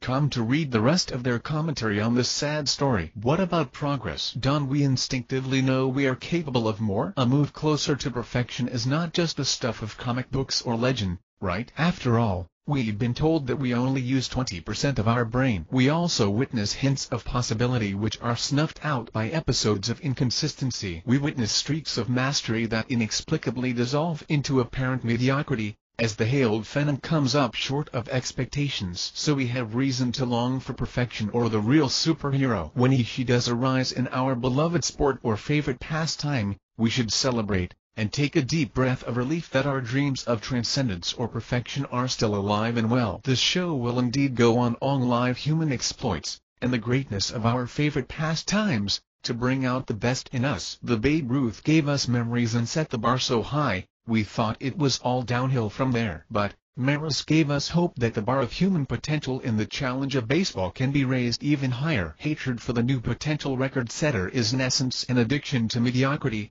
and a stand against mankind. Or is the need for selfish my man, our team's success too powerful a force to be overcome by a triumph for LL? The power of time. The law of time teaches us that it has a say in when our abilities manifest, how long they can be enjoyed, and the quality of our talents, gifts, and performance. This law may also be referred to as the law of diminishing ability, the law of life cycle, the law of erosion, or any number of descriptions for the fact that age has a powerful, absolute effect on all human ability and potential. Under this law, youth is the optimal window for physical performance, while adulthood is the time frame for optimal intellectual and emotional performance which grows through experience. Age will cripple physical ability, and may also weaken mental and emotional performance. Even though we are able, through good eating and exercise, to lengthen the days of physical strength, and keep a sharp mind for even longer, We can on this planet defeat the law of time, period. Understanding this law helps us in the planning stages of our life, and helps us to form realistic expectations. Obviously, if physical talents manifest themselves in my youth, I would be wise to cultivate that talent then. On the flip side, it's not wise to expect a child to possess adult-level mental and emotional maturity. Give them time to develop those areas of ability. Scriptures say, not wise to put a novice in a leadership position, due to lack of seasoning required of leaders. Professional athletes routinely prepare for short careers, out of respect for the law of time, knowing it will erode their physical abilities, and eventually rendering them unable to compete against younger opponents. One positive aspect of this law is that you are not finished when your physical abilities diminish as you approach midlife. Fortunately, your brain cells are some of the last to go, and are capable of learning new experiences, lessons, and wisdom throughout your life. So performance potential in intellectual areas can grow, or at least maintain a high level, as the law of time exerts its powerful influence on my life. Out of respect for the powerful law of time and diminishing ability, most people are instinctively led to religious pursuits in hope of an afterlife and continuation of consciousness. That another journey. The big picture. What does this have to do with idols, heroes, and fanatics? If we look at our heroes and idols in a broader perspective, instead of a narrow laser-like focus on them, the anxiety and frustration that comes with unrealistic expectations will disappear. The games, music, entertainment, and politics will continue long after our heroes fade. After all, the window of peak performance closes pretty quickly after the athlete reaches their mid-20s in most sports. Although the mind may remain sharp, knowledge and skills increase with experience, the body is losing strength and flexibility as we pass our peak, somewhere around 35 years old. We understand this and send our strongest to the battlefield in times of war. Biologically, we transition from children to puberty or adulthood, able to reproduce our own children somewhere around the age 12. This tells me we are at our reproductive strongest, able to produce seeds, a sign of mature growth early in life rather than later. As for the brain, by the time our hero reaches the age at which we have recognized his her potential to occupy the throne, around the mid-20s, the body has reached its peak development. Granted, there is a brief plateau before the slow downhill turn. Nevertheless, the glory is beginning to slowly but surely fade. We would love to enjoy their heroics for decades, but, to use Southern vernacular, ain't gonna happen. Most exceptional athletes demonstrate a prodigious ability in their chosen sport very early in childhood. There is a young 15-year-old girl, Lydia Ko, tearing up the Ladies Professional Golf Association Tour. She is sure to become a force as she matures physically and experientially. She is following the pattern of all truly gifted performers. On the PGA, a 19-year-old named Jordan Spieth has claimed a place among the best in the world on schedule for greatness. There are too many others to mention. No doubt you can name several such examples without much thought. With that in mind, it is easy to understand how 10 or so more years of experience and training produce a perfecting of those skills, as the physical body has matured at the same time. Finally, with experience, the strength of muscular development and solid brain networks, our hero emerges in all the glory of physical superiority. But the flower that reaches full bloom must subsequently fade. One-hit wonders. It also takes time to know whether or not that great performer is a knee-hit wonder, operating under a brief period of inspiration, or is being influenced by a temporary zone residency. We have seen many apparent idols and heroes turn out to be one-hit wonders. So, exercise patience and count your chickens after they hatch, not before. The moral of this story: our expectations for our heroes should be realistic, and our demands on them should be realistic. They unfortunately cannot live up to unrealistic expectations.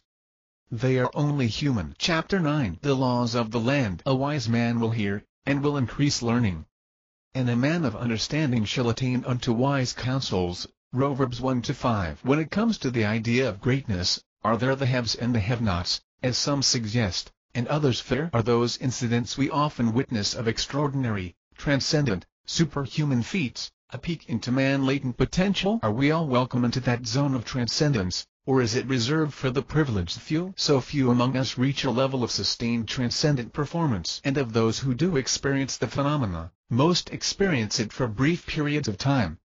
and many never experience it at all in their lifetime. It is reasonable to suspect some kind of inequality in who are selected allowed access into this region. Inequality in the genetic distribution of gifts, talents, and assets, such as height and physical strength, is an undisputed fact of life. This perceived discrimination is the basis of the fear of some, that no matter how hard they would try, they have, through no fault of their own, been excluded from this desirable territory of superhuman performance. I have heard people say, for example, the child prodigy makes me feel dumb. If the idea of latent superhuman potential within us all is true, any demoralizing thoughts could be replaced by a hope of tapping into that potential. This chapter is written to analyze the laws governing the zone, some of which have already touched on, with a view to determining how they apply to all its residents, and if they favor some, and unfairly prohibit others. Law number 1. Beneficium. The term law is often used to refer to universal principles which describe the fundamental nature of something. Universal properties. 44. This first law of the zone governs everything, not only in the zone territory of transcendence, but in every other region of our world. Wherever we go on planet Earth, there runs a distinctive thread of involuntary privilege. No amount of philosophical theory can erase the candid observation that the world itself, including and especially the zone, is an involuntary phenomena. Hence, the zone is essentially an unconscious state. Every single resident acknowledges this fact. Why is this important, you ask? Because every other law springs out of this all-encompassing one. With any attempt to unlock the mysteries of transcendent human performance, we must not deny the reality of involuntary inspiration or escalation of individual potential. A failure to see or a decision to ignore this most glaring aspect of human transcendence is to begin the quest for meaning on the wrong path. On the other hand, to recognize the obvious presence of the involuntary nature of this phenomenon is to approach the phenomenon face to face, on its own terms. A state of unconsciousness is the thread which runs through this book. It is the least common denominator of every experience witnessed and shared involving the zone. This book is also guided by another principle: give credit where it is due. A wise man crediting inspiration, commenting on human ability, once wrote, "How do you have that you didn't receive? If you did receive it, why do you boast as though you didn't receive it?" 45. There is very little in this life for which the individual can take full credit, from to whom we were born, to our immune system that keeps us alive, to our physical and mental attributes and capabilities. There is little for which we can claim personal credit. This fact is unsettling to some, who see it as a blow to autonomy, self-esteem and ambition. If something else is responsible for my successes, where my identity? Or, if the deck is stacked against me, why try? I see things differently. I have come to believe that knowledge of the truth is far more encouraging to self-esteem than to discover that I have been operating under self-delusion. Even worse, to be discovered by others to have taken credit for something I'm not responsible for. How many times have you heard someone in desperation admit this truth while exclaiming, "Didn't ask to be born. Wish I had other parents. If I had her talent, etc." I guess I need to know why me, or why them and not me. A rational inquiry is the cause of discontent on all sides. I even observed a number of very wealthy people experience a strong sense of guilt and responsibility on account of their undeserved fortune, kind of survivor's guilt. If we accept this principle of involuntary access to the privileged region of the zone phenomena, then we must approach this phenomenon on its terms, not ours. As essentially passive participants and spectators, we must take what it gives us, what it teaches, and learn and be enriched. We have already looked at a few effects of ignoring this principle in the last chapter on idols, heroes, and fanatics. Laws number 2 and 3, diversity and specialization. Michael Jordan may have been an exceptional basketball player, but he proved to be a not-so-good baseball player. And I hear about the same at golf. The set of skills needed to be a successful speculator baseball or golf player are not present in Jordan's repertoire of skills. It's a bit of a puzzle to some that exceptional talent is usually restricted to a specific area of performance. As a fact of history, many of the greatest achievers to have made valuable contributions to our world have been failures in comparison to their talents in other areas of their lives and endeavors. Very few have demonstrated exceptional abilities across several disciplines. One notable exception would be Michelangelo, the great painter and inventor, who appeared to have a high level of understanding and ability in many areas. I'm sure there are other exceptions, but the rule is a narrow area of exceptional talent. We are so inclined to expect a single exceptional gift to indicate overall greatness, that a successful athlete or entertainer can instantly become a leader to millions. A political candidate with clout. A business consultant to Fortune 500 companies. And a role model for the children of the world. We expect greatness to envelope everything the person does. They are chosen. Unfortunately, this common inclination contradicts the powerful laws of diversity and specialization. Diversity means being different and unlike other things or persons, and includes the idea of being unique. Closely connected to the principle of diversity is the law of specialization, which means, not only are we different, but we, along with all other organisms, have specialized abilities, talents, and functions. These two interconnected principles characterize and govern the relationship of every cell to the living organism. The fact that each individual brain cell is diverse from all others highlights the law of diversity. The fact that each cell is designed and programmed to be different indicates its diversity is intentional, and therefore, it has a specialized unique function and purpose. These principles apply to each of us, as well as our gifts, talents, and abilities. Because these laws are closely connected, we will consider them together. Embrace your uniqueness. I believe, based on these principles, we should embrace our individual diversity,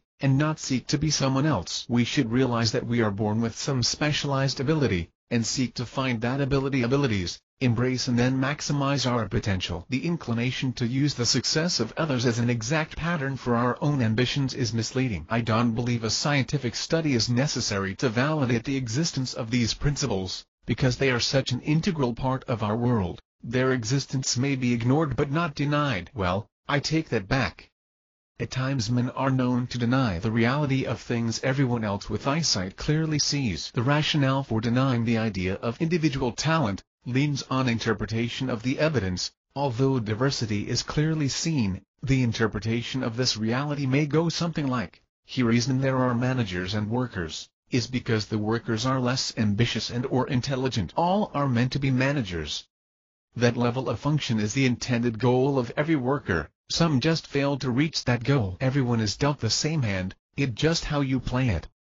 To which I ask, if all were driven to be managers, how much work would get done in an organization? That organization is certain to collapse if it ever gets off the ground. Every cell can be a glorious brain cell, can it? Just as we all have unique fingerprints, we are all unique in our contributions to the world. No matter how much you may attempt to transform yourself into your favorite idol, it can never happen. To fight against this law, in the pursuit of trying to be someone else, is not only futile but irrational. Conceit. Equally irrational is to think arrogantly of your individual abilities, compared to others. Like a football quarterback feeling superior to the rest of the team. Can he compete by himself? If you are so important and everyone else if dispensable, remove the waste management companies from your world, and see how long you last. Your world would very quickly become one in which, not you, but disease reigns king. It is important to stress these two laws, not only to help us pursue the path where our strengths lie, increasing our potential for success, but to prevent us from looking down on others from our higher level of accomplishment, who are on the ladder of achievement, and therefore value. These laws teach that you are certainly different, but not better or more important than others. Not only are the higher-ups unwilling to do the work of the Ollie, but are likely not able to do it with the same proficiency. Have you ever seen the TV show Undercover Boss? Teaches this lesson every episode. Hardly any of the executives from the corporate offices are able to do the work of the employees on the front lines. In fact, on a recent episode, the undercover CEO was fired by his employee because of incompetence. He was a pathetically slow learner, so he had to be fired. So, let these laws teach us to think of ourselves, others, and our heroes rationally. Diversity in twins. Even identical twins, with the same DNA, are unique in many ways, such as personality, temperament, talents, and interests. A 2008 article in Scientific American written by N. Castleman,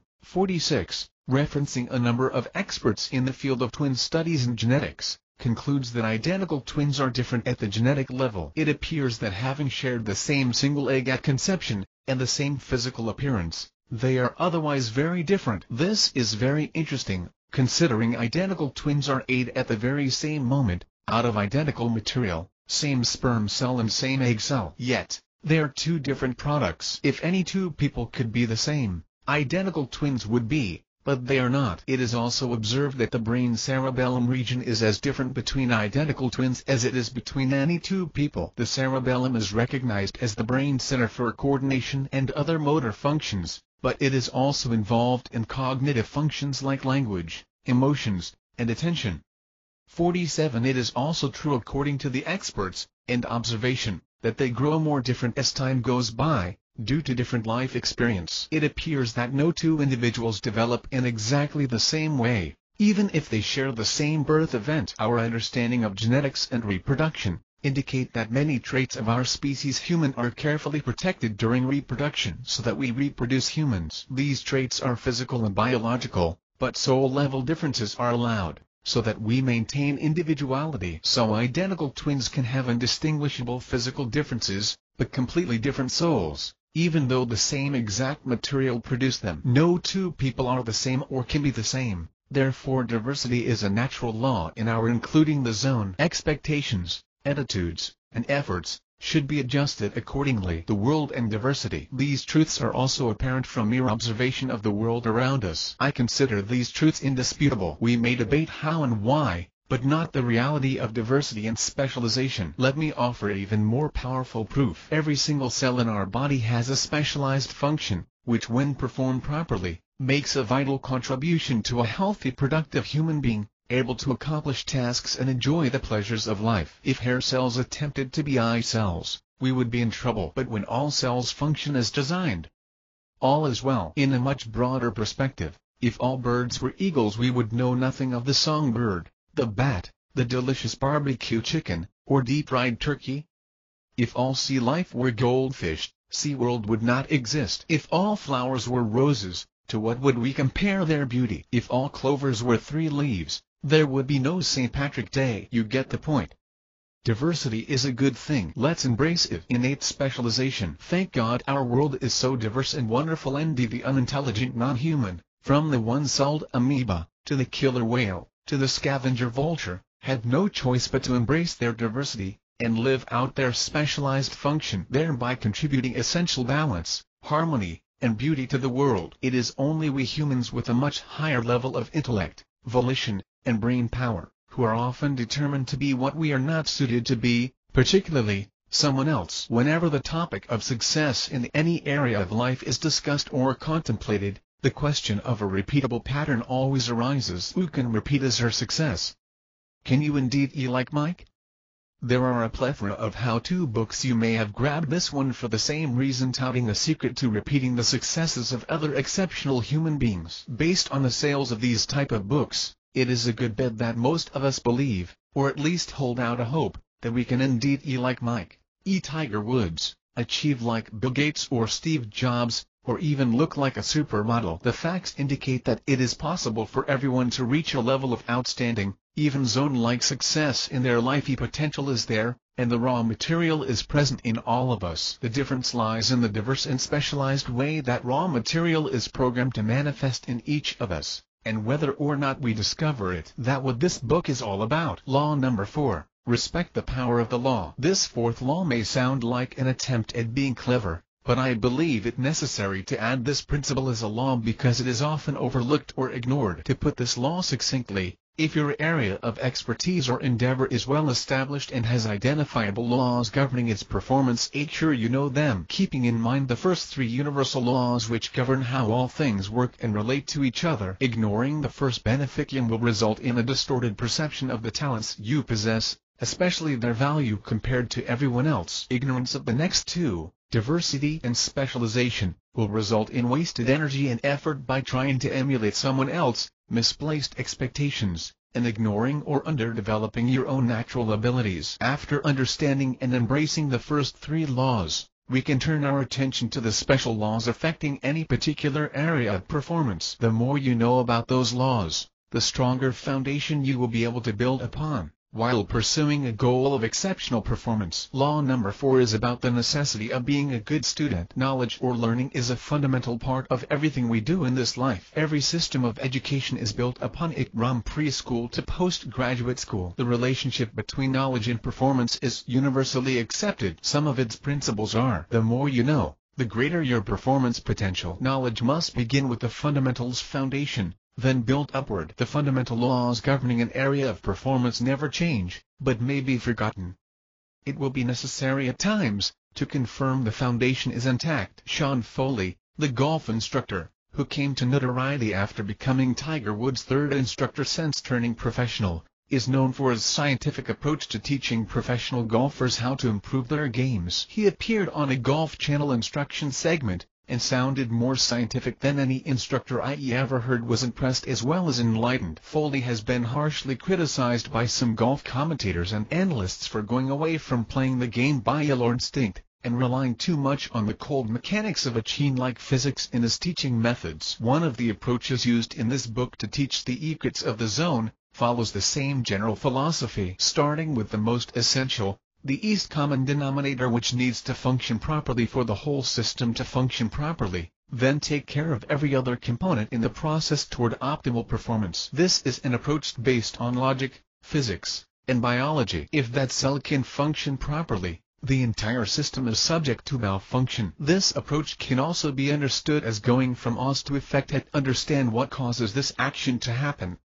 Golf happens to be a game I acquired a passion for, so pardon my returning there for illustrations. However, there are lessons here that apply anywhere. Although many experts and critics, many former professional golfers themselves, believed it would be impossible for Tiger to return to the top of the professional tour, I believed otherwise, based largely upon what we are about to study in the next chapter: genetics, gifts, and talents, all of which are a law by themselves. The other factor causing me to doubt the opinions of some experts was my belief that any time a performer is running into trouble performing their craft, and decides to return to the foundation, and make sure it is solid, they are doing the right thing. This is a foundation of philosophy.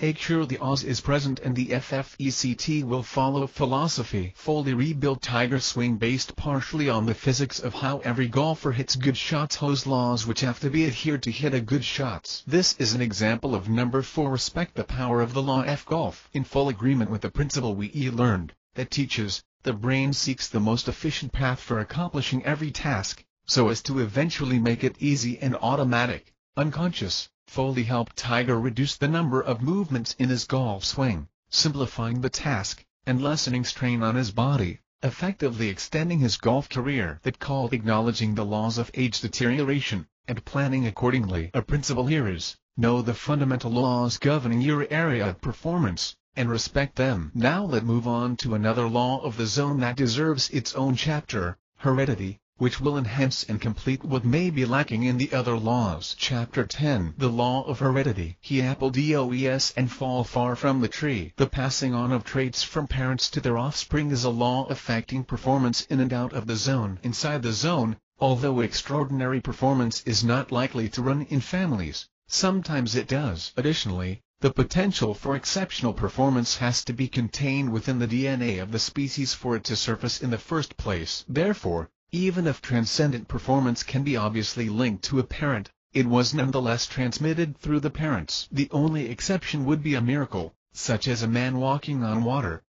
Even then, Jesus attributed that ability to his Father. 48. Outside the zone, inherited traits or characteristics among close family members are much more obvious. The debatable parts are, which characteristics, how much of a trait can be inherited, and how much is learned from environmental influence. This is the long-standing nature versus nurture debate. I will tell you up front, logic tells me all performance potential is inherited through our parents. 49, because in their seed the nature side of the debate, the creative building, manufacturing process takes place, as we are conceived, and grow to adulthood and full potential. Experience nurture does and read anything, it just uncovers or draws out the potential that resides within us. In that sense, everything we accomplish had its seed in heredity, which was passed on to us from our parents. In this chapter we'll try to understand this law, the role it plays in our lives, and how this powerful law influences our individual abilities, talents, gifts, even temperaments, and therefore,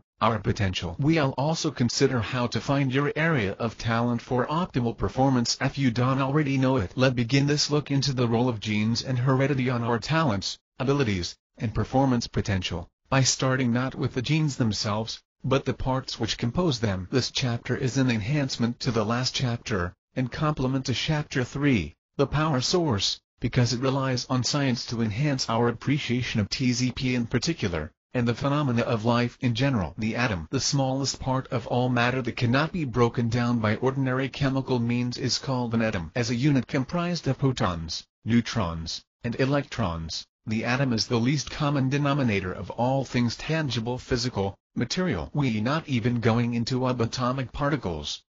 It beyond our purpose. Their size, atoms have to be magnified 45 million times their normal size to be seen under a microscope. Even at that size the individual parts are still not recognizable. They appear as one solid object. A drop of water has more than a million, billion atoms. Their power, the part I find most fascinating is, in the core of our body, the smallest particles are active, moving entities endued with energy and power. Electrons zoom in orbit around the nucleus. This tells me that a certain amount of power and potential lie at the core of who we are. This makes it less incredible a thing to observe a product composed of such power and energy exhibiting phenomenal performance. Phenomena is what we are made of. In mankind, atoms come together and contribute to the greatest performance potential known on Earth. When we examine the individual parts which make up any form of life on Earth, and compare them with what we are able to produce with our superior intellect, we should be astonished at the incredible precision and productivity of these miniaturized wonders. The DNA molecule. Two or more atoms chemically connected or bonded together form a molecule. DNA is a large molecule made up of many smaller molecules. One type of molecule that makes up the DNA molecule is called a base. Bases, the 3 billion bases, the building blocks of the DNA strand,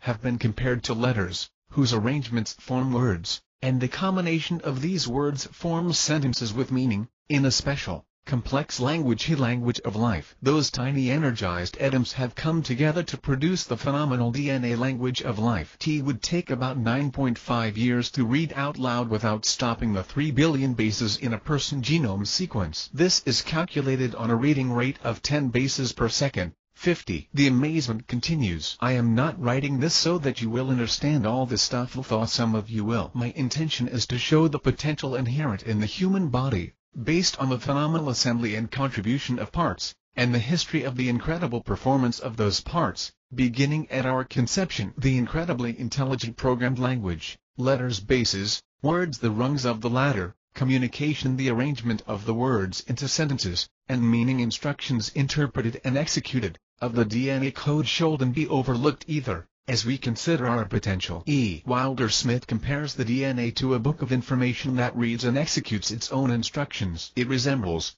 that is, a hypothetical architect plan of a house, which plan not only contains the information on how to build the house, but which can, when thrown into the garden, build entirely of its own initiative the house all on its own without the need for contractors or any other outside building agents. Thus, it is fair to say that the technology exhibited by the genetic code is orders of magnitude higher than any technology man has, until now, developed.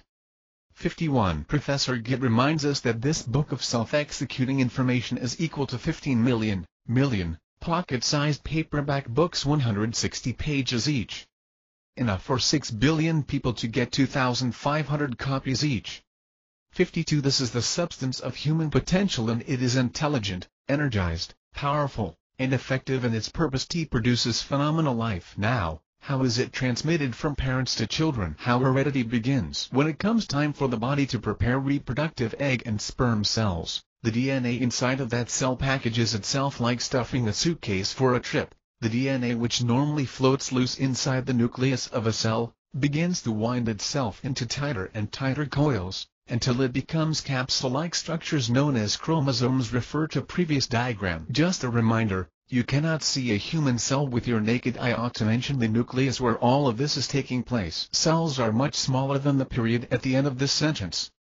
The nucleus occupies only 10% of that space. Each human reproductive cell, heat transporters of hereditary information, contains 23 of these compact DNA capsules, which together comprise nearly all of the information, those 3 billion bases required to manufacture a human being. I say nearly, because the rest of the necessary information and material come from other parts of the cell, which are copied and transported also. 53. together with a matching package from the other parent. When the egg and sperm cells with their DNA payloads combine, the miracle of reproductive life and heredity commence. To appreciate just how powerful a law heredity is, and to refresh or improve our knowledge, let's examine more of the players in this drama. Genes. Genes are particular sections along the DNA molecule. They are the words and sentences produced by the letters bases. Our genes contain construction plans. Here, in code, we find instructions about how our eyes, ears or heart and all the physiological details of our bodies are formed,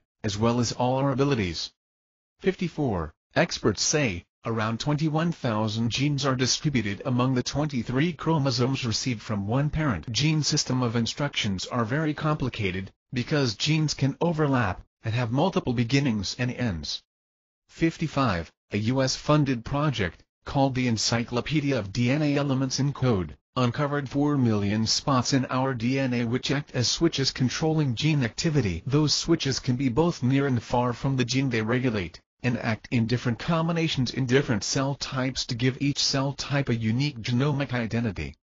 56. That is, the exact same switch serves a different function, with a different set of partners in an eye cell than it does in a brain cell. I find this on the amazing side. Don't think anyone understands this completely. How one does, but we learning every day. Until the 2012 ENCODE project, scientists didn't know that genes overlap each other, or that several or perhaps many witches work together on a single gene, from different locations along the DNA molecule. This adds serious complexity to heredity which we are still learning about. I want us to realize that the automatic functions of our body are extremely sophisticated, and flawlessly executed. So much so we take it for granted. We are very likely to discover in the future that some information is accessed from all genes at the same time, for a single purpose. In the same way all of our senses work together. We seen that in the zone phenomena.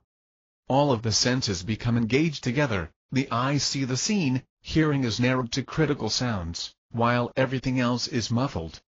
Sense of touch becomes fine-tuned as the body responds with precision to what the mind needs to accomplish. As a matter of fact, we know if adrenaline comes into play it has an effect on the entire body. This can only occur if all of the individual cells respond in harmony. The synchronicity and collaboration of DNA information accessed and executed within the cells has to resemble a 1 trillion-member orchestra, as all cells respond to one need, and work in concert to accomplish it. If this is the case, scientists would have to examine a very large number of genes in a very large number of cells at the same time to map the sequence of genes involved in a single function. Heredity and diversity. All genetic blueprint information are inherited in pairs, half from the father and half from the mother. Additionally, characteristics from one parent include a mixture of genetic information from their father and mother. For example, if the genes defining your eye color came from your mother, they likely are a combination of traits from both her parents, thereby ensuring genetic diversity. Each of us is a unique human being comprised of characteristics from all of our ancestors. Diversity is also certain because many genes are very susceptible to crossover when the complementary chromosomes of mom and dad pair up. Pitch is done differently every time, and D is most likely controlled by those witches we talked about. Why recombination? I mean crossing over,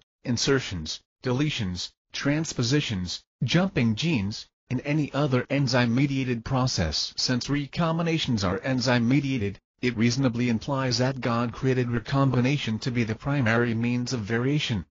57. Mr. Williams attributes recombination the cause of individual differences to odd design, because it is caused by enzymes aiding the process, which indicate an intelligent, cooperative not random process. This recombination is a type of unique information transfer between identical genes from each parent, resulting in different characteristics in each of their children. The enzymes which mediate this process receive their instructions from genes. The genes are conductors in the concert played by the enzymes. Because some recombination happens each time chromosomes combine, you are therefore more or less a product of the blueprints used to construct all of your ancestors, including your two parents. Your performance potential as a human being comes out of this inheritance. I don't know how you are receiving this information, but I don't get the picture of a blank slate upon which our environment writes and produces whatever it unintentionally pleases. But I'm getting ahead of myself. Picture genes as thousands of volumes of a single encyclopedia set. Each volume contains blueprints and instructions for building, repairing, maintaining and duplicating a part of that human being. Each volume would also be intricately linked with all other volumes so as to execute one central purpose, maximum potential for the person in which it resides. The case for hereditary talents. There are many scientists, philosophers, and theorists who don't believe in the idea of talents or gifts. I believe most of them disbelieve because the idea seems unfair or it implies a type of discrimination among men reading haves and have-nots. Instead, they believe all men begin with the same blank slate, then up to the individual what he writes on that slate. No one has a genetic talent advantage in any area of life. All success and failure can be traced to environmental factors such as socioeconomic influences, luck, education, training, etc. Instead of the haves and have-nots, it the oh and do-nots. The do are to be identified and celebrated for their high achievements, whereas the do not are to be pitied as underachievers. The amount of status and wealth usually distinguish the two. As additional validation for the belief in innate talents and abilities, we only need to talk with the parents, teachers, trainers, recruiters, and coaches of the world, who are forced to recognize differences in ability among people. As a result, they structure education around those differences. One logical reason for any distinctions and special attention in our educational system is so that those with advanced development in certain areas might not have their development hindered by an inadequate level of teaching and training, and the less skilled may be more slowly developed. Additionally, to identify particular skills among all students, and train them accordingly. Sports teams rely on scout ability to recognize talent, as a means to assembling a winning team. Sports trainers and talent scouts will tell you that odd-given talent is a premium when it comes to the ability to compete and excel. The power of heredity. Many basic facts about heredity can be known by mere observation, without the assistance for scientific experiment and analysis. For example, we human beings are more alike than we are different, whether we are from Europe, Africa, Asia, etc. All human beings differ in genetic makeup by only 0.01%. Or putting it positively, all human beings are genetically 99.99% identical. So then, what are we fighting for? Surely we can find an enemy that is not so much like ourselves. I digress. Therefore LMOST, all human genetic variation is relatively insignificant biologically. 58. This tells us that heredity is a mighty powerful law with powerful controls. Humans have reproduced humans with many common characteristics, but few variations, and that, in superficial mostly visible characteristics. The system of reproduction and heredity has continued across the world with exacting accuracy, for as long as we can empirically account. In other words, the smallest parts of us which are not seen are mostly identical. The features that are seen are somewhat different. What we are made of on the inside is the very same stuff, few variations, and the superficial coverings are unique. Remember the old wise saying, "Ye all bleed red." We all that an understatement except for 0.01% we are identical. The apple in the tree. We also see strong heredity of those superficial traits within a particular family. You're likely to resemble your close family members. We also see intangible personality temperament traits shared among family members. We also see psychological traits shared within the entire human species, apparently controlled by shared hormones. On the last point, observe the reaction of young teenage girls, from every single continent, to the teenaged male singing heartthrob. As a man, it has always amazed me that no matter the language, young girls will go into emotional hysteria over someone like Justin Bieber, or the current popular boy band. If you didn't know better, you would think you were watching footage from here in America. Similarly, I doubt there is a remote tribe in the world which does and join the rest of the world in some kind of fanatical, competitive, male athletic competition. Madison Avenue advertising industry understands the power of heredity, and relies on its laws to earn billions for their advertisers, through a single message targeted to tens of millions who share something in common: basic human nature, inherited from our ancestors. They bank on it much success, the conviction that a very large percentage of us will respond in the exact same way, purchase the advertised product or the reasons suggested in the advertisements. If the total paternal contribution to heredity is contained in a sperm cell, and the maternal in an egg, then this would have to not just involve the total anatomy and physiology of a human being, but also our numerous predispositions and gifts. Get. Up to this point I have said a lot about the involuntary aspect of the zone phenomenon. Essentially, Most of what we experience is outside of our control. Professor Gitt in the quote above came to a similar conclusion after intensive study of human biology, the cell, mathematical probability, and DNA. He reasoned, we inherit more than just our physical traits, but also our inclinations and gifts. This would explain the similarities between personalities, interests, and many other intangible traits of peoples all over the world. We are more alike than we are different, and heredity is responsible. The source of the Iyad has a lot to do with the fruit produced. As we have noted, this is more pronounced within close family members. Heredity and close family. A remarkable example of very strong hereditary traits, perfectly suited for the task at hand. In this case, war is recorded around 1020 BC in the history of the Hebrew people. Of the 12 tribes of Israel, one tribe is described as follows. Among all this people there were 700 chosen men left-handed. Everyone could sling stones at an hair breadth, and not miss. Indeed, they were among the mighty men, helpers of the war. And the children of Benjamin were numbered at that time out of the cities 26,000 men that drew sword, beside the inhabitants of Gibeah, which were numbered 700 chosen men. Among all this people there were 700 chosen men left-handed. Everyone could sling stones at an hair breadth, and not miss. And of Benjamin, Eliada a mighty man of valor, and with him armed men with bow and shield 200,000. And out of Benjamin, that bare shields and drew bows, 280,000, all these were mighty men of valor. These men exhibited very strong hereditary traits, demonstrated as specialized talent, skill, or ability. There is no record of their general physical characteristics such as height or physique. This historical account is a remarkable and unusual record and not unbelievable. These warriors were the offspring of a man named Benjamin, one of Jacob whose name was changed to Israel. Descendants. Among his 11 siblings, an extremely large number, hundreds of thousands of Benjamin offspring, possessed very strong physical traits. They were left-handed, ambidextrous warriors, expert fighters with bow and arrow, slinging stones, wielding sword and shield. The most remarkable traits they all shared were hair-splitting accuracy with their weapons from a long distance, and the ability to use each hand with equal precision. Their inherited talents had to extend past shared physical characteristics into their senses of sight, including depth perception and touch, the type of sensitivity in the fingertips required for precision tool handling. The very strong genetically acquired abilities were passed on through generations, including a very large number of siblings and cousins. According to the history 59, that tribe demonstrates just how strong hereditary talents can be within a family. I am sure training plays a role in the development of a talent, but perfecting the skill through training is possible if your efforts are empowered by inherent talent. The incredible ability of the Benjamites is very unusual. Yet IWOULDN say it is unbelievable. We have the contemporary story of the Flying Allende family of daredevil acrobats. Since 1904, the descendants of Carl Allende continue to amaze the world with their no-net high-wire daredevil feats. Like the ancient Benjamites, the Allende owe doubt and fit from inheriting their patriarch's specialized genetic talents. Your area of talent. I am amazed at how many people consider themselves to have talent to mention. This opinion is mostly due to what we define as talent. In 1983, Howard Earl Gardner, a professor and developmental psychologist at Harvard University, published The Theory of Multiple Intelligences.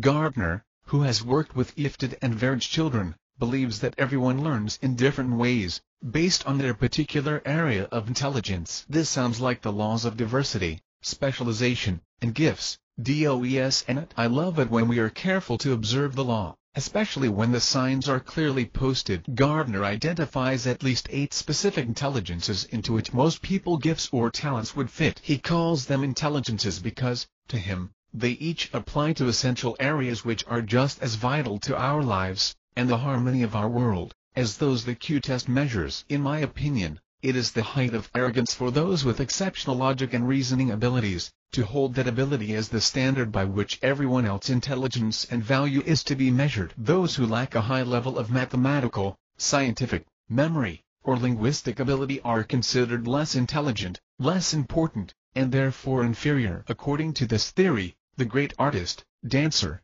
parent, chef, and humanitarian, for example, have underachieved by failing to reach a higher level of intelligence supported by IQ scores. It is an absolute fact that the world requires or yet demands skilled people in a broad range of critical areas, so as to function in a balanced and comprehensively productive way. If everyone chose science or law, the human race would have died off a very long time ago due to disease and malnutrition. Heaven knows we desperately need help these days, and are spending billions on treatments. Where would the celebrity diet guru of today rank on the standard IQ test? I have to agree with Gardner theory, and can completely understand how he was led to this conclusion after working with both normal and gifted children with extraordinary and specialized abilities. My friend, I truly believe his assessment is the result of absolute knowledge acquired through simple observation of the facts of life. What are the intelligences? Gardner offers these areas of intelligence as a guide to identifying a person's basic area of talent. I believe this is a good starting reference for anyone looking to pinpoint their strengths or that of a child they want to point in the right direction. Logical mathematical. This intelligence involves logic, abstract thinking, reasoning, and numbers aren't necessarily mathematical ability, but reasoning ability, recognizing abstract patterns, scientific thinking, investigative, and the ability to perform complex calculations. This is the intelligence Jason Paget CHP3 instantly received a full measure of after being mugged and beaten. As IE suggested, I believe this intelligence is an essential ingredient in all extraordinary talent. It makes that gift very powerful. T pure oida CHP4 spatial. This area deals with spatial judgment, and the ability to visualize with the mind eye. I would link this ability to a strong sense of sight literally and or figuratively, normally seen in artistic types. That is a strong sense of observation, and the relationship of one thing to another in space. Linguistic. This area has to do with words, spoken or written. People with high verbal, linguistic intelligence will have the proverbial gift of gab and a knack for all forms of communication. Be careful with this one, which is often received as an indication of superior intelligence and suitability for leadership. Great orator DOES and automatically equal great leader. Nonetheless, we all appreciate this talent on paper or spoken. Bodily kinesthetic.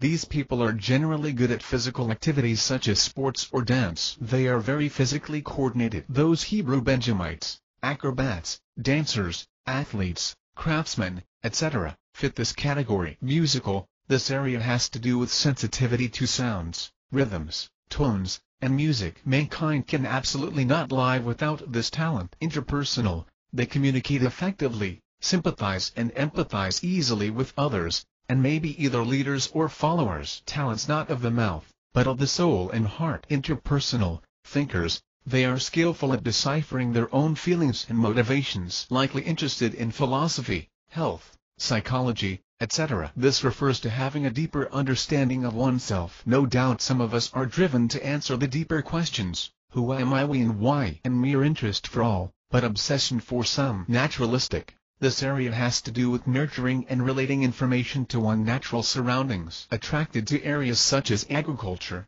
geology, astronomy, gardening, mining, etc. No doubt drawn to these areas through our world's need for specialized knowledge in these areas. I personally believe most of us have some combination of these abilities with at least one dominant. I suppose the possible combinations of intelligences are as infinite as the number of unique people there are on planet Earth. Gardner theory is an excellent and helpful guide but likely not complete. I believe it has been added to since its first appearance. Search him on the web for more detailed information. The logic of the intelligences. Some critics of Gardner theory object on the basis of intelligence being exclusively a mental function, including knowledge, reasoning, understanding, memory and learning. Functions which don't directly relate to processing and using information cannot therefore be correctly classified as intelligent. They argue. I believe it is reasonable to classify all human beings as higher form of intelligence compared to lower forms of intelligent life on Earth. Our simplest functions are intelligent, even if they appear thoughtless and easy. If the wonderful web-spinning spider exhibits a certain level of intelligence, certainly the skilled carpenter deserves to be recognized as highly intelligent. Whether or not the individual is able to skillfully articulate the intricacies of their area of talent, DOES and mean that intelligence, knowledge and understanding are not required in the performing of that task. Ask the mathematician or scientist to put a new electrical outlet in his home, or handle the plumbing problems himself, then tell me a high level of intelligence is not required to be proficient at those tasks. How about providing for your own entertainment, music, dance, comedy, Sports get the point. God forbid our hospitals lack staff with a high level of compassion and empathy. There are no doubt some people who have an innate understanding of human suffering, and are therefore drawn to healthcare for the purpose of relieving their neighbor's misery from a heart that truly understands and cares. I will certainly acknowledge that kind of skill is highly intelligent, even if I lack the capacity to be moved by the misery of others in the same way. I can tell you one thing for sure. If we find ourselves at the mercy of a caretaker due to illness, we will all value what Gardner calls interpersonal intelligence.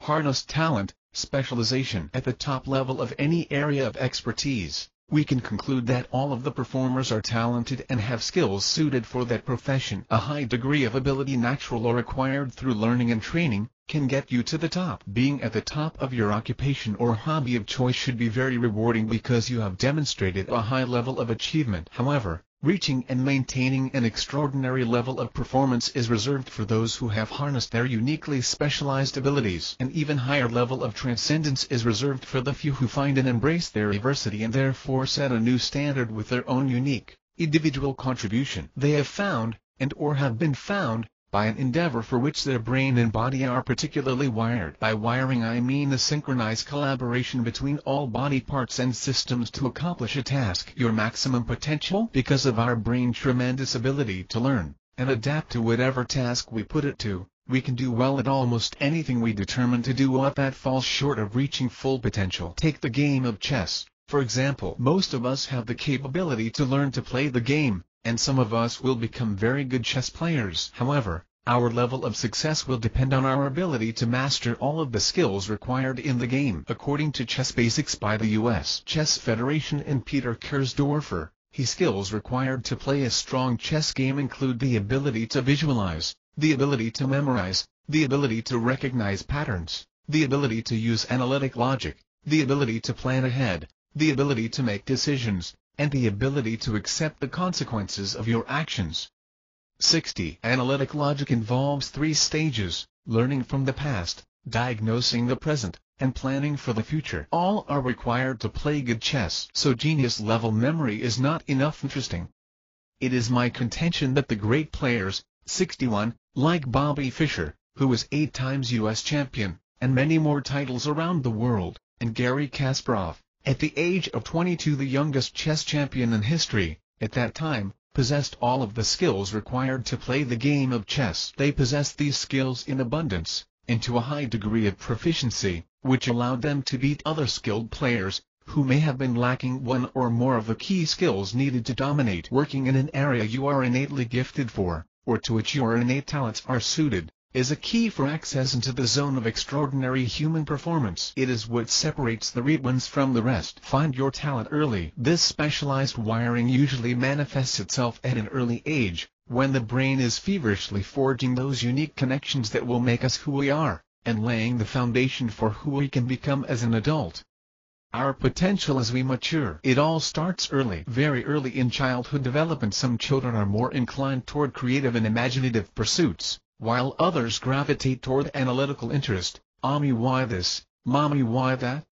These children instinctively want to know how things fit together, and what they mean in relation to other things. Some children have a strong social connection, and are able to sympathize and empathize with the feelings and suffering of others. They may even express a strong sense of family, friendship and community, while others are loners. Other children have a strong desire for adventure that manifests in exploration, in and out of the textbooks. Some children have a love for sports that begin very early in their development. Others are recognized and accepted by their peers as natural leaders. Some show an interest and ability in art or music. As parents, teachers, and coaches, we make a mistake if we ignore the natural tendencies, interests, and talents of the children we influence, and attempt to force them toward careers and occupations for which they are not suited, have little interested, and therefore, are less likely to excel at. Since this book is about outstanding performance, I am not talking about doing well. Instead, I'm talking about maximum potential as a result of specialization. This early in life timetable is confirmed by the fact that the human brain has reached approximately 93% of its full development by the time we reach first grade,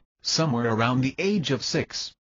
62. This means most of those brain networks are in place. All that is left are the networks forged by experience or maturity. Each child brain begins developing within a couple of weeks of conception. Neurologists estimate that between 50,000 and 100,000 new brain cells are generated each second between the 5th and 20th weeks of birth. No wonder that newborns sleep so much.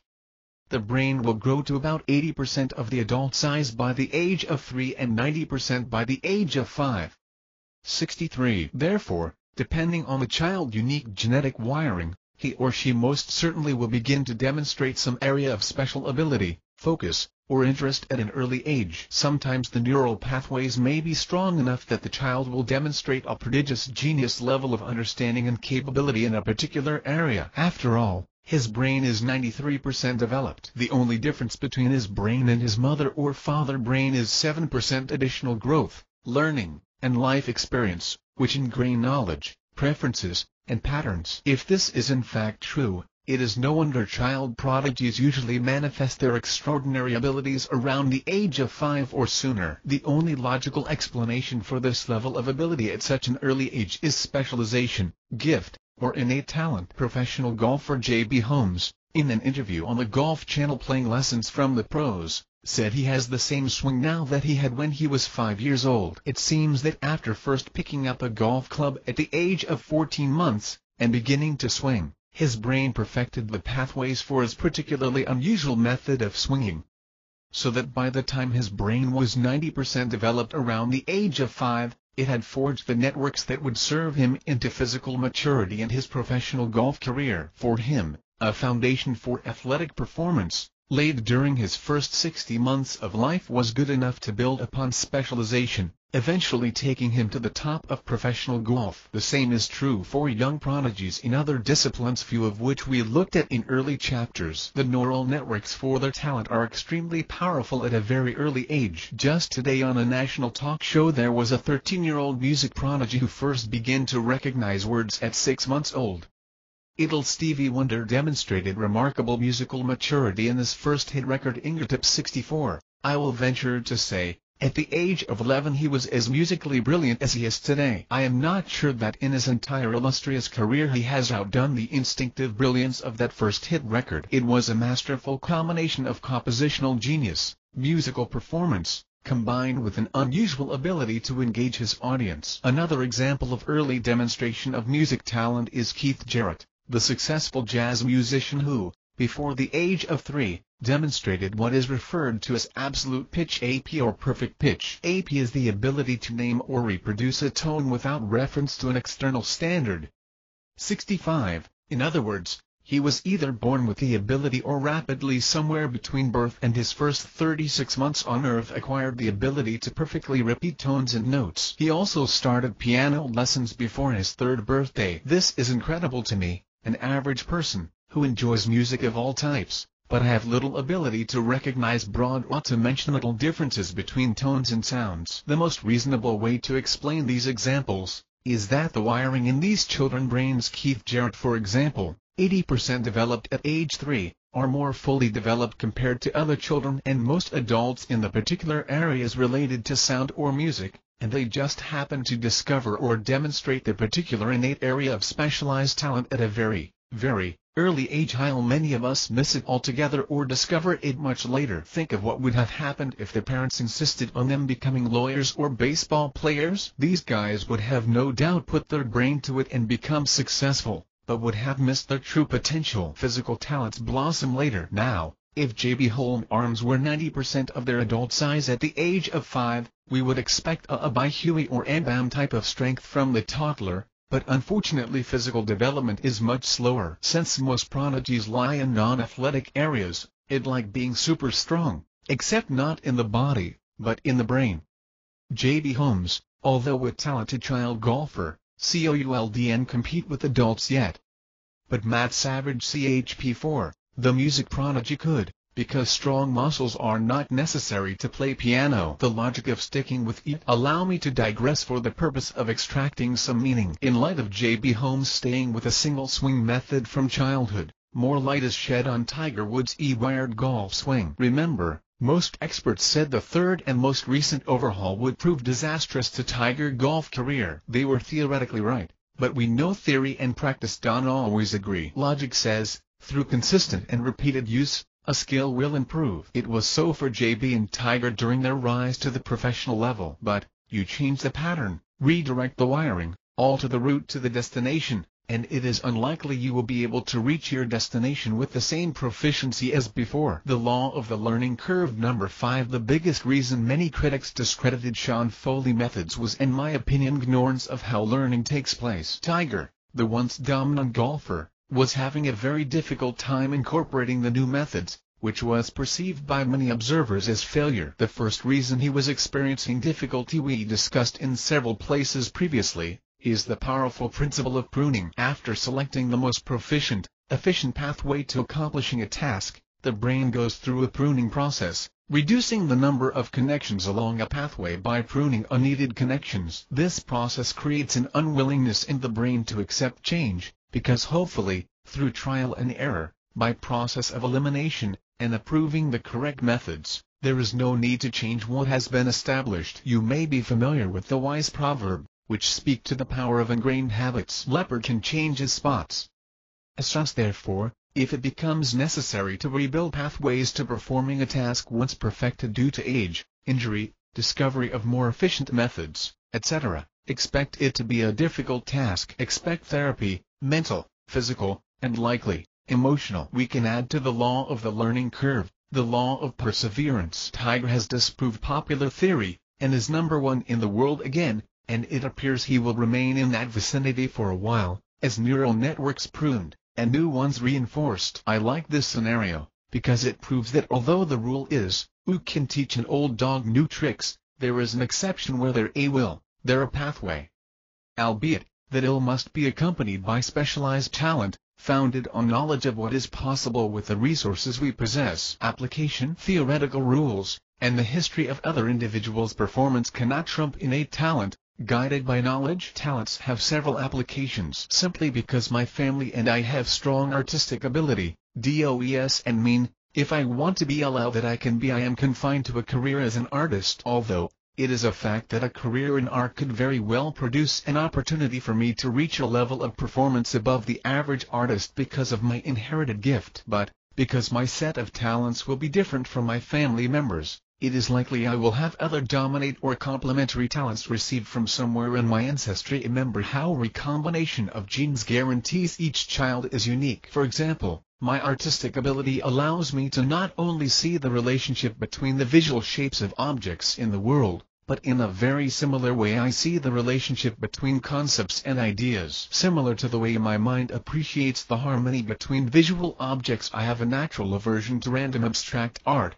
I very often recognize disharmony between intellectual ideas and concepts in which I am interested. I am a strong visual learner, so I instinctively convert everything I learning into shapes and connecting lines. It is very much like assembling puzzle pieces together, looking for shapes that fit together, and recognizing those which don't.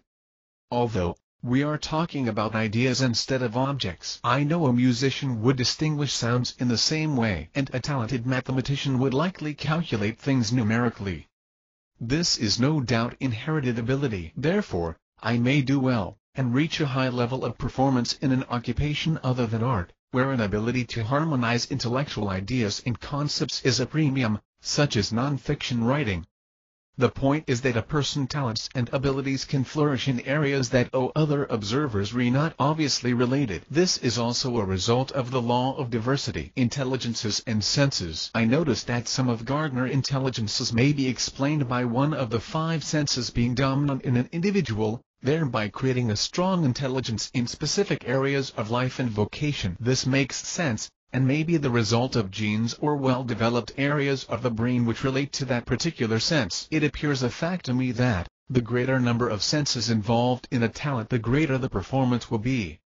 It is unlikely that every human being has the same level of development and degree of sensitivity to the 5 senses. Some are bound to have better vision, leading not just to sharper and precise eyesight, but more sensitivity to colors, shapes, light, etc. It is a fact that a significant portion of the population are colorblind, and have weaker vision. Many of us are physically uncoordinated, while others can perform acrobatics with ease. Some hear notes, others are tone deaf. Great chefs have powerful senses of smell and taste. If there is in fact a connection between Gardner theory and our five senses 6, if we add the art to cover interpersonal intelligence, it would be easier to pinpoint a person's dominant intelligence or area of talent. One dominant trait, many manifestations. On the idea of talent manifesting in a seemingly unrelated area, I noticed this fact as I studied savants with different extraordinary gifts, which on the surface seemed unrelated: RT, math, dates and calendars, music, and memory. The experts note that all savants have an incredible memory in common, i.e. noticed the same with child prodigies and geniuses. This is a characteristic of the phenomena, and is an essential ingredient in producing their incredible gifts. Memory can be a talent? I digress. It appears to me that they also all share a mastery and understanding of basic mathematical concepts. Possibly the same area of the brain is affected, but the manifestation is different based on other complementary factors, talents, or how this pivotal area relates to other areas of the brain. The power of observation. Each of the gifts savants exhibit is intricately tied to the ability to observe and calculate relationships between things. Artistic ability calculates the geometrical and spatial relationship between objects. Combine this ability with a flawless memory, and a brain wired to output this perception down the spinal cord and through the hands, and you have an artistic savant. Math plus visual observation plus memory plus touch equal artistic savant. The power of hearing. The music savant, instead of an extraordinary power of sight, has a transcendent power of hearing in a flawless, harmonious, and rhythmic way that is sounds and notes, and their mathematical relationship to each other. You combine this ability with a flawless memory, and a brain wired to output this perception down the spinal cord, and out through the hands, and you have a music savant, with the ability to reproduce Mozart on piano after a single hearing, with no training. Math plus hearing plus memory plus touch equal music savant. The math savant appears to have all of his brain power concentrated on mathematics, without the added tie-in to the senses of sight, taste, touch or sound, although some see numbers as colors and shapes indicating some relationship with sight. They exhibit the raw brain power of effortless numerical knowledge without calculation. Hey, just know the answer to the equation without thinking, or with little effort. This comparison illustrates that one dominant trait, in this case mathematical ability, can express itself in a number of different ways when tied in with one of the five senses. The same is most likely true of your inherent talent or ability. It may be expressed differently from your family members based on which of your senses are the strongest. My brother uses his share of the family's artistic genes to play guitar. He got an ear music. Like me, he has enjoyed his talent since we were kids. I have a nephew who exhibited an uncanny love for sports at a very early age. Somewhere around the age of 8 he would argue basketball or football like he was a seasoned adult. My sister married a man under 6 feet tall, so with my family inheriting similar stature, my nephew has slim chance of making it as a professional basketball player. But it is very possible that his love for sports may translate into some other area of the sports world. His understanding of the dynamics of the games is well suited for a career as a coach or commentator, for example. Possibly even some other occupation requiring strategic analytic ability. Talent understanding. Checkmate. I believe Tiger innate talent involves more than the physical ability to swing a golf club along a repeated path. It must like chess and volve an understanding of many systems connected to the game of golf. The physical, mental, and related systems he sees and understands to a greater degree than most athletes and experts in his sport. His broad understanding of golf reminds me of the natural ability and insight of chess greats like Magnus Carlsen, the youngest chess grand champion, who sees 12 or 20 moves ahead. Magnus is not only able to see his next 15 moves, but his opponent's options and possible responses for each of the next 15 moves. Additionally, the scope of his vision, all that his mind sees at a given moment, includes his training, past experience, knowledge of his opponent's tendencies, historical information from great matches, information in front of him, raw intuition, and things that are possible, not to mention what he knows of his opponent. This kind of extraordinary perception, memory, and calculating power illustrate my original theory regarding one common aspect of TZP: rapid processing of new and stored information.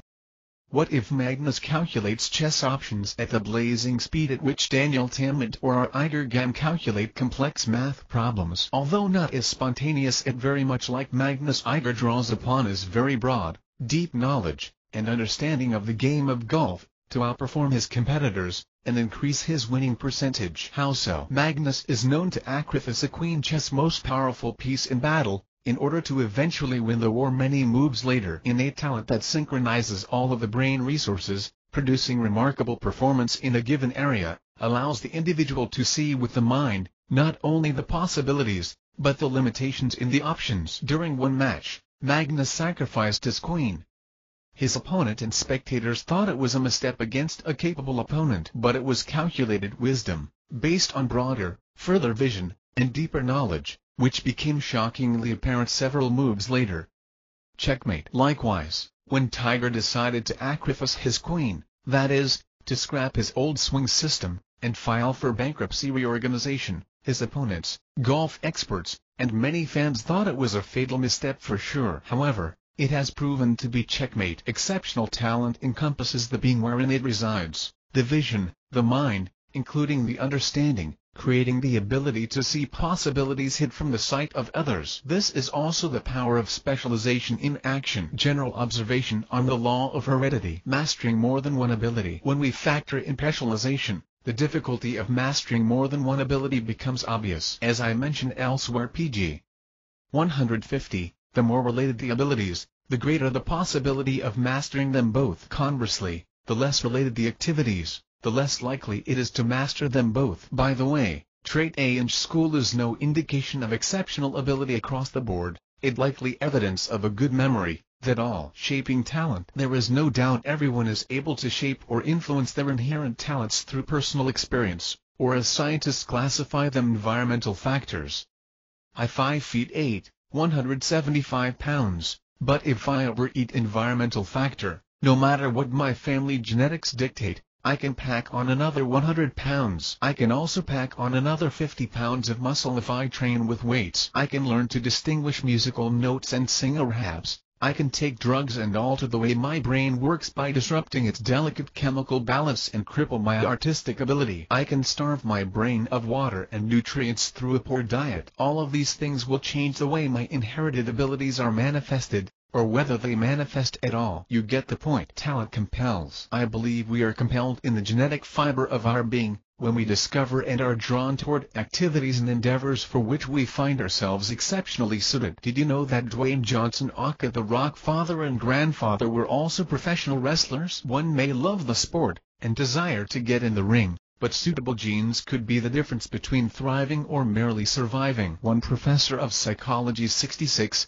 a leading authority on genetics, tells a story of a minor amateur ornithologist who discovered that he was adopted around the age of 11. He found that he had inherited his lifelong interests as well as talents from his biological parents, and had very little, in the way of abilities and interests, in common with his adoptive parents. The power of innate genetic abilities had an overwhelming influence over him compared to his adoptive family upbringing and their shared interests. Heredity in this case was much more powerful than environment or experience. This truth is played out all the time when family members separated at an early age are reunited many years later. In 2012, Olympic medal-winning gymnast Dominique Moceanu found out for the first time she had a younger sister, Jennifer, who was also an accomplished gymnast as well as one of her biggest fans. Obviously, there was a strong tendency toward athletic artistry in their genes, compelling them toward kinesthetic artistry and gymnastics. Quite a remarkable story. January 9, 2013, the Jeter sisters, separated as infants, met for the first time after 17 years, at a local track meet. The sisters not only looked alike but shared double-jointed thumbs, a fondness for track, and they talk alike, so much so that friends can tell them apart on the phone. 67. These traits were obviously not learned but ingrained on their inherited genes. Concentration, focus, obsession. Talent can be so powerful a force that it pushes or draws the child into that area of performance. The documentary Perfect Pitch shares the testimony of a couple of musically talented individuals who are obsessed with identifying every sound and noise they hear. In my opinion, this is an extremely important observation on the manifestation of talent. When obsession is present, it is a key indicator of innate talent. However, The possible areas of talent have to be broad enough to recognize subtle signs from such talents such as Gardner and TRA and interpersonal intelligence. Bobby Fischer, arguably the greatest American chess player in history, when asked what it takes to be a great chess player, said, "It seems to me, in chess, you have to have the talent, but the guys who reach the top are the ones who keep at it, have the character. They don't get distracted by other things in life until they got the title or whatever they wanted out of chess. And you have any other life and be a great chess player." Fischer, at the moment, no. First things first, right, get the title. At the time Mr. Fischer made that statement, he had not yet reached #1 in the world.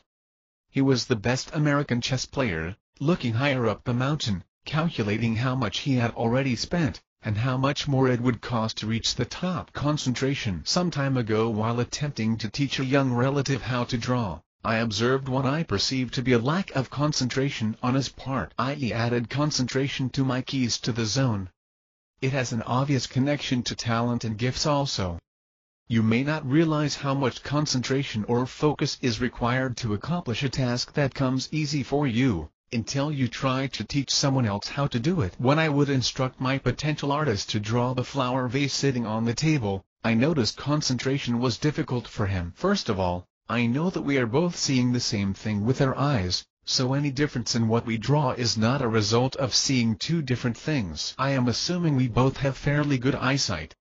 Invariably, my non-artistic students would draw a distorted object, so my next step was to make sure they have the ability to draw simple but different lines and shapes. So, I would instruct them to draw after my example: a straight horizontal line, a straight vertical line, a bottom left to upper right diagonal line, a half circle, a full circle, a square, a rectangle, and a triangle. With little to no trouble, they were all able to accomplish this task, and differentiate the lines and shapes. The problem arose, I noticed, when they have to put all of these shapes together to draw an object. The gifted artist sees the interactions and relationships between lines and shapes, which form visual objects. Guess what? The non-artist sees these shapes and lines also, but lacks the ability to draw what he sees. Instead of the half-circle shape within the vase, they may draw a half-oval shape. Instead of the irregular shape of an apple, they will draw a circle. The non-artist feels it tedious to follow every different change of line, direction and shape,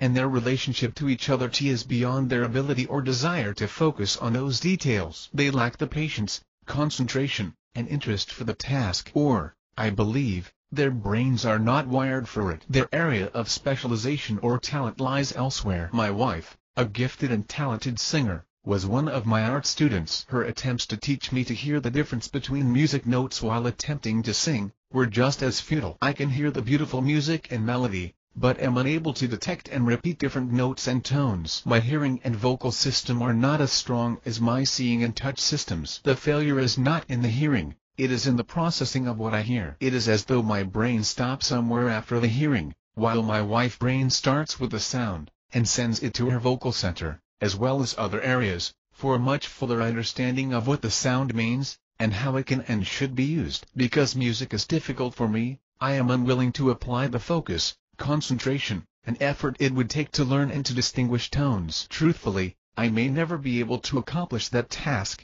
to the level that people would enjoy my singing. A person with music talent would cringe at my efforts. My brain is wired visually and artistically drawing, and my wife's brain is wired for hearing and vocalizing. Did you notice we both have at least two senses working powerfully together? Therefore, our respective areas of talent are easy for us, and require very little effort. It is as though when she hears music, her ears automatically tune in and understand the language, and her vocal cords are ready and able to respond as well. While for me, when I see things, I automatically see the relationship between the objects, shapes and lines. Another interesting observation is, what harmony is to music, leasing and harmonious lines and shapes are to my artistic eye. Talent in the 10,000-hour theory. Why did Larry Bird spend so much time practicing after he became a great basketball player? Didn't he need that practice and concentration to maintain his exceptional performance? Let's move on to answer these questions. This controversial theory states that the great performers got that way,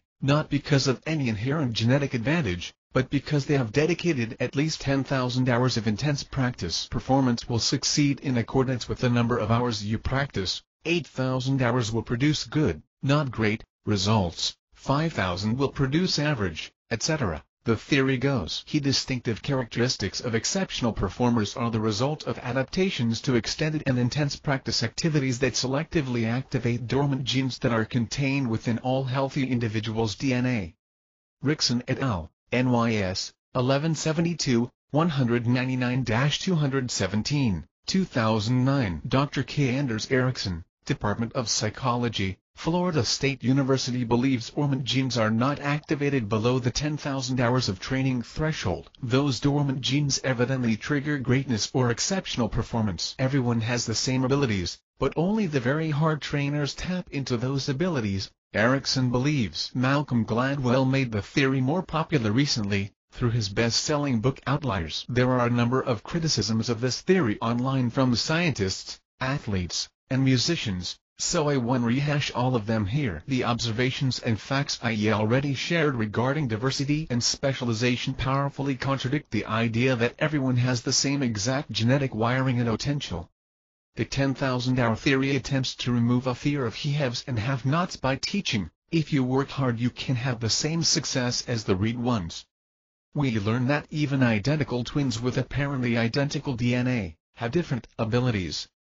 So even in this extreme case, no two people produce the same performance. You can take all of the time you want to train and practice 20,000 hours, and you will never be the natural entertainer that Michael Jackson was. He was the epitome of raw music entertainment talent. Under the same training, life experiences, guidance, resources, and opportunities, his own brothers never came close to equaling the gifts he exhibited. The Jackson family. Other talented families could be cited, for example Osmond, Bee Gees, etc. are a testament to the fact that heredity and hard work can make you successful. Each human being, the epitome of intelligent life on Earth, is capable of doing nearly anything we put our minds to, and be good at it. But this does not rise to the level of transcendence we see in the zone phenomena of extraordinary performance, or in the exploits of those at the top of their profession or craft. So, you want to spend 10,000 hours of practice and training, because you want to be the next Mozart? Without prodigious innate talent, your efforts, while they will bear some fruit,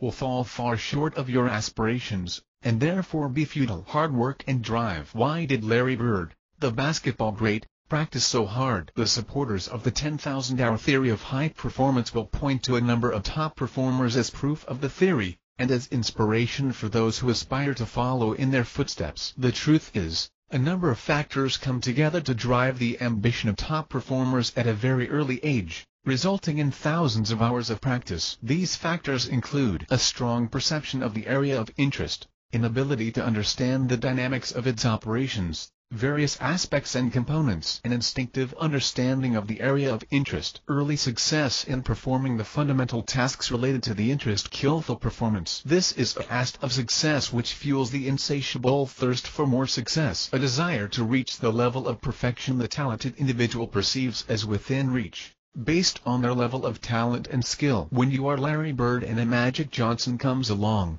the level of perfection has suddenly nudged upward. What do you do with your considerable talent? You nudge it upward to meet the demand, through practice, training, and learning. When extraordinary becomes less extraordinary, the extraordinary raise the bar even higher if they can. The expectation of even more improvement from training, practice, and experience. You don't know what's possible until you test the limits. So, the great ones forge ahead. This is what drives thousands of hours of hard work. When you hear interviews with exceptional people who began as children, they unanimously say they enjoy training and practice, often dragging their parents to practice. This is specialization at work, as they are drawn to function in an area where their specialized gifts can be utilized to maximum potential. On the other hand, when a child is pushed by parents into a particular area in which they are not interested, the result sometimes good will most likely fall short of exceptional. This explains why many child prodigies drop out of their area of talent as adults, and opt for different occupations. Had the prodigy been allowed to choose his own course, he may have chosen another avenue to utilize the same talent, or taken a slower pace in the same field. Every hand's a potential winner, and every hand's a potential loser. His secret to thriving is knowing what to throw away, and knowing what to keep. Modified lyrics of Kenny Rogers. Unrealistic expectations. the crisis. Why not work on it until I break through?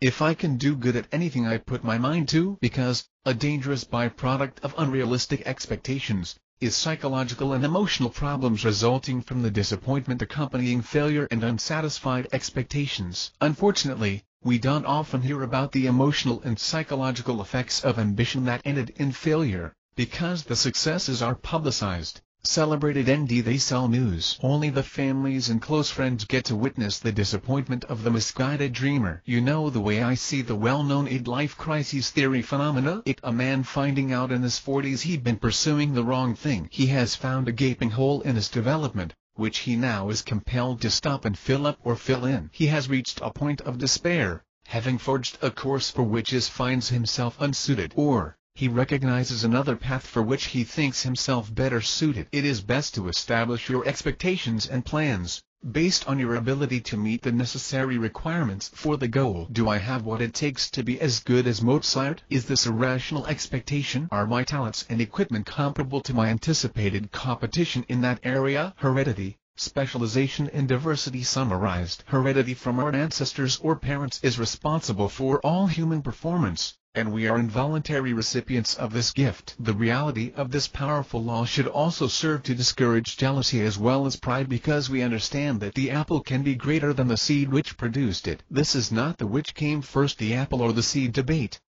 But we know that each person is the product of their ancestor seed. No matter the greatness of their talent, it was derived from their ancestors. In this light, the offspring cannot be greater than the parents, even if their talent appears to say otherwise. The parent cannot pass on what they do not possess. The only exception would be a miracle, an inexplicable gift. Specialization gives the individual the broad capacity to understand an area of talent with their eyes, hands, heart, brain, and mind. Diversity gives him or her the desire and courage to bring their own individual, unique contribution to the table. Each person is in fact unique. Together they can produce a type of transcendence witnessed at its highest potential in the zone. Diversity and specialization are necessary for the world to function on all levels. Embrace them, they're the law. Chapter 11. Inexplicable talent, gifts. And are to Caesar the things that are Caesar, and to God the things that are God is us. Now that we looked mostly at the genetic distribution of abilities, let's fix our focus on those incidences of remarkable ability which don't appear to come from mom, dad, or any ancestor. This kind of ability may well be described as an unearned, fortuitous gift. It is a gift because it is considered to be a special, valuable endowment from a supernatural source. Don't be afraid of the phrase supernatural. It simply means without identifiable natural cause, in this case, no family history of the talent. The word talent sometimes means the same thing as gift, but has come to describe the ability itself, without any reference to how it was acquired. Involuntary privilege, beneficium. Speaking of inexplicable talent and gift, we must keep in mind law number 1 of the zone, beneficium. I am reminded of the enigma known as Bo Jackson, who threatened to nullify the laws of specialization and diversity by producing Hall of Fame performance in both Major League Baseball and the NFL. His exploits are the thing of comic book superhero legend, too many to recount here, plus, you will want to see them for yourself. To my knowledge, none of his numerous siblings or any of his peers for that matter shared his extreme athletic ability. Another interesting note, Bo didn't practice, he hated it. Your innate talent. 68. Quite often an individual will take credit, in the form of pride and arrogance, for their exceptional ability or talent, attributing it to training, determination, etc. But, I am convinced even those instances are essentially beneficium, involuntary privilege, because we control very little that happens in this life. By the way, Bo attributed his extraordinary talents to God. We have seen the extraordinary savants who, to a man, attribute their abilities to something other than themselves, or an act of their own will. We have observed that the athlete and artisan, temporarily experiencing TZP, will not and cannot attribute the experience to self-will either. Therefore, they all imply their special endowment is a gift. Has Mozart ever asked how he does this? I would be very impressed if he had a good answer to that, because I think what he would say is that it just comes natural to me. It what I do. The Mozart of chess. Magnus Carlsen. Specialization, a gift from the manufacturer. This leads us to consider such a thing as God-given talent. Sometimes the occasion and circumstances of superhuman performance defy any logical or scientific explanation, forcing us into the supernatural realm for answers. There is an interesting historical account that would support this conclusion. It is the record of the building of the ancient Hebrew people elaborate religious tabernacle. It would require specialized knowledge and skills to construct the tabernacle, all of its furnishings, and the garments of those men who would carry out the special religious service. The details were exact, and had to be followed precisely. At that time the Hebrew people were fresh out of slavery in Egypt around 1446 BC. Indeed, Jehovah spoke to Moses, saying, "Behold, I have called by name Bezaleel, the son of Uri, the son of Hur, to the tribe of Judah, and I have filled him with the Spirit of God and wisdom, and in intelligence, and in knowledge, and in all workmanship, to devise designs, to work in gold and in silver and in bronze, and in cutting of stones for finishings, and in carving of wood, to work in all workmanship. And behold, I have given with him Aholiab the son of Ahisamach of the tribe of Dan. And in the heart of every wise-hearted one I have given wisdom. And they shall make all which I have commanded you, the tabernacle of the congregation, and the ark of the testimony, and the mercy seat which is going up over it, and all the vessels of the tabernacle, and the table and its vessels, and the pure lampstand and all its vessels, and the altar of incense, and the altar of burnt offering and all its vessels, and the laver and its base, and the woven garments, and the holy garments for Aaron the priest, and the garments of his sons, to minister as priests, and the oil of anointing, and the incense of perfumes for the sanctuary. According to all which I have commanded you, they shall do." 69. For those of us looking for an explanation to the puzzle of talent, gifts, diversity and specialization, and are inclined to look for answers for which current authorities have none, from above, we may find answers in the above quote. If Bezaleel and Aholiab were alive today, and all of a sudden demonstrated that kind of ability, they would be called at least geniuses, or most likely acquired prodigious savants. Although, in this case, they received a gift the source of which was directly from God. History records the details of the elaborate tabernacle, furnishings, and religious services, which resulted from Bezaleel and Aholiab gifts. It was their place of worship for hundreds of years. Another well-known example of God-given ability is the record of King Solomon and his legendary wisdom. Many of his ideas and thoughts are preserved in writing today in proverbs, songs, and philosophical writings, as well as third-party accounts. His gifts would include at least 5 of the 8 areas of intelligence identified by Professor Howard Earl Gardner: logical, spatial, linguistic, intrapersonal, and musical. And God gave Solomon exceeding great wisdom and understanding, and largeness of heart, even as the sand that is on the seashore. And Solomon's wisdom was greater than the wisdom of all the sons of the east, and all the wisdom of Egypt. For he was wiser than all men, and his fame was in all nations all around. And he spoke 3,000 proverbs, and his songs were 1,005. And he spoke of trees, from the cedar tree in Lebanon even to the hyssop that springs out of the wall. He spoke also of beasts and of birds, and of creeping things, and of fish. And there came from all the people, to hear the wisdom of Solomon, from all the kings of the earth, who had heard of his wisdom. 70. How can one know what he has and learn it? Before you dismiss the above quotes as fantasy and religious fiction, consider that we have already heard from great composers and musicians, who attributed their talent to divine inspiration, musical inspiration, chp. 2. So, it is not incredible that exceptional talent or skill be attributed to a source outside of that person, specifically their creator. Dr. Darold A. Treffert, in his excellent book Islands of Genius, a detailed discussion on savants, raised this question. 71. How can savants instantly know things, on a genius level, which they have never been taught or studied? He was referring to knowledge of the complex rules of music, art, and mathematics. He questioned if these skills are somehow innate, because of their sudden appearance in those like-acquired sudden savants, who, as a result of some event become genius. Jason Paget, Chapter 3. One reasonable explanation for that which is inexplicable, by any reasonable natural cause, is a supernatural spiritual cause not so far-fetched for us, whose very existence can be reasonably described as phenomenal, compared to other manufactured things on planet Earth. Whether or not you are inclined to attribute the demonstration of supernatural talent or ability to God,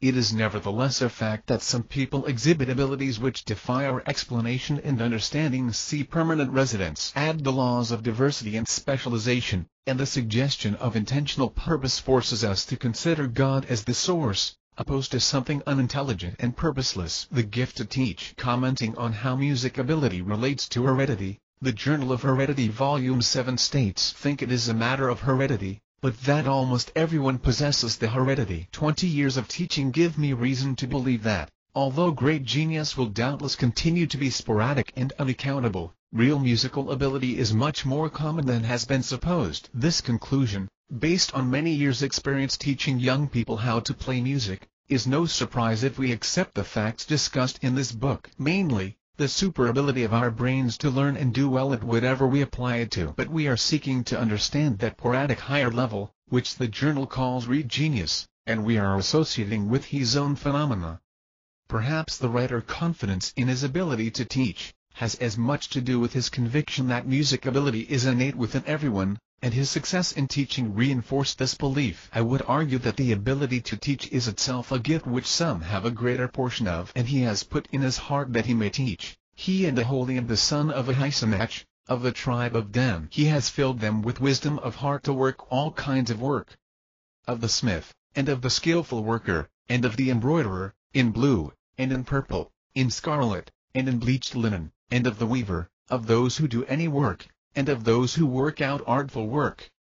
72. The above quote is a continuation of the historical narrative on God's gifts to Bezaleel we previously discussed. Here, the ability to teach was added to the gift of skillful craftsmanship. Erectus what you teach or vice versa scenario. The ability to teach is interesting, in that it requires a very high level of knowledge of the subject, an understanding of the process of human learning, and effective methods of imparting knowledge and skill to students. The teacher must be able to encourage and initiate the forging of new pathways in the brain, for the achievement of whatever skill or knowledge that is to be learned. A perfect example of a true gift to teach is found in exceptional parents. This occupation is common, but the exceptionally gifted are rare. Yet, all of the qualities of a good teacher can be found in them. The above quote from Scripture describes the gift as "Ild with wisdom of heart," which suggests a deeper, beyond the head, knowledge. We often overlook these essential skills which accompany exceptional teachers, and mistakenly elevate the high achiever to the position of teacher simply because he/she has been, or is, successful in some area. Like the top salesman promoted to sales manager, in hopes he will be able to transfer his success to others. These days we see this mistake more often demonstrated when a successful athlete,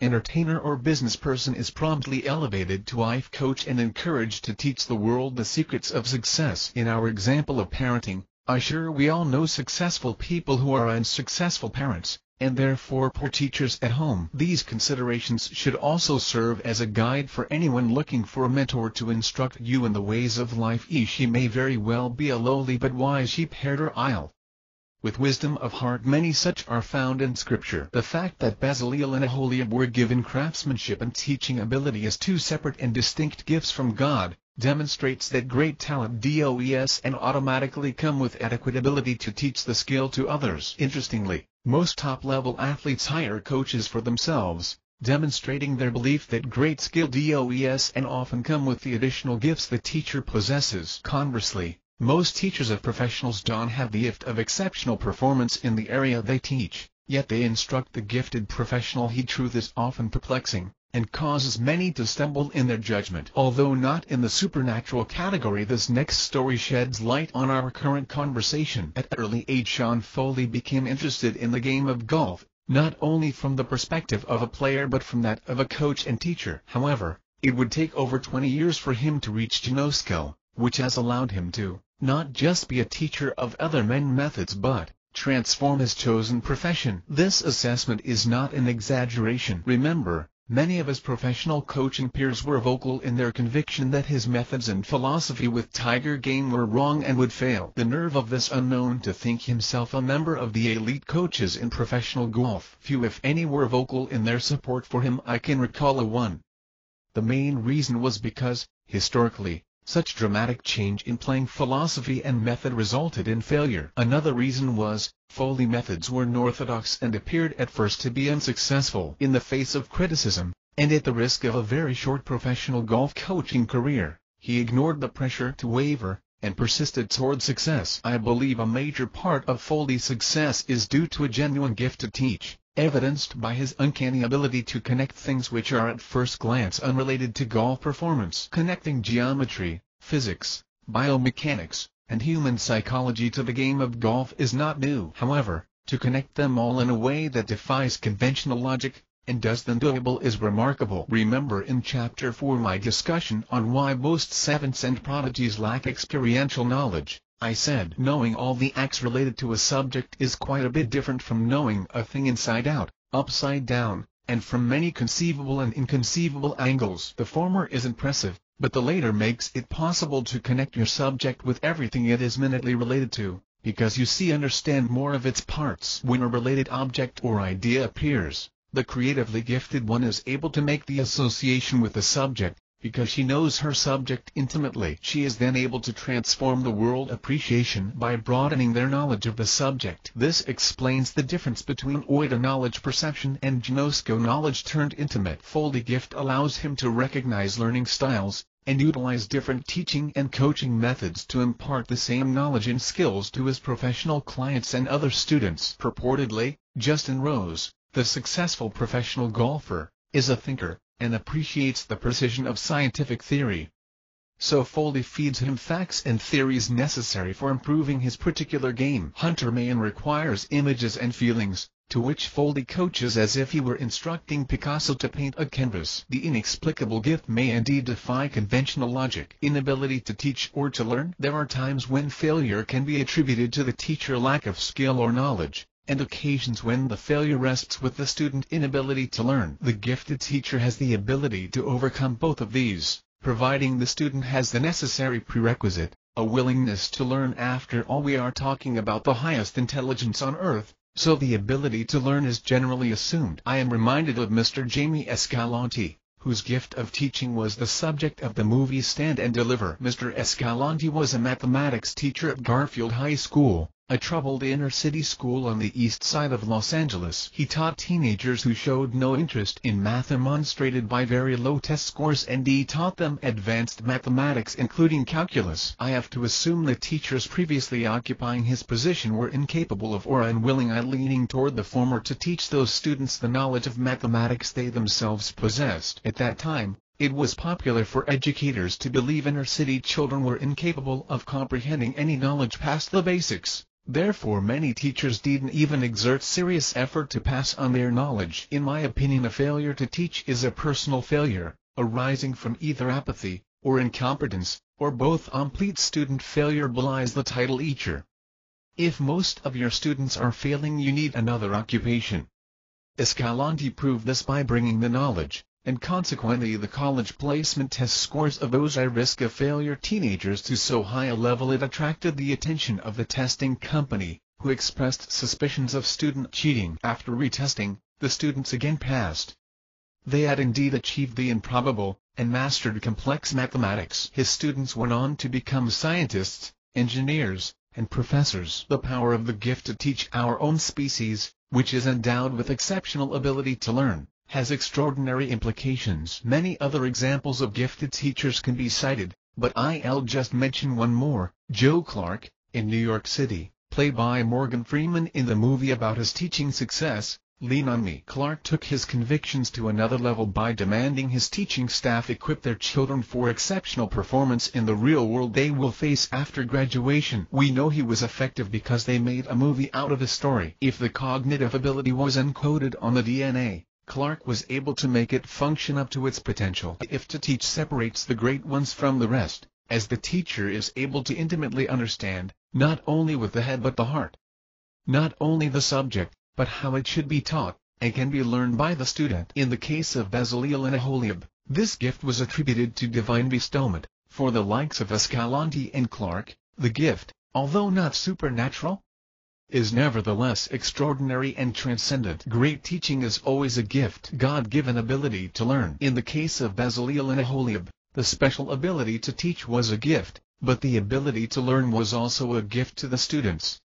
73. Apparently necessary because of the complexity of the task and uniqueness of the items they were to produce. It would be like nothing in existence on planet Earth and the skill required for the tasks. Why didn't God give everyone participating the gift he gave those two? How then would a leader the correct one, or to be determined if any at all? Also, these exceptionally gifted individuals have much broader knowledge.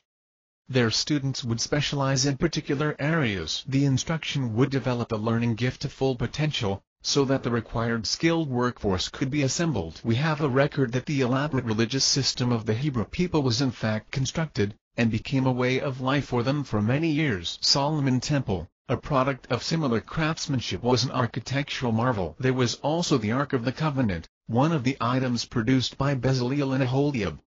Many of us are familiar with it due to the popular Raiders of the Lost Ark movie based on this artifact. Although this example of learning claims supernatural origin, we know that many geniuses and prodigies also have an innate, or suddenly acquired, gift for learning things at an extremely fast rate, which defies natural explanation. There is such a thing as a special gift to learn. Learning heredity or gift. The ability of the brain to understand and learn things essential to our life on Earth is without question programmed into the DNA of our species, and inherited from our ancestors. Learning is a matter of existence and survival for the individual and the race. This is the reason the previously mentioned teacher believes LMOST everyone possesses the heredity of something as essential to survival as music. However, music ability that transcends is on a whole different level, out of the reach of common learning.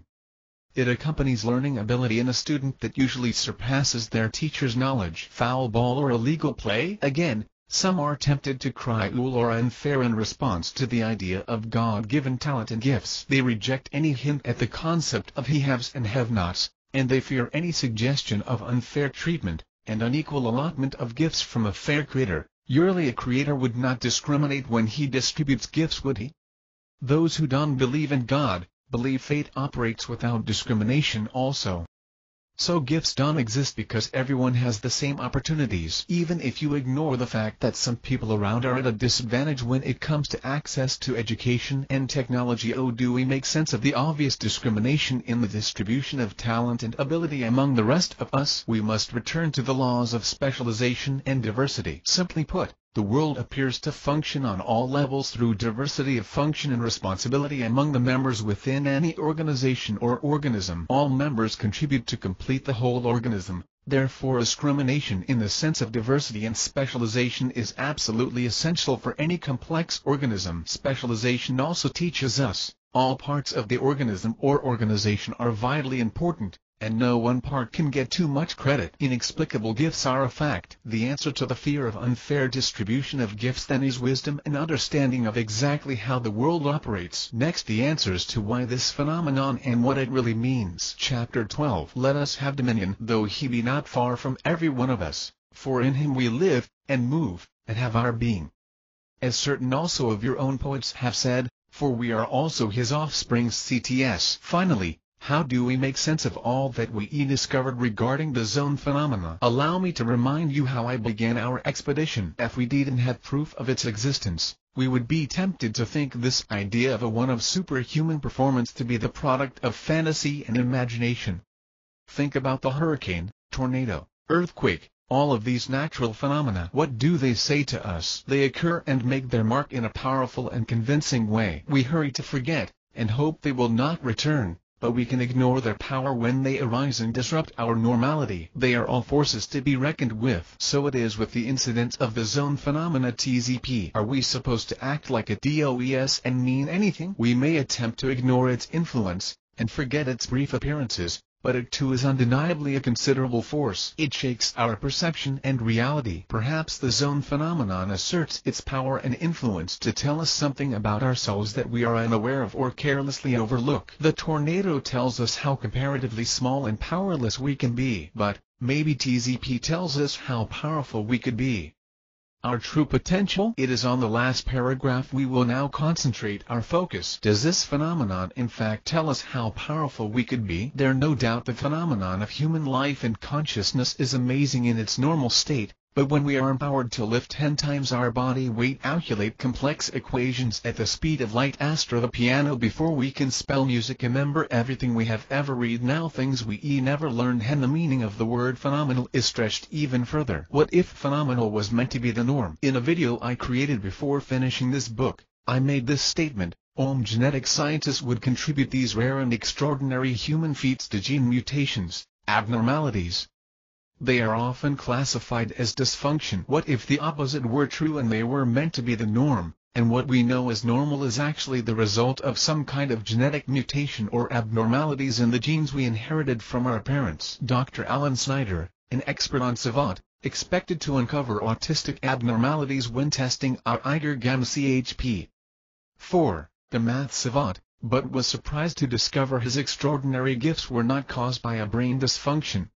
74. There is indeed another plausible explanation for the phenomenon of extraordinary human performance, other than freak occurrence or genetic mistake. To me, it's just as reasonable to conclude that genius potential lies below the surface, and was accidentally or fortuitously unleashed by a zone incident. Nevertheless, we are left with more questions to answer. Where exactly does this extraordinary ability come from? TS ultimate source. What does it mean for us? Why is it uncommon and fleeting? And what prevents us from living up to our true potential? If the incredible people we seen throughout this journey represent true human potential, most of us have and will die without living up to our true potential.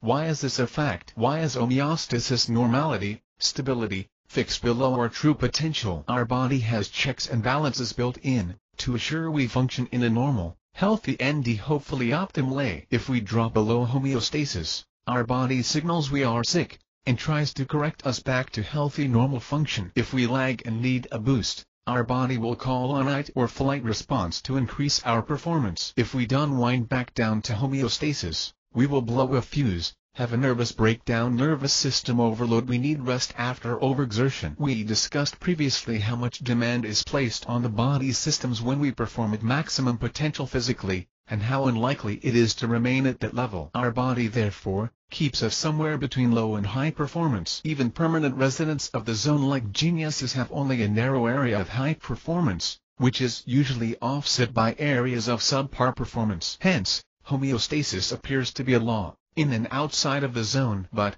as we have seen, our potential is much higher. Why does it take extreme measures to reach higher performance? And why is it impossible to maintain if or when we get there? Back to these questions in a moment. Dr. Trafford asks this question left unanswered in his introduction to Islands of Genius, pg. 12. Much just such actual knowledge, or at least the software templates or scaffolding for those rules of music, art and mathematics, or even other areas of expertise, come actually installed in all of us? That is an important, transcendental question. A quick attempt to answer this question, in light of what we have discovered so far in this book, would be to remind ourselves that the plans and power to create the brain in your skull, heart in your chest, and every other incredible part of us, is contained in written code inside of every cell. Cells are phenomena, invisible to your naked eye, and smaller than a single particle of dust. So, it is very easy to believe the rules for the principles of art or music are less sophisticated than human life, could also be written in that code. Spiritual answers. The facts and manifestations of this zone type of transcendent human performance are real and impressive, begging an explanation for those of us who need to know who we are, is our true potential, and what force if any keeps us from living our potential.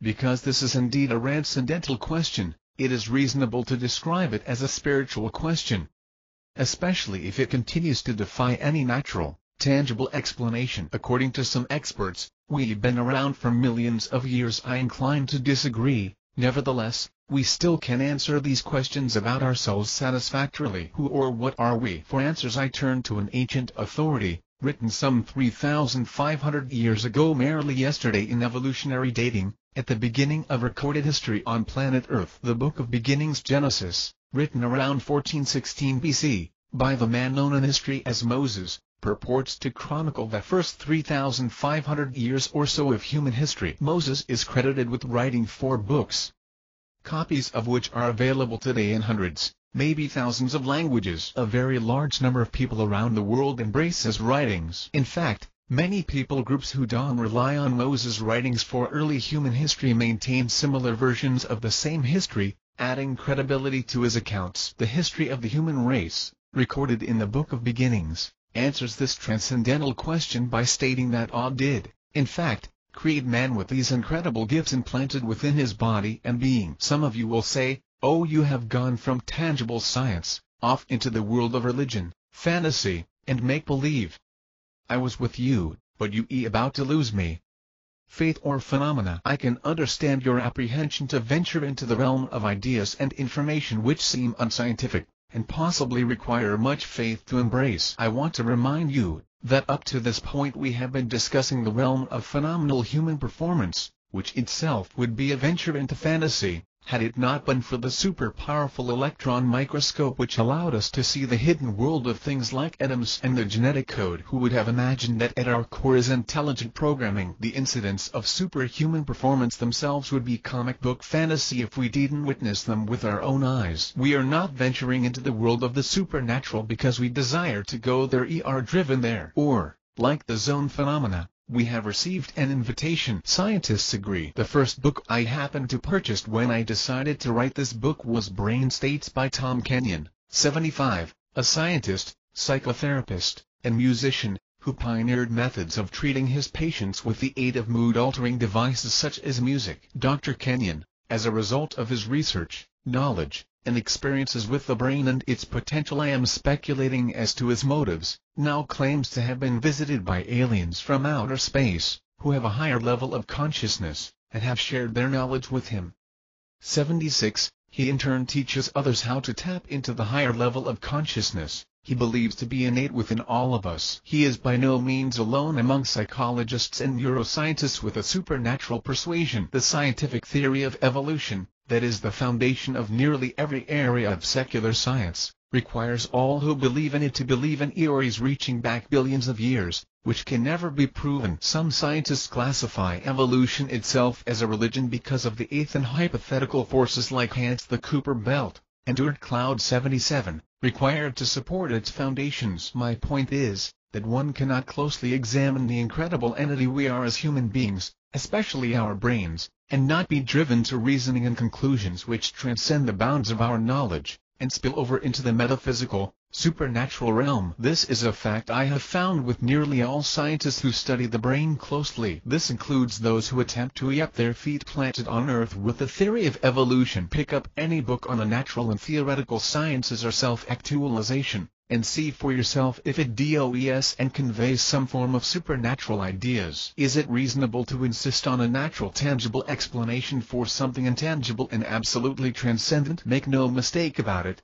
the DNA code may be a tangible chemical language, but communication, and meaning from idea, to language, to conscious reality is intangible, immaterial, and spiritual. Where does the intent, will, desire, that sets the DNA dialogue in motion, come from? All intelligent communication is intentional. Add the element of nearly incomprehensible human performance, and intangible answers must be pursued. If you have a hard time considering the divinely inspired Moses record, how will you believe when I tell you of the 23-year-old, 120-pound woman who lifted a 1,500-pound car, or that a grown man became a math genius and gifted artist after a brutal mugging? I hope I convince you to stay with me until the end. How exactly does Moses state these details? In his creation narrative, Moses records the Creator as assessing his work, and God saw everything that he had made, and behold, it was very good.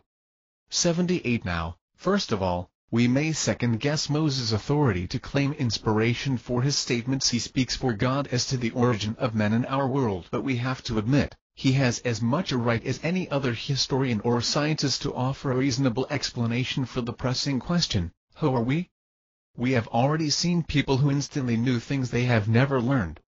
Could and Moses have had the truth about the origin of the human race revealed to him likewise. Not without weight is the accuracy of his historical writings on events before, during, and after his own lifetime. He wrote many accurate prophecies of future events. That said, any view has the right to be examined, embraced, or rejected based on the weight of the argument, credibility of evidence, or if the information isn't possible to disprove by absolute contradictory facts. it must be considered by reasonable men. In the absence of absolute, irrefutable facts disproving Moses' statements in his book Genesis, let's continue our look at what he had to say about who we are and our potential usefulness and purpose. Moses records the Creator Elohim as acknowledging his entire creation was very good.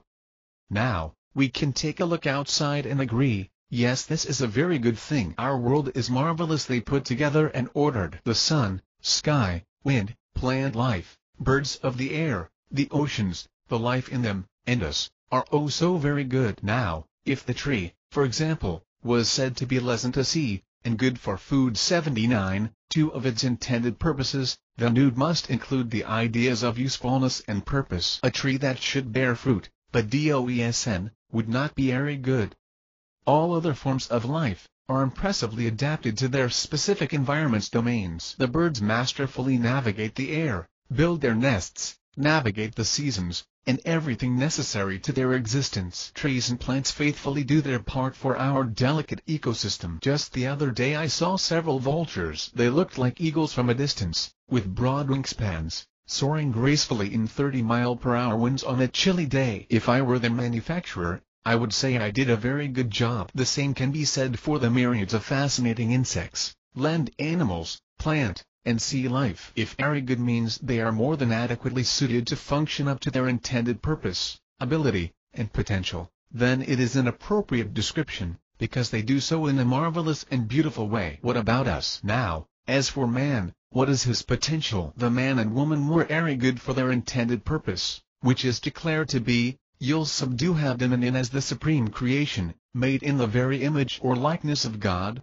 over everything created on earth. The whole earth was their intended domain. And God said, let us make man in our image, after our likeness, and let them have dominion over the fish of the sea, and over the fowl of the air, and over the cattle, and over all the earth, and over every creeping thing that creeps upon the earth. So God created man in his own image, in the image of God created he him. Male and female created he them. Census 1. If God had indeed accomplished his purpose in creating man in his image and likeness, then man was certainly endowed with incredible ability.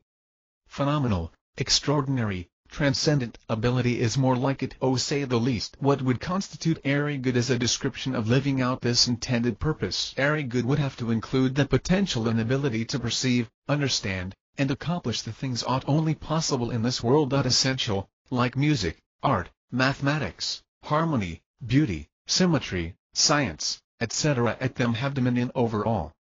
It would be impossible for man to rule the earth without this knowledge, given to him by his Creator as a part of the package, installed on the hard drive, just like lowered animals and plants. This knowledge is original equipment. Anything less would not be a very good thing, because man would be ill-equipped for his intended purpose, especially if the lesser creatures are exceptionally well equipped with instincts to rule their domains. Should the songbird be better equipped for music than man? This is suggested in the text, as God brings all of the animals to Adam for naming, a monumental task from our perspective. Apparently no problem for Adam, for the Creator to leave man without the knowledge and skills required to rule over all the earth would be like creating the sun for light and heat but leaving out the radiant energy. Assuming Moses was truly inspired to write his explanation for the existence of the world as we know it, and man in particular, we have a very good explanation for the incredible feats savants, geniuses, and zone residents are able to accomplish. We are fashioned in the Creator likeness,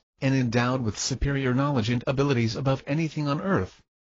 It installed on our hard drive, written in our DNA. Why mediocrity is the norm. However, the question still remains as to why we don't or can perform up to the greater potential demonstrated in TZP by athletes, artists, musicians, geniuses, savants, and those forced into incredible exploits by unusual circumstances. Why are these feats rare? If greatness is on the hard drive, why is homeostasis set so low? Well, Moses had an answer for that question also, which he records in the same book, Genesis. Moses' answer explains the theories and conclusions suggested by scientists, researchers, and curious observers. There was something that obstructed, damaged, or impaired that very good manufactured product we know as man. Scientists spend millions trying to identify genes, viruses, bacteria, etc., which cause certain ailments. In other words, seeking to identify and remove barriers to optimal health and performance. Scientists have, for ages, looked for a fountain of youth, a key to unlock longevity, because death itself is a mystery that is hard if not impossible to explain by scientific reason. We should theoretically live longer. At least we shouldn't deteriorate so rapidly, and should easily live a few hundred years at my conservative guess. Best scientific estimations, based on the average health of humans today, is that 120 years should be our potential lifespan. But if many plants and animals live much longer than that, we should possess more life than they hold, and we. In the meantime, there is the idea of eating. Am I nothing? Is my self-consciousness, my identity, my unique person, meaningless concepts? Shouldn't I be an everlasting entity? Are 80 years of earthly existence, most of which is immature youth, and old age, all there is to me? Again, there are trees that have lived my lifespan over 10 times. Who is ruling the earth? In 2004, Robert Mitchell, professor of biology at Penn State, discusses this puzzle from a biological perspective. It was always thought that once you took human cells out of the body and grew them in a dish, they would divide and divide and divide and not age. In the 60s, we learned that there is a limit to how many times a cell could divide in a dish. They do age and have a limited lifespan. We know now there is some kind of a clock that limits the longevity of these cells. That discovery in the 60s led hundreds of investigators to start working with human cells in culture assay in vitro to see what it was that was limiting their lifespan. That called the Hayflick limit, the limited number of times a cell is able to divide. 80. Professor Mitchell was talking about death, the limited lifespan of human cells. Moses recorded the event which damaged man's ability to function the way he was originally intended by his creator. I like to interpret that event as a malfunction, a functional breakdown, a thing built to be very good performing very bad. Conditional privilege. As Moses tells the story, the first humans were manufactured according to the likeness of God, and his image, so as to rule over all other earthly things. Apparently that position of odd likeness was conditional, a privilege, that is, it was dependent on the man and woman maintaining a proper relationship with the one whose person they were a reflection of. You might think of that malfunction as a high treason, aligning with the enemy, type of thing. Moses puts it this way: "And the Lord God commanded the man, saying, Of every tree of the garden you may freely eat, but of the tree of the knowledge of good and evil, you shall not eat of it, for in the day that you eat thereof you shall surely die. And he said to the man, Because you have listened to the voice of your wife, and have eaten of the tree about which I commanded you, saying, You shall not eat from it, the ground shall be cursed because of you. You shall eat of it in sorrow all the days of your life, and it shall bring forth thorns and thistles for you, and you shall eat the plant of the field. By the sweat of your face you shall eat bread until you return to the ground, for you have been taken out of it. For you are dust, and to dust you shall return." Genesis 2:3. It is implied that man lost his privileged, very good position in the world. That which was intended to be easy would now require labor and considerable effort. I am assuming his mental and physical performance was affected by that sentence of death. Some scholars may object to the narrative at this point, suggesting it resembles too closely a fairy tale with such a petty test from a supremely intelligent being deity. Where are the more noble ideas of forgiveness and love after so small an infraction? I would answer, the test of loyalty and privilege is best to be a small thing rather than a big thing. If you can trust a friend in a small thing, you have exposed a very serious personal flaw. This small misstep is akin to a well-fed, spoiled, filthy rich son stealing $1 from his dad's wallet. What do you do with a product that no longer functions as you manufactured it to function? It appears from the narrative that the superior endowments of a man and woman, above all other created things, was a privilege, subject to their worthiness for such a position so close to their Creator God. It is said in the narrative that Adam and Eve, the first man and woman, talked with God in the garden, suggesting the type of relationship and communication which included ability on man's part to comprehend, at least some of, what his Creator would be sharing with him. God also brought all the animals to Adam to see what he would name them. Adam and Eve's level of intelligence had to be on the level of an unrestricted, unencumbered savant, without the restrictions of specialized, narrow knowledge and limited brain resources. Death transmitted the condition for maintaining the privilege granted to Adam and Eve, as bearer of their Creator made, was obedience.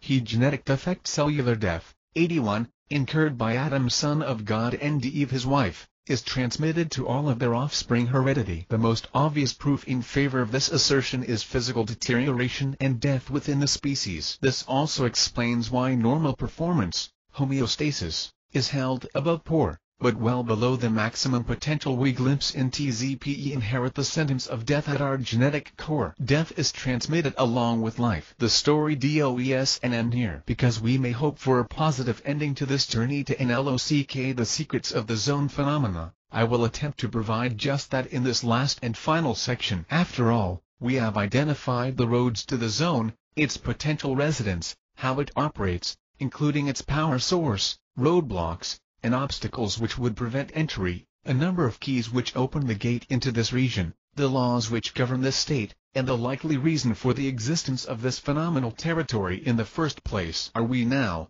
based on Genesis, left with the conclusion that all of us are permanently hindered from reaching that level of performance and staying there? You likely picked this book up because you are interested in obtaining maximum performance for yourself or someone you care about. I hope you have found information and advice that will help you in that pursuit. However, the reality is, no matter what level of performance you reach in this life, it will not last. It is only fleeting, as old age and death imminently await us all. 82. I truly hate to be the bearer of bad news. I understand I am taking a risk turning you off with what may at first appear to be a sour note, but actually it not. This entire book is about observing the facts, extracting meaning, and making some application to our lives. I would therefore be remiss to overlook or neglect to make some attempt to close the gaping hole in our hopes imposed by the powerful realities of age deterioration and death. The hope. The second Adam. Moses introduced us to the cause of mankind plight, which originated with Adam and Eve, the source of our defective genes. But, the story does end there. The same Bible which contains the book of beginnings also contains the record of the man it calls his second Adam. As I mentioned earlier, I truly have an aversion to fantasy, except for entertainment purposes, so this book deals with serious non-fiction matters. I have labored to share only the facts. The rest of the Old Testament of the Bible, after Adam and Eve fall from privilege, is devoted to chronicling how God set about to accomplish the restoration of the privileged phenomenal relationship mankind once enjoyed. I will put enmity between you the serpent and the woman, and between your seed and her seed. He will bruise your head, and you shall bruise his heel. 83. The New Testament of the Bible is devoted to the historical record of God fulfilling this very promise he made to Adam and Eve after their disobedience and subsequent punishment. The Ead of the woman, one of her offspring, would sever the east to evil, so to speak, and he would, according to other scripture, be referred to as his second Adam. 84. Now Christ has been raised from the dead. He became the first fruit of those having fallen asleep, for since death is through man, also through a man is a resurrection of the dead. For as in Adam all die, so also in Christ all will be made alive. Also it has been written, he first and Adam, became a living soul.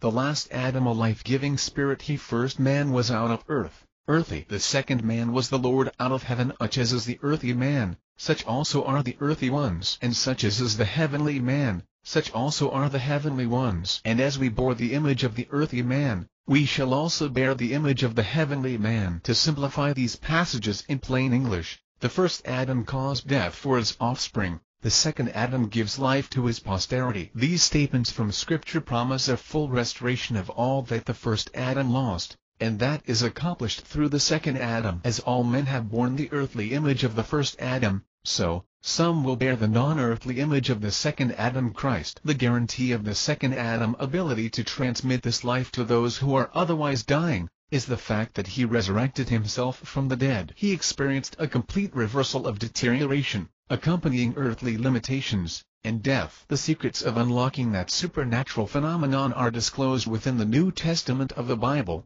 which revealed Jesus Christ, the second Adam. Phenomenon or fiction. Once again we are presented with a phenomenon which may appear to be the product of fantasy and imagination. Remember, we believe a particle smaller than a speck of dust, with a computer program in its center, triggers itself to transform into a human being. If we believe that, how much greater a leap is it to believe in a resurrection? Fortunately for us who require more tangible evidence to support such claims of a superhuman feat such as life after death, we have a plethora of historical records of the birth, life, death, and resurrection of Jesus Christ the second Adam. Although these historical records stretch our minds, and tear our ties to normality, like TZP itself, I have no compelling reason to dismiss them.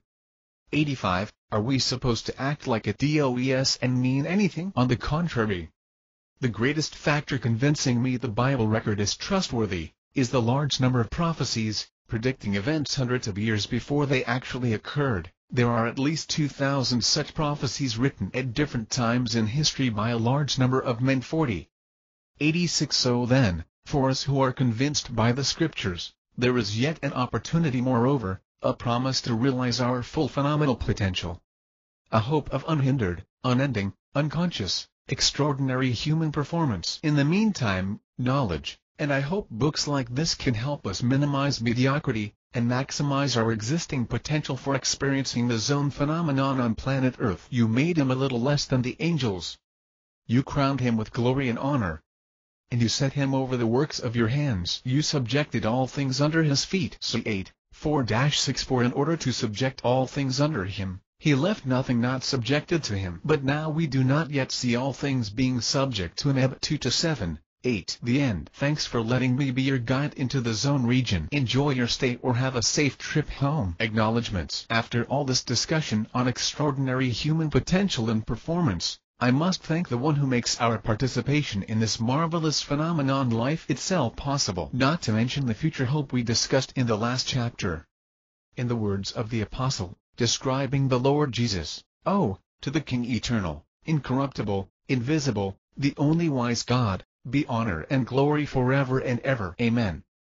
Although I have written and shared my own thoughts in the past, this first full book project has been a grind at times. Verbally arguing my opinions is very different from creating a record of them for all to critique or revere. The pressures of research, clear and effective communication, and creativity name a few DDD to the pressure. At those times I am grateful to have had family and friends to lean on for support. To my wife Tracy, I can tell you how much your encouragement and confidence in my abilities mean to me. I love you, babe. My sister Judy, whose enthusiasm for this book project over the past few years was a frequent and reliable source for me to stop and refill my gas tank. Thanks for taking my calls and insisting I finish this race. My daughter Valerie, who not only encouraged Dad, but proofread and grammar checked the manuscript along the way. Thanks, sweetie. Dad loves you. Rosita, Anthony, Vonda, Angela, my siblings, thanks for supporting me, especially when I needed an early kickstart. My longtime friend